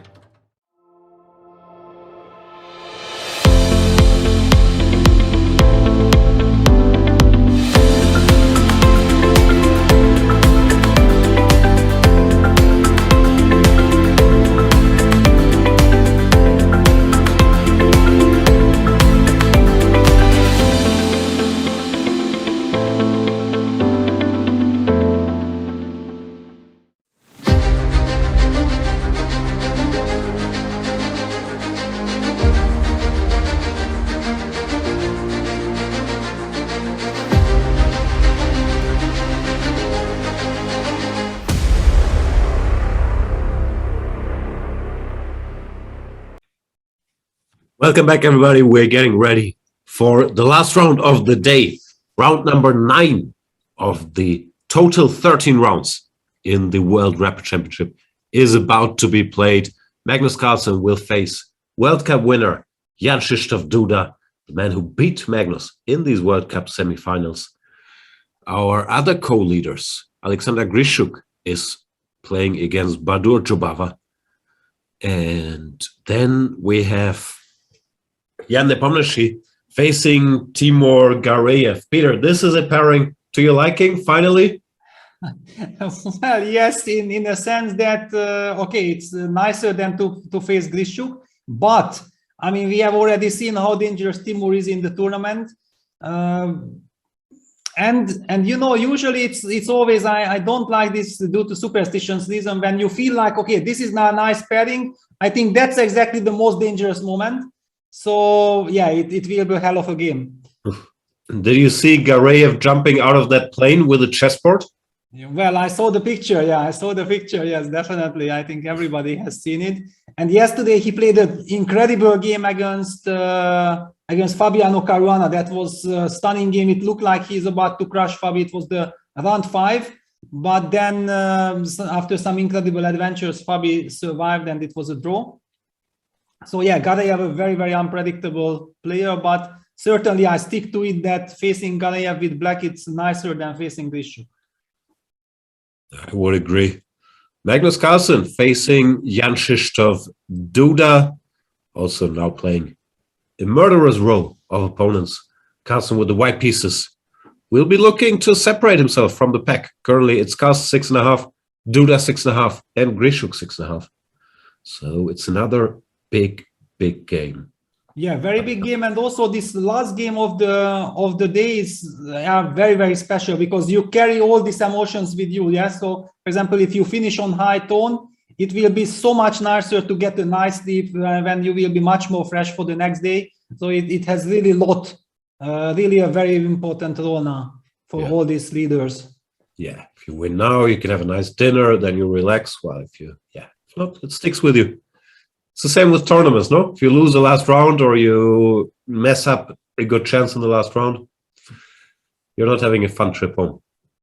Yeah, definitely not. Yeah, that's very important. And Jomava also there on the second board against Grishuk. I think Jomava is typically the player who you really love to face with the white pieces. Yeah, when you know that his black repertoire is a bit shaky, you can get a nice position and then take the control. But with the black pieces, you can never be sure. And I do recall Grishuk beating Jomava in some nice classical style in Karokans. But this will be a completely different story now with Jomava having the white pieces. There is also, again, a clash of generation, and it seems like Boris is now specialized and the computer system just enjoys this. You know, let the legend play against the youngster, Gelfand against Abdusattorov there. A very, very interesting battle on board 4, both playing fantastically. And Nakamura on striking distance is just also there, very, very close to the leaders, playing Fedoseev, a very, very dangerous player himself. Well, lot of intrigues. Fabiano Caruana also very close to the absolute mix, playing with the white piece against David Anton Guijarro from Spain, Cheparinov versus Giri, and the games has started. Magnus just arrived, but it looks like he's confused because he's usually last to arrive, and this time his opponent is not there. He doesn't like it. Of course. That's how it goes, yeah? But Duda's playing at home. He's saying, no, I don't wait for you. You wait for me. This is my city. Technically, I don't think it's his city, but it's his country. Yes. I always get it wrong. Duda, he's from Gdansk. I always mix it up. I know he's not from Warsaw. No, I think from Krakow. From Krakow, yeah. I always. I think. I mean, I did see a tweet from Jan Krzysztof 2 days ago or 3 days ago, claiming that in Krakow, in one of the restaurants, they have the best some Polish food or something. So I guess it should be connected to his hometown. I believe it. It's also beautiful. No, I've never been to Krakow, but I've heard it's an amazing city. Yes, I actually been to Krakow, but not for chess reasons. Wow, knight f6. Knight f3, knight f6. Actually, I was, if already we talk about Krakow, I was in a Tai Chi seminar in '98 in Krakow. So yes, I went with friends who are really practicing Tai Chi, and we had some lovely time there. I've had some lovely Tai times, but never Tai Chi times. Knight f3, knight f6. Yeah, this is a surprising choice. It's supposed to be a dodgy line. e5, knight d5, knight c3, or e5, knight d5, d4. Magnus has some experience. I think he had a tournament game against Niels Grandelius in Norway chess. But it was 2016. Yeah, it was 2016, no? It was quite I still remember. ago. He probably does too. But yeah, knight c3 played. Takes. Takes, knight c6. And here, there are some subtleties. No, if you start with bishop f4, with bishop c4. Yeah, Robin had some smart point here, which I can't recall. I think he wanted some bishop f4 here. Yeah, definitely a lot of finesses. Certainly not something you expect on top board. Yeah, I mean, if this happens somewhere on the lower boards, then you say like, of course, yeah, the players want to have fun. Let them have fun, but on board 1 with the world champion title on the line, you don't expect this to happen. H4 played by Magnus. That looks very modern. It also looks like something that new engines could give. I don't have to lie here because I really don't have a clue what his prep is, but it looks like he knows what's happening. So h4 blitzed out is not something you do. Yeah, but in general, it fits perfectly to this type of positions. Yeah, because you are anyway supposed to play h4, h5. The question is, probably Magnus is waiting that, yeah, please show me that. Do you play e6? Yeah, then there will be, because I do remember at some point there were also ideas like queen c7, knight d8, knight e6. There were all kinds of strange, bizarre ideas as well. Now that e6 is committed, Magnus knows that, okay, the bishop belongs to f4. The big question will be, will it be queen d2 or, yeah, queen c7 played? There were also some crazy ideas like knight e7 and then trying some b5, somewhere some c4, b5 ideas. I do recall Ipatov, maybe Ipatov after the World Rapid and Blitz in Dubai 2014 wrote an article that Rachmanov was telling him something on the plane, told him about this kind of ideas, and then he played it and he was successful. Something like this, I recall. That sounds like an eventful plane ride for Rachmanov and Ipatov. Queen e2, Magnus makes the normal moves. Yeah, I've seen this b6, bishop b7, long castle plan. I know computers usually don't enjoy it much for black. But yeah, it's not that easy, no? If h6, b6, bishop b7, long castles, then what do you do? Yeah, I think it's typically such that if your opponent blitzes it out, it's a little bit confusing from the white side, because every move looks very natural. You don't know exactly that which move order should you use and why you are using.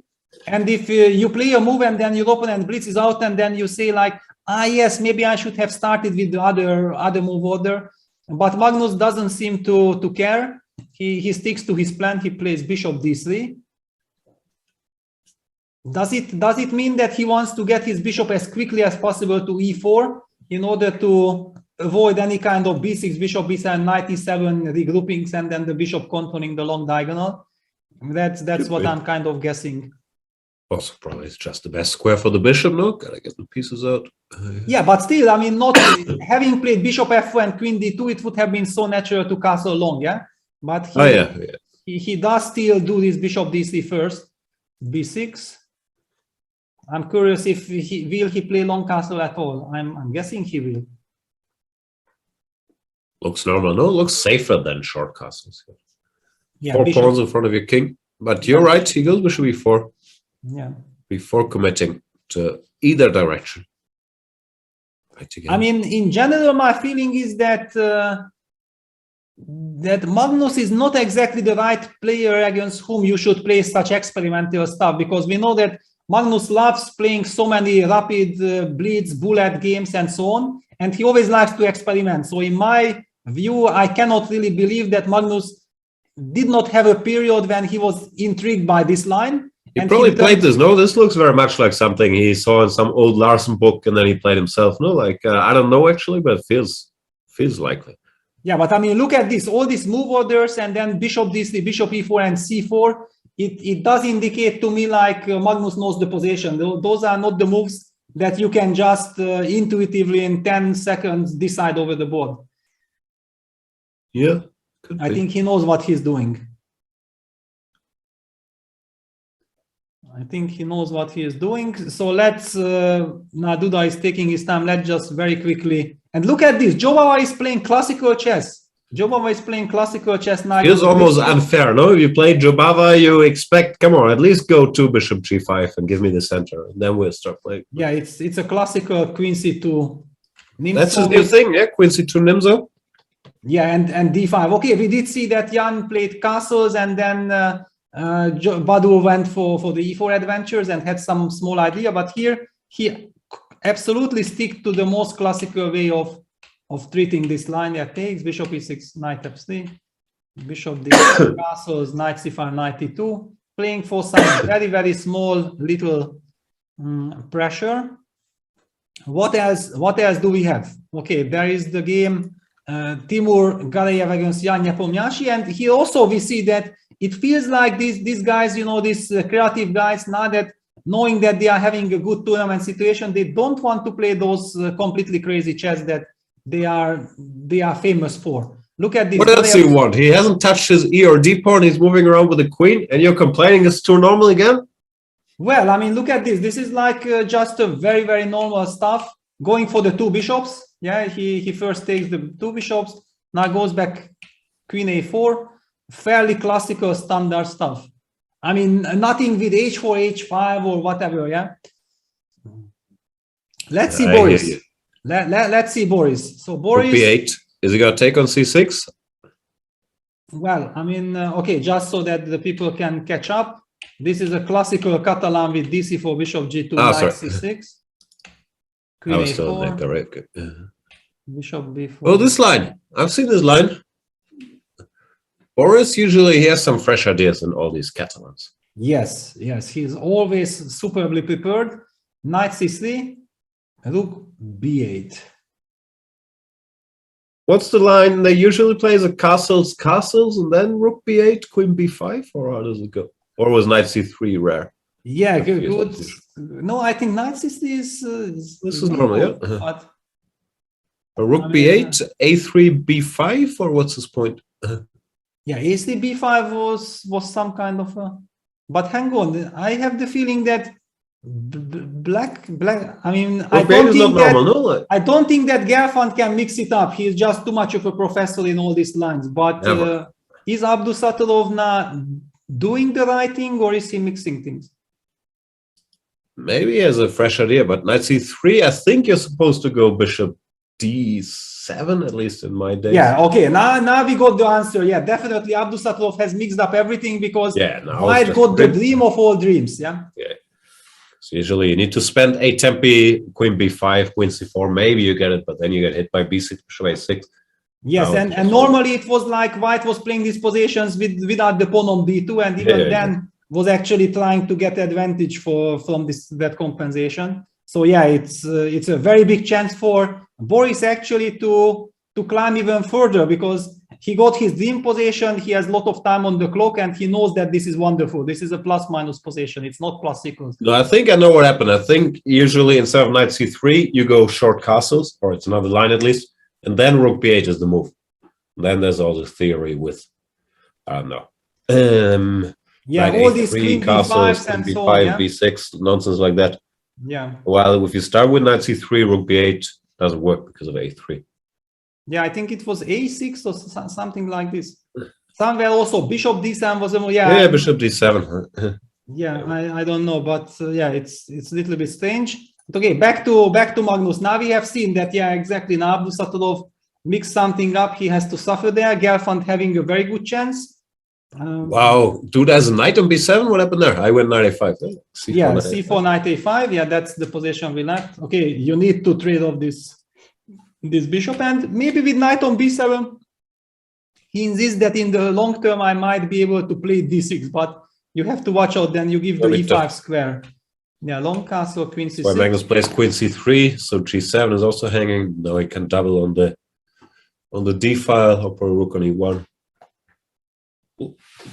Yeah, looks like, yeah, as you said, he's not particularly impressed by Duda surprising him with this. Yeah, he just knows where the pieces belong. It's putting pressure.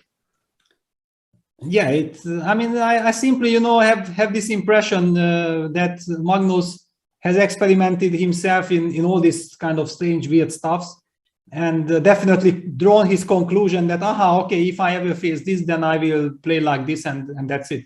It's not talking about he's trying to refute anything or whatever, but he has a very nice feeling for all this type of experimenting lines. Yeah. Rook d3. Hated by the computer for some reason. It's more flexible than rook d2, yeah, because he wants rook hd1. He might be able to play queen d2. Maybe the rook on the third rank might be useful. Multi-purpose move. Yeah, looks perfectly normal. Yeah, the big question for Duda is now, where does this king go? You don't really feel like going short castle, maybe getting into, castling into some mate, then queen d2 hitting d7 plus immediately bishop takes h6 ideas will appear. So I'm kind of expecting long castle, but how appealing is long castle? Or you just have to live with it, yeah? I guess you do it and you live with the consequences. Yeah, you have to live with the consequences. Duda taking his time. Yeah, it's not easy. I mean, if already his last move was bishop e7, it somehow indicates that he's not so happy castling long, right? I mean, but actually he will have to. He will have to castle long. Short castles just seems to be asking to get checkmated. Like,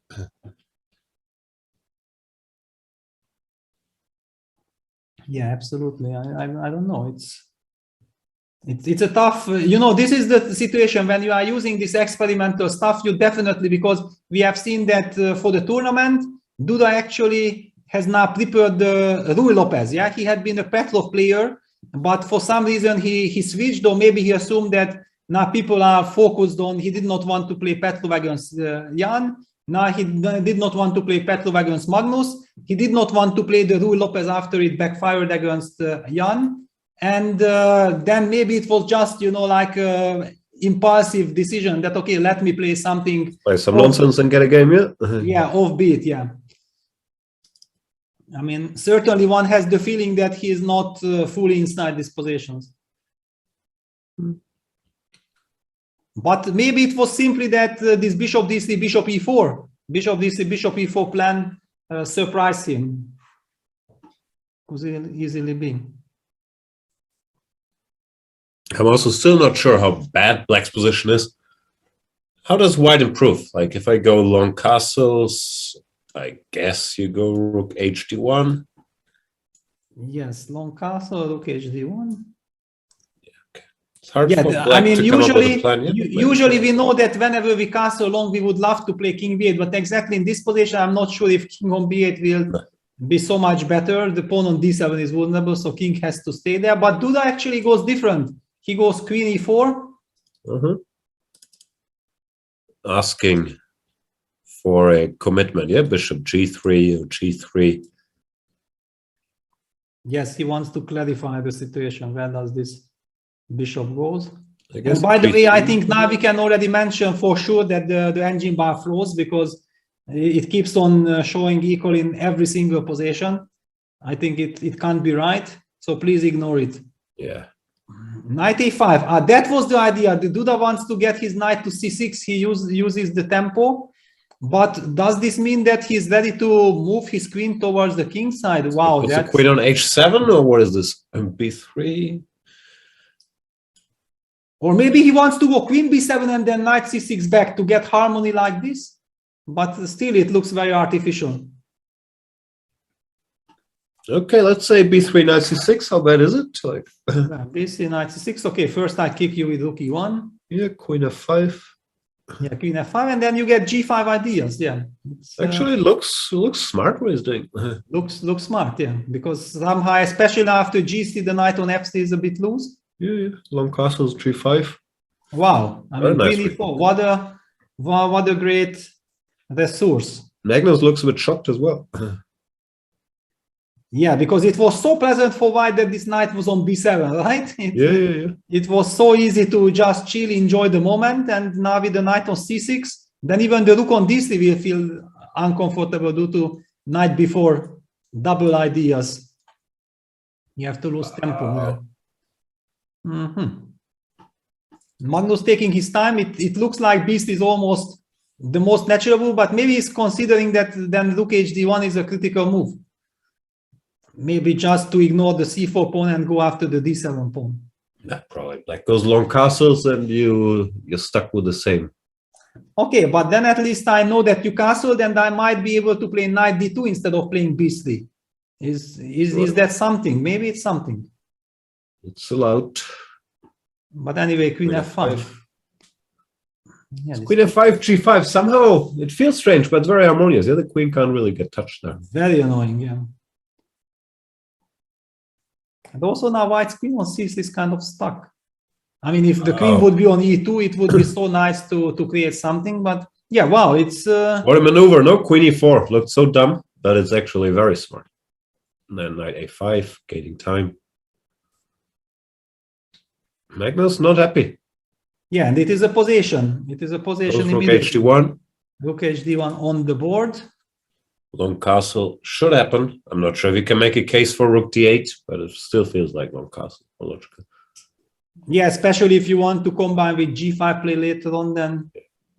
Long castle. The question, can white somehow go for some real attack? I don't see it yet. Where? But maybe somehow. But also after queen f5, knight c6, the pawn on e5 will be vulnerable. So I do need my knight on f3.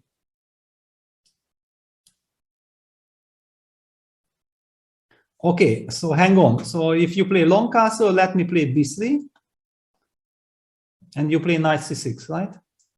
I have a feeling he doesn't want b3, but I can't really. Yeah, he doesn't. I also don't want. Yeah, this knight b4 tempo drives me crazy. I just don't. Rook d8 played. Wow, this is slightly mysterious. This is slightly mysterious.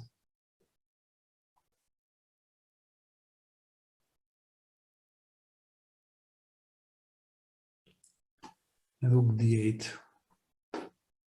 And then I don't understand anything at the moment. Yeah, that okay, what is it all about? Or Duda just feels like that if he would have castled long, then he gives some target, and actually his king on e8 he's not planning to castle even short.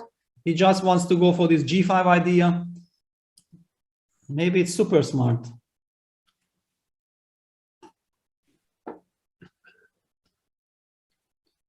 In any case, forces Magnus to spend time, burn time, and Magnus is now so Magnus unhappy again, yeah?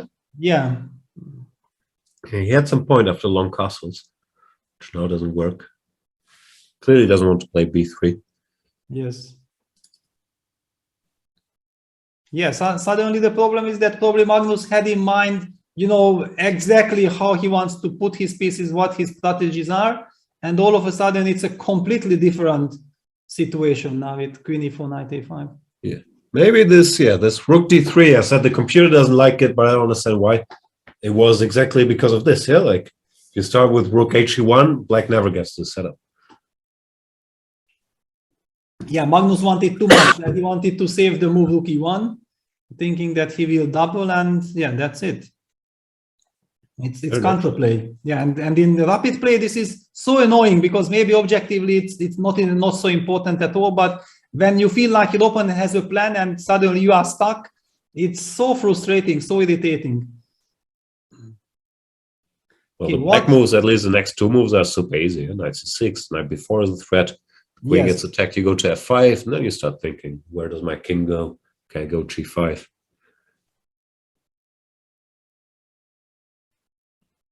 I'm also keeping an eye on the other games. It looks like maybe we have the chance to jump before things escalate in Magnus' game. That it's a very solid classical position in Jobava game. I believe that black is more or less fine. Yeah, it looks bishops. Quite drawish, but Jobava has big time advantage. It shouldn't be underestimated. Just what we talked about, that dream pairing or not dream pairing. Actually, Jan is under some real trouble. He's pawn down, and I'm not sure how much compensation he has. Definitely, white should be better. Of course, the structure is strange, and there is a lot to play for. But yeah, very tricky position. And Abdusattorov seems to kind of solved his problems. I mean, look at this. When we left, it looked like this is just terrible. I mean, knight d5, queen c4, and look at the position 9 moves later. It already almost feels like black should be able to almost. Wow. Wow, this Boris maybe was being too clever. Yeah, like this rook d1, for example. Why do you need that? Castle. Yeah, and queen c4. Rook d1 and b5. Yeah, but yeah, this doesn't happen if you start with castles, no? Yeah, but I mean, immediately this is the young generation. Instead of you know, falling into lethargy that what have I done, I mixed up, whatever, they keep on playing like computers. Yeah, this is the new generation. Okay, this is every generation. No, what do you want to do? Resign? You have to make something happen fast. Like. Yeah, but he's also 9:22 on the clock. Basically, it means that almost all his decisions he made very, very quickly. That is true. Okay, let's go back to, we see that we didn't miss out on any incredible development. And all eyes on Magnus against Jan Krzysztof, because knight d2, queen f5, rook f3 on the board. So Magnus is targeting the queen, making sure that g5 can be answered by bishop take g5. the king is hiding from checks. So Magnus did invest here a lot of time, but he came up with some super smart idea. Rook f3. Stopping g5. Queen can go away. Queen h5, queen g4. Yeah, it's but such an irrational position, no? Like, pattern recognition doesn't work here because no one's ever seen this. Yeah, Rook on exactly. f3, queen on f5. It's now very, very special. Very special. But yeah, the queen has to move because bishop takes h6 is a threat. But the big question is, yeah, maybe queen g4. Yeah, this queen g4 feels like the most natural one. Yeah, I agree. So let's put it there. It feels, by the way, okay, it's very small sample size, but that Duda is becoming a really tricky opponent for Magnus, no? Like, he can make moves Magnus doesn't expect, and I recall in this World Cup match that Duda won, Magnus with white, he lost this very strange game where he just got, it felt like completely strategically outplayed. Later, there were some adventures. Now, there's something about Duda's chess understanding, his style, that feels like is a little alien to Magnus still. Wow, look at this, knight c6. I mean, is this devilish trap? Bishop h6, knight d4, rook f5, knight e2 check? Is that what? Whoa, hang on. That's beautiful if it works. If it works, but maybe it's not the Bishop right. h6, knight d4. Yeah, knight d4, that's... And the point is, if rook f5, knight e2, everything comes with check. Yes, but maybe you can sacrifice the exchange, but... I mean, ef5, you take on g7. Bishop a6 on the board, so we might be seeing he doesn't believe it. Or he's blundered knight d4. No, he didn't blunder at all. And besides, maybe Duda has completely different ideas, because maybe he's... I don't know. But also, knight d4. We might be seeing this. There's queen d4. Yeah, but then queen f3. I mean... How does that continue? Knight f3, cd, bishop g7. Yes, I can't even count. It's two. Well, that's the other exchange sacrifice. Yeah, I don't know, but I have rook h7 and I force you here, and then I go rook h6. 6 takes. How is this? Knight d4. Fine, yeah. Maybe knight d4 and f4. Yeah, no, of course. I mean, wow, we are actually seeing this. Knight d4 on the board, queen takes d4, going for this. What is this position? What does the computer say? Your bar is frozen, yeah? So it's bar is frozen, yeah. Let me ask mine. Yeah, bishop g7, rook h7, bishop f6. So we are actually analyzing the game. We are reaching this position, and we might be... Now, Sotiris tells us it's equal. Okay, interesting. Yeah, it does feel like it should be equal, but practically speaking, it's very tricky to evaluate. It can go either way. Either way, no? Like, could also go wrong for white, I feel like, if you're... Yeah, the central pawns, yeah, black's king will hide on e7, nicely guarding d7, this rook opens up. Put some pressure. Yeah, putting pressure on the pawns, it's a tricky spot. Still, it's 2 pawns, so knight d4, f4, rook d3. Yeah, knight d4 yeah, played. knight d4 on the board, rook takes f6. Guess you go f4 as well. And f4, yeah. Okay, f4, rook g6. Rook g3. F4, rook g6. You play rook d3. Okay, king e7. Can I go rook a3? Wow, aha, okay, this is nice. This is clever. But can I play rook c8? Oof, I did not think that far ahead. Yeah, just when I was shocked with rook a3, I spotted. Yeah, rook f6, f4 on the board. Yeah. Yeah, rook c8 is tricky. Yeah, rook c8 is tricky. Yeah. I mean, of course, if somehow... Maybe you have to throw in some h5 so you commit to something. Yeah, I don't know. Yeah, I mean, if Magnus could somehow push his pawns, then he could be even seriously better. That's why we are talking that it might be dynamically equal, but there is so much so much at stake in a practical... Sharp for sure. Yeah, king e7, rook d3. So 7, rook d3, all very logical. Still rook c8, yeah, I think makes sense to rule out any rook lifts. Rook b3. Yeah. But as we noticed, even after rook a3, rook c8 was kind of clever. I mean, the rook on f6 is so strange. I feel like moving it somehow. But of course, yeah, rook a3. Yeah, first of all, I missed rook a3. I was very lucky to have rook c8. So it's kind of low. But if I start with rook c8, what I don't like, then suddenly knight b5 becomes an issue because it hits me with a tempo, and if I play a6, knight d6 comes with a tempo, and maybe this knight reroutes nicely. The rook c4 doesn't work? No, I mean b3 first, and then I want to go knight b5. Ah, okay, now it's a threat, yeah. Yes, that's... on the board? Yeah, it's on the board.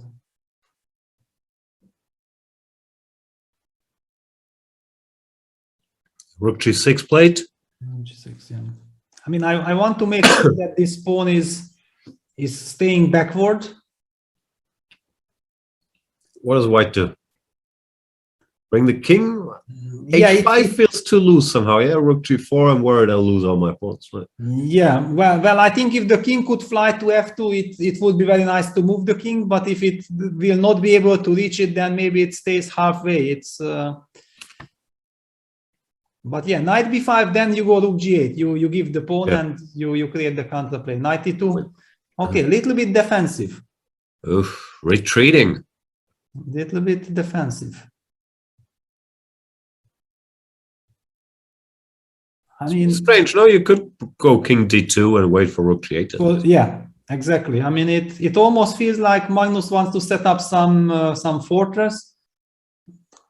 Or maybe he just evaluates that, you know, if nothing happens, then slowly I can improve. I don't know exactly how. King d2 will be played, but why knight e2 immediately? Let's say black plays f5. White can never really improve, no? Even if you get everything you dream of. I don't know, bring the king to f3. What's white ever gonna do? Yes, no, absolutely. I mean, I'm not such a big, but maybe Magnus felt like anyway we'll have to play sooner or later knight e2, and let me just get there. Clock situation, okay, both have time, so no real time pressure. It could be, yeah. Bring the king to f2 and then start jumping around with the knight again, like, I don't know, tease some knight f3, knight e5. Yeah, after all, okay, 2 pawns for the exchange, so there is no material deficit for white. And basically black also doesn't really want to move his construction, because whenever you move, you weaken something. So it's kind of very tempting to just stay put. Once the king goes, you could think about some a6, b5, but I guess a6 also, a4 could happen, yeah? Like, it's also weak. A6, a4. So, okay, it's a status quo.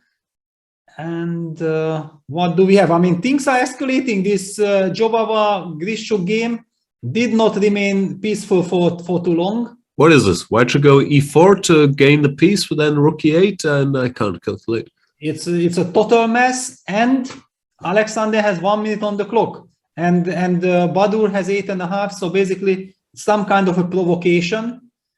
Business as usual. What happened? So okay, things escalated here. B6 bishop going after the rook, but the bishop is trapped. So he was kind of forced. Did he foresee? Did he calculate all this? Who knows? Yeah, we will never get an answer. Or we have to interview Badur after the game. Yeah. So on to e4, I guess, must be the point, no? Rook e8. Yeah. Do we have time to? Yeah, it's on the board. F3 and king f1. Yeah. It's on the board. Yeah, king f3. Rook e4, rook d5. Nice. Wow. I mean, rook e4 is met by rook d5, and knight d5, king e4 wins. But then how can Alexander deal with this? Maybe he can't. Maybe he can't. Wow. I mean, okay, maybe the knight takes e4, rook d5, king c6, it's still some, let's not forget, this king on f3 is a bit vulnerable. But... goes rook e6? No, that has to be, yeah, that was... No, rook e4, but rook e4, rook d5, king c6, this... and a4 pawn is hanging, okay. a4 pawn is hanging. Disbalancing the b5 knight, but still, this should be very good for white. Or maybe not. Play, but white is better, no? Exchange up. Yeah, exchange up. But I mean, this king c6, bishop c5, it's a lovely construction. And if I hit on a4, knight on b5 becomes loose. Okay, I mean, material advantage plus big time advantage. I think this combo is critical. This combo is critical, but let's go back to Magnus because things are happening. Duda moved the e-pawn. Very committal, giving the knight a potential nice square on d5. But has to get there first. Yeah, it's okay. Duda actually puts the pressure. He wants to play for a win, yeah? Yeah, I mean, he just wants to make sure that nothing moves. Fe5, d5 is okay. White would love to get, yeah, king is the king f2. White wants to get his king to f2, protecting the g3 weakness. And then, okay, white is anyway super safe. Yeah, no, it's white is not risking anything. White is not risking anything at all. e6.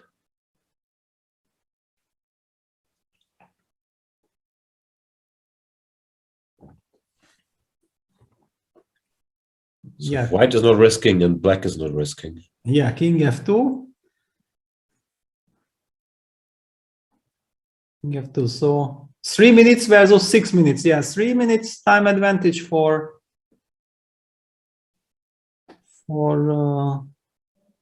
Magnus. I just keep an eye, you know, on Gerf and Abdusatulov. There is a big turn of events. Suddenly, Abdusatulov is pawn up. And he's also settling rook f3, and I know that he's a fantastic. What? No, rook a2 definitely was not played. Yeah, rook a1, rook cc2 happened. Yeah, Boris in a lot of trouble. What a turn! What a turn! The Alexander Grishuk Badu Jobava game is still in the same situation. And okay, what is Hikaru doing? Because Hikaru against Fedoseev also very crucial. Also, Jan Nepomniachtchi is winning now, it looks like. Something happened there. He thinks, yeah, the Timur is done on the clock, and yeah. Down on the kings. Yeah, it looks good. So a lot of things. Chepalinov, Giri, look at this. I mean, I just look at the position and I can't really understand, but it does look like Chepalinov is probably winning, yeah? Pawn up. Anish pushing the bad positions in this tournament. Yeah, it's surprisingly many of them. Yeah, this is looking very bad. So okay, let's jump back. We have made our tour. All lies and rook 8 to g7. Yeah, protecting f7 pawn, but also I think very importantly hinting your opponent like, you know what? I already have now the stay put strategy. Rook e3, very nice. Settling some knight d4 ideas. 5. King f5. Will we see some repetition like rook f3, king e6? Could it be? Because... Magnus gonna push. You think so, yeah? Rook d3, rook d5, a5. Yeah, he has. There's always ef4, yes, the rook goes away.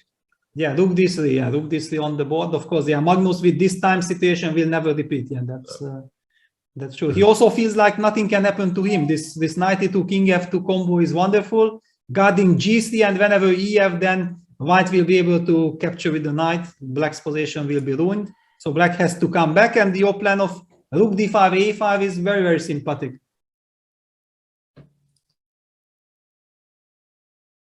Looks, I mean, if you manage to open up a new front and create some weaknesses there with rook d5, a5, yeah, rook d5 on the board. Wow. Aber tut mir leid, Sie haben keine Zeit. Oof, sorry, there's an invasion here. Yes, but she's saying absolutely correct. Yeah, that sorry, but they have not enough time. Yeah, Duda is running, no time. Yeah, running out of time and some pressure with a5, a4, a5. I felt like it was exactly to the point. All the experts commentary. Entering the studio.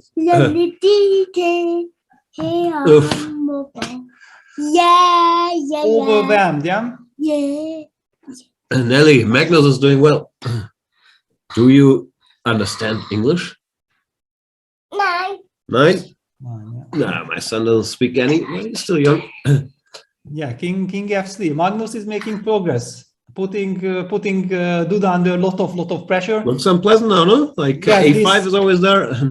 You remember I mentioned that while having pawn E6, pawn D7, I don't feel like black wants to move anything because it will create weakness, and it happened exactly like this. But also just staying put and then seeing that your opponent improves is also a terrible feeling.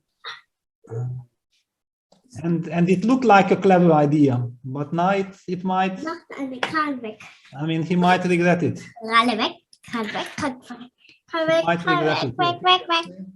The problem is what to do with black. Yeah, you are kind of stuck because the rook on G8 has to guard the G4 rook, has to keep an eye. And so you are not mobile enough, but you also don't want to move this rook from G4. A6 played, so that after A5, Duda wants to go B5. That's his defense. That's his defense. It's clever. Clever. I mean, these guys are super clever, but the tension is there. It's only 36 seconds for Jan Krzysztof. Magnus feeling the momentum. He has 5 minutes on the clock. Rook D1 back. And he can just go back and forth, keep the pressure, keep the tension. The black is kind of stuck. Yeah, practically very, very unpleasant, but still very hard to see how white will make final progress. Maybe Magnus does hint at some A5 now with his rook on D1 coming from E1, King E7 played. Not a happy choice, not a happy choice at all. I mean, if it's black to move, definitely his next move gonna be King E6 back. Yeah, it's just like he didn't know what to do. The time was ticking down to 22 seconds. I'm not making a lot of progress sending my kids to bed here. They do seem happy though, so that's the good news.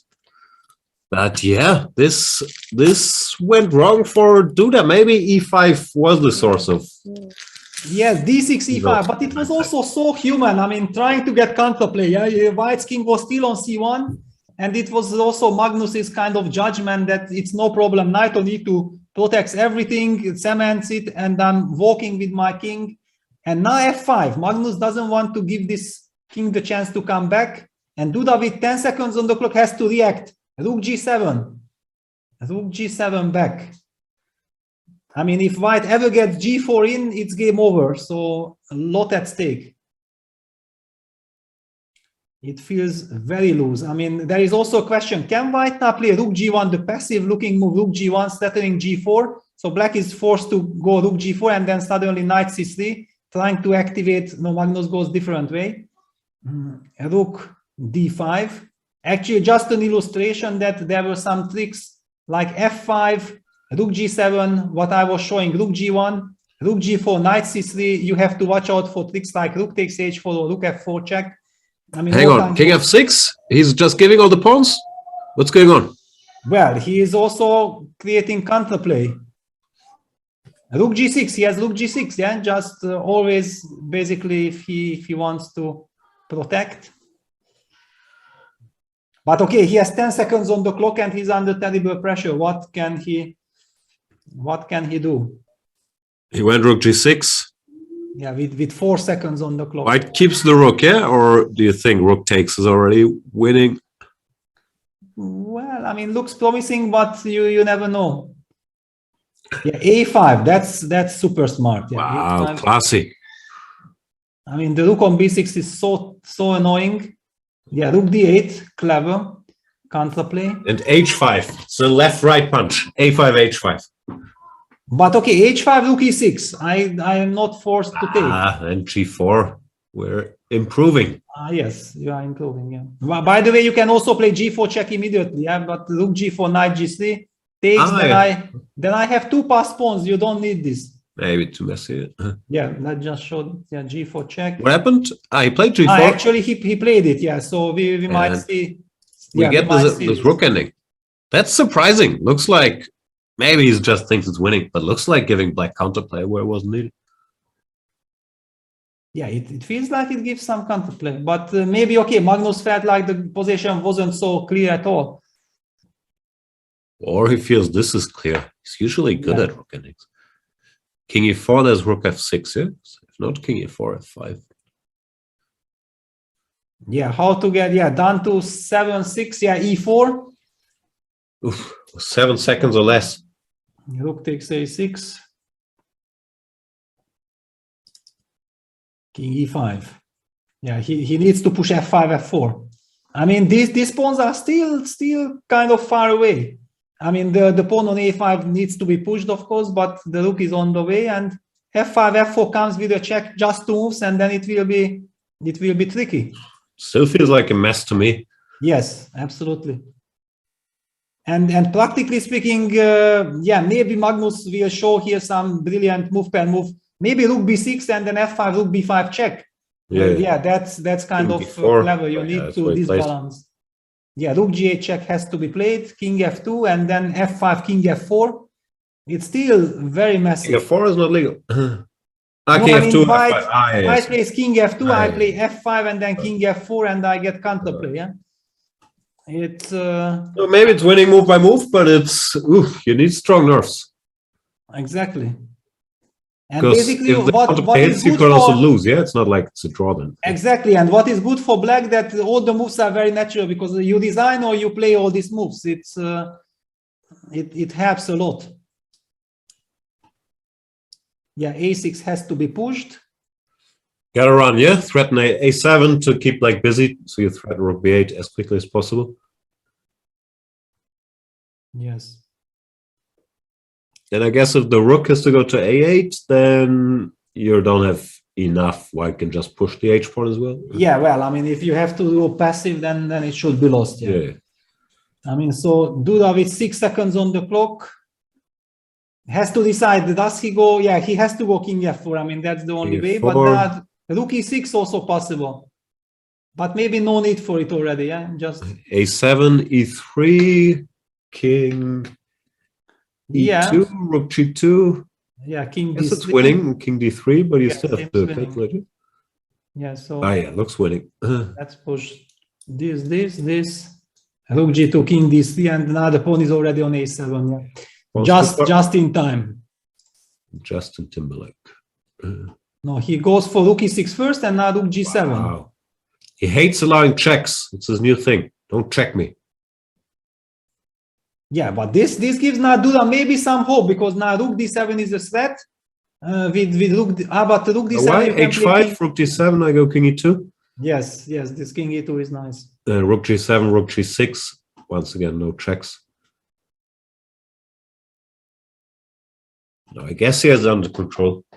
Yeah, but still, yeah, it looked like maybe it's possible to calculate a7 till the end. Yeah. But all the tension. Okay, Magnus still has 3 minutes actually, but I mean, when your opponent has little time on the clock, yeah, he goes c5. He wants to block c5. it. Surprising. h5, h6 felt so natural to me. Okay, he wants to go rook d6. Yeah.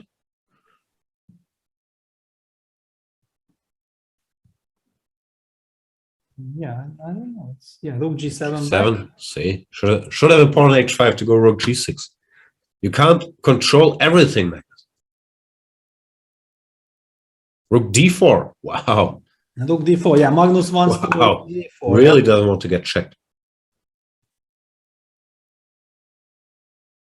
Well, it's beautiful though. Yeah, this is smart. Yeah, now rook a4 actually now it's just a complete win. Yeah. 5 rook a4 and it's it's not cemento, but it's yes, f4. Okay, f4 a7. Now this is over. Now he has to allow check, but it's probably worth it. Yeah. Yes, it's the last check.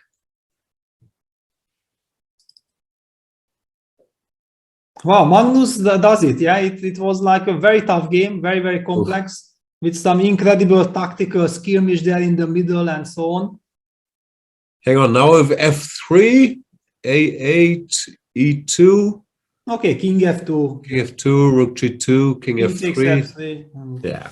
Thank you very much. Exactly. I mean, only if you have e1 knight and perpetual, but no, it's almost. But yeah, we can run away. Yes, but it's really stunning. If white pawn would be on c4 and b4, it would be perpetual. Yeah, maybe we can show that just for fun. But yeah, the game is over. Yeah, he designed. So now we're gonna show this because it was really fun. That if f3, a8 queen, e2 check, king f2, rook g2 check. King takes f3 now, e1 check, knight, and king e3, knight takes c2 check, king d3, knight e1 would be actually kind of perpetual if white would have pawn on c4 and pawn rook c2. Yes, or if pawn on b4, then king c3, rook c2 checkmate, then white would be forced to repeat. It would be one of these incredible saves, but it wasn't. So Magnus wins, a very, very big win for him, takes the lead. But what is happening in Alexander's? It seems like it's over. What was this, draw? A draw. Wow, it's a stunning final position. Look at this. Rook down, but with a... Wow, we have to see this for a second. We have to see this. So, in fact, all these things escalated. Here we saw king c6, rook d8, rook takes a4. I told you it's not over yet. And this rook on b3 is kind of stuck. Rook d3 moves, but now the knight has to move. Yeah, and the bishop on this protected bishop, the cemented bishop. This is, and b4 this stunning. b4 looks like a very nice trick, no? Yes. Doesn't win, but it's a nice spot. Looks like it's a win. Rook takes c5, king c5, king f2, but b3 threatening b2. Rook a1 had to retreat, king c4. And imagine, because when we have seen 15 moves ago, Alexander had like 10 seconds on his clock. And all these adventures with almost no time on the clock. Wow, truly stunning. Fantastically played, well deserved. And let's see what is Firuza doing against Shevchenko. I think he's winning. This is winning. Rook h8 and the king should be a bit far away. Yeah, that's it. So, I mean, Firuza is bouncing back after the loss to Magnus. Yep. I mean, okay, since then there was some more game, but yeah, he is certainly jumping back. And one of these games, Sergei Karyakin against Mitrava Guha. I really have to apologize that I don't know Mr. Guha. And I'm kind of shocked there because I know that Sergei won 3 out of 3, so he's climbing. It means that also Mitrava Guha is playing a fantastic event now. And it seems like he will make a draw against Sergei. Looks drawish. Yeah, king d5, it looks like, and I mean 21-07. I mean, believe me that this is completely wrong. Yeah, this is. He probably played one rapid tournament in his life. Yeah, like he's an international master, so that rating should be way off. Yes, absolutely. I mean, wow. So this will be a draw, and yeah, Alireza is just playing this completely winning rook endgame. It's known to everyone. I think it's kind of cut off king. Yeah, so black plays king e6, but he cannot reach closer. White now simply marches forward with the king after removes the rook and slowly, step by step, keeps on pushing. No force can stop this. And what else do we have? Do we have some insane stuff? Andrei Volokitin against Kirill Alexeyenko. It seems like Alexeyenko will win. Yeah, this looks like a winning position. Good knight against a good bishop, but for white the problem is that he has double pawns, and this passed pawn should decide. If your countryman Erdos, he's in trouble. How do you pronounce Erdos? Erdos, yeah? Erdos. Ah, yes, Erdos against Puranik. Okay. I mean, Puranik is also super dangerous. He just finished tied first in Sitges. Puranik, yeah. Rook f2, yeah. This is a lot of trouble. Yeah, it's just losing. Bishop e7. a2. Yeah, this is looking grim. And Alexander Donchenko, for the first time, he reappeared on our stage because he had this tragic loss to Hikaru in the first round. I mean, he had a clear advantage. He could have won in the time trouble in one move, and then went on to lose. And ever since he disappeared, and now he's slowly climbing back. But it seems like he's gonna lose. Doesn't look like he's having a great time now, judging from the position and the opponent. Yeah, from the position, not, but by getting on our screen, because I think we are covering only the first 25 boards or 35. I think 50. First 50 or okay, that's different. Yeah, but basically this looks like a completely lost endgame. Yeah, Firuza game. Hang on, what? Did Alireza allow the rook to g8? Hang on, this is with the g pawn. This is a draw, no? With this distance checks in front, yeah. Yeah, but when it all started, it was the winning position. So king h5. I thought that it was the eight, completely and he winning should have gone position. king h6. Yeah, like if you go back a little. Yeah, this king h5. Yeah, rook f5 is fine. King e6, rook a8, and king h6. No, not to allow the checks. Yes, don't allow the but no, hang on. King h6, then rook g8. Rook f4. Rook f4, king e5. Rook somewhere a4. Yes, yes. I mean, okay. This That's is winning. just don't. Yeah, I mean. Yeah, there went. Rook g8, rook f4, king e5, rook moves away, and then king f6, g5 check wins. Yeah. And it's over. But now you allowed it, and now it's this frontal attack, and this frontal attack is a draw. Yep. Wow. Wow, what a show! And You need to send Alireza to Keshkemet for a year.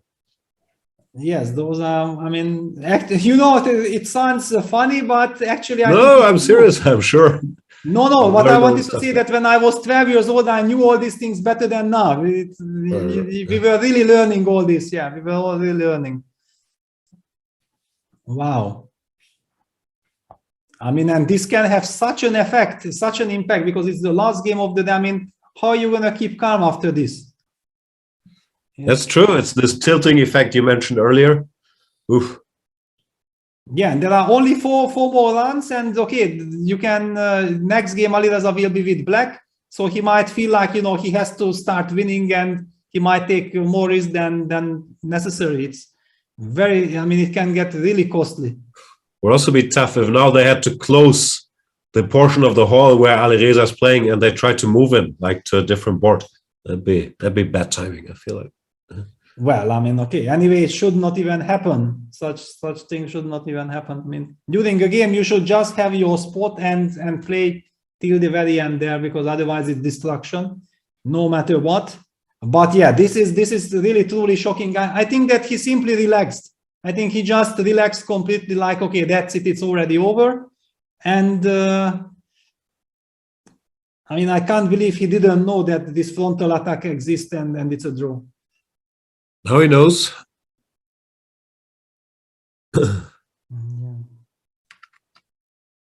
Because one has the feeling that, of course, if you have, you know, like a few seconds on the clock, but Alireza had more than a minute. Yeah, he could really have calmed down. But he gets a new chance. He got now. They got the same position? Yes. Wow. Wow. Now he's winning. Rook a4 and wins. Wow. He got another chance. We should explain maybe after king h4, some moves earlier.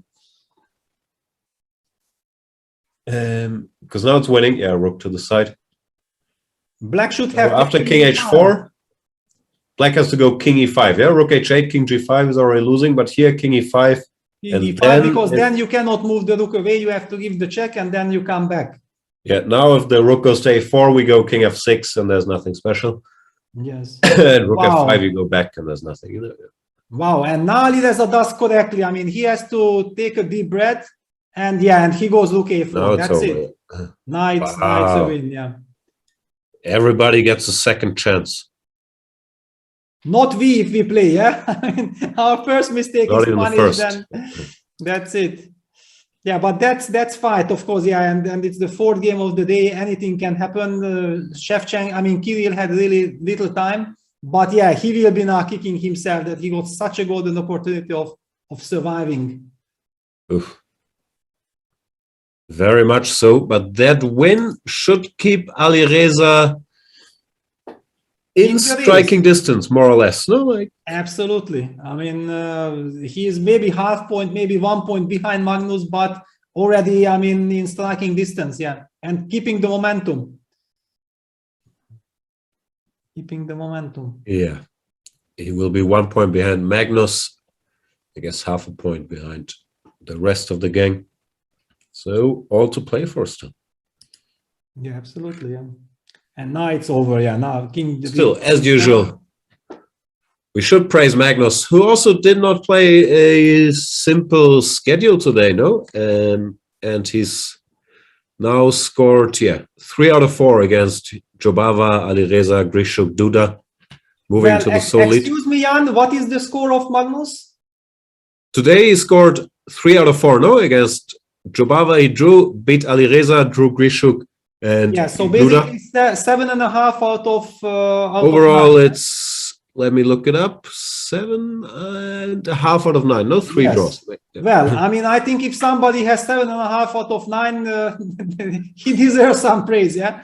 I mean, it's definitely incredible. I mean, it's a fantastic tournament standing, but nothing is over. I mean, we see this whole event is so crazy. You lose one game and then people catch up with you, and it's but of course Magnus also has a lot of experience in knowing how to lead a tournament. Because he was talking about that. I think it's so easy to get very nervous, overexcited, whatever, when you are leading the tournament, if you are not used to it. While if you are Magnus Carlsen, you are used to it, then probably this is the moment when you are feeling the most comfortable.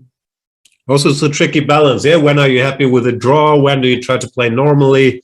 It's, you can get into your own head thinking, okay, I need to make a draw, or no, draw's not enough, they will catch me.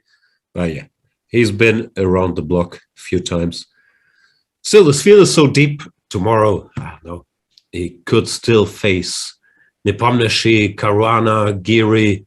There are, literally tens of world-class players. Nakamura in the field that he hasn't played yet. So actually, what did Nakamura play against Fedoshev? How did this crazy game end? Do we have that? Look it up. I do not know off the top of my head. Because there was some from my screen. Nakamura, he beat Fedoshev. He beat Fedoshev. So Hikaru is also coming closer. Jan Nepomniachtchi has also won. So maybe actually tomorrow we might be seeing Jan against Magnus right in the very first game. It could easily be. But also Abdusattorov won. Abdusattorov is also there. Also coming. Fabi won against David Anton. He's also coming. I mean, this is the big guns are getting closer and closer. So tomorrow, what's the toughest possible field for Magnus? He could play Jan, Hikaru, Fabiano. Then make your choice. Rapport, Giri, Dubov, they're all lurking. No, actually, Rapport lost now to Amin Bassem. It's a very big loss for okay, then he has some work to do. Maybe last. He needs to win everything. And Jordan Fanforest won again. Wow, Jordan having a great event.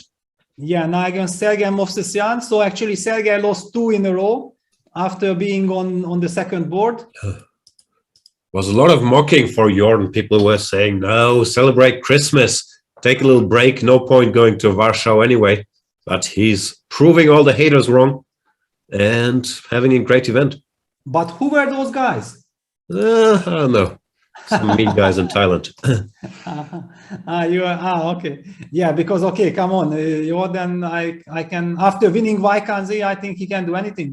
No, but the mockery comes from the fact that he has good results in classical, but his results in blitz and rapid historically have not been so great. So this is a breakthrough for him, actually. That's true. That's true. And what else? I wanted, that actually Daniel Dubov lost with the white pieces to Robert Hovhannisyan. Wow. I saw that. Yeah. That's a big loss for Daniel.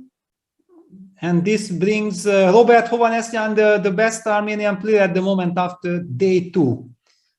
So the Armenian fans has someone to cheer for. So do we have some, or the games are still in progress? It is still some. Who's still playing? Just Donchenko, Kozakovsky against Donchenko, but White has more queens as far as I can tell.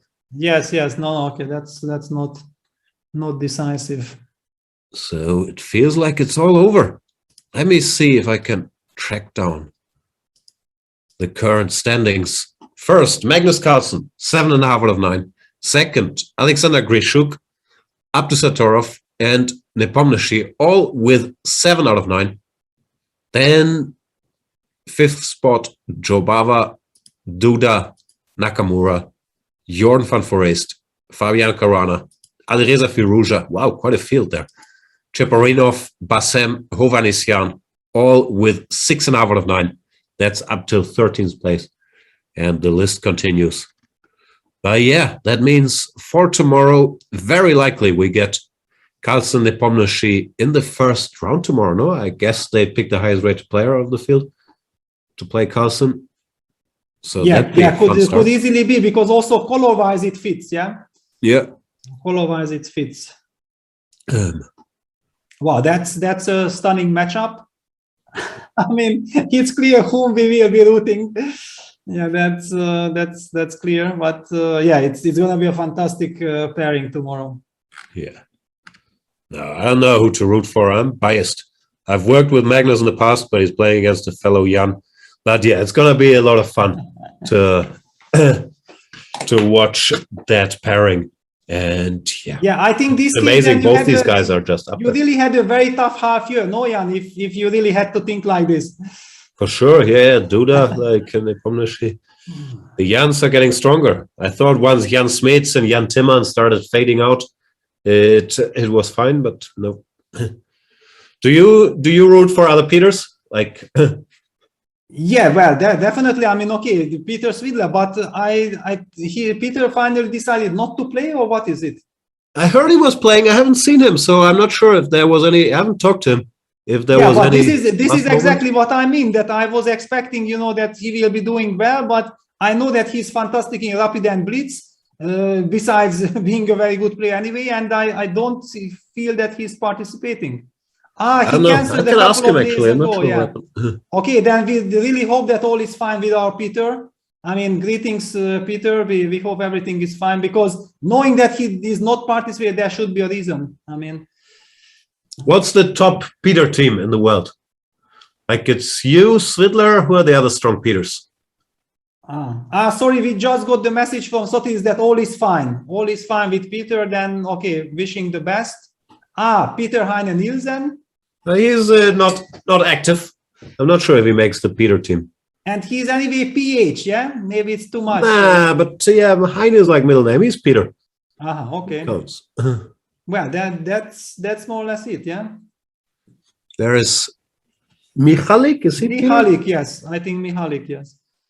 But basically, then the Jan team clearly outmatches us. Yeah, the Jan team is pretty good. Yeah, like if we count like different spellings, which we should, because same name, no, Nepomniachtchi, just how it's transcribed.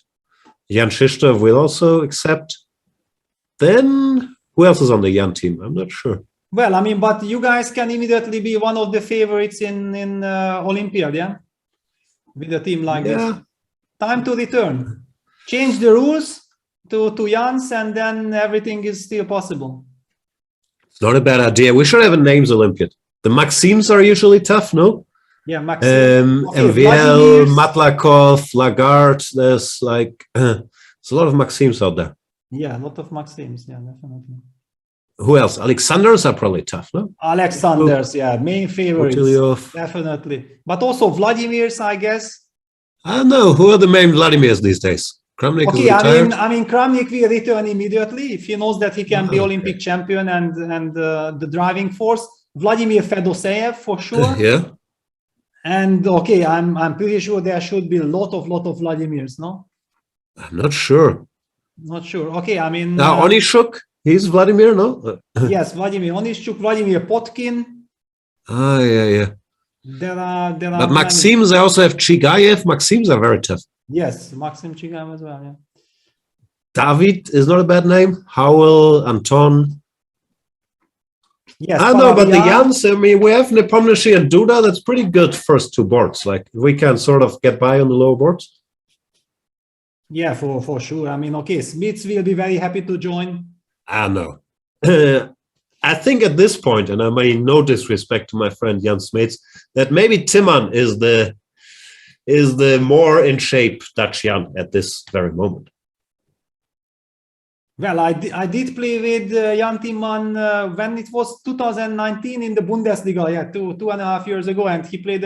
First of all, he was extremely well prepared, so it's clear that Jan still takes chess very seriously.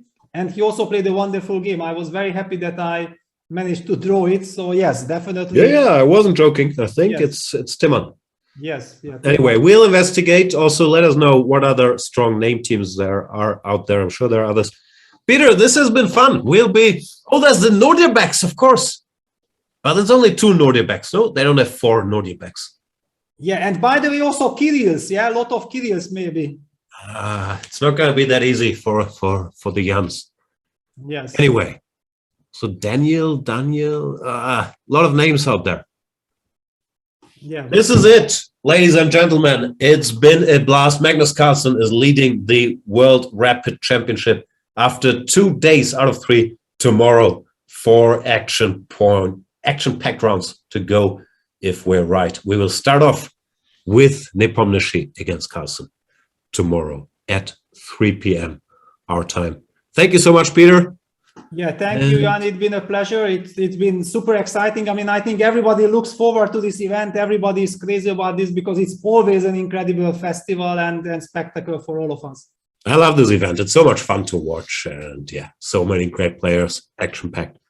See you tomorrow. And thanks for watching. Go premium. Buy all the courses, especially mine. And see you then. Yeah, see you then. Bye.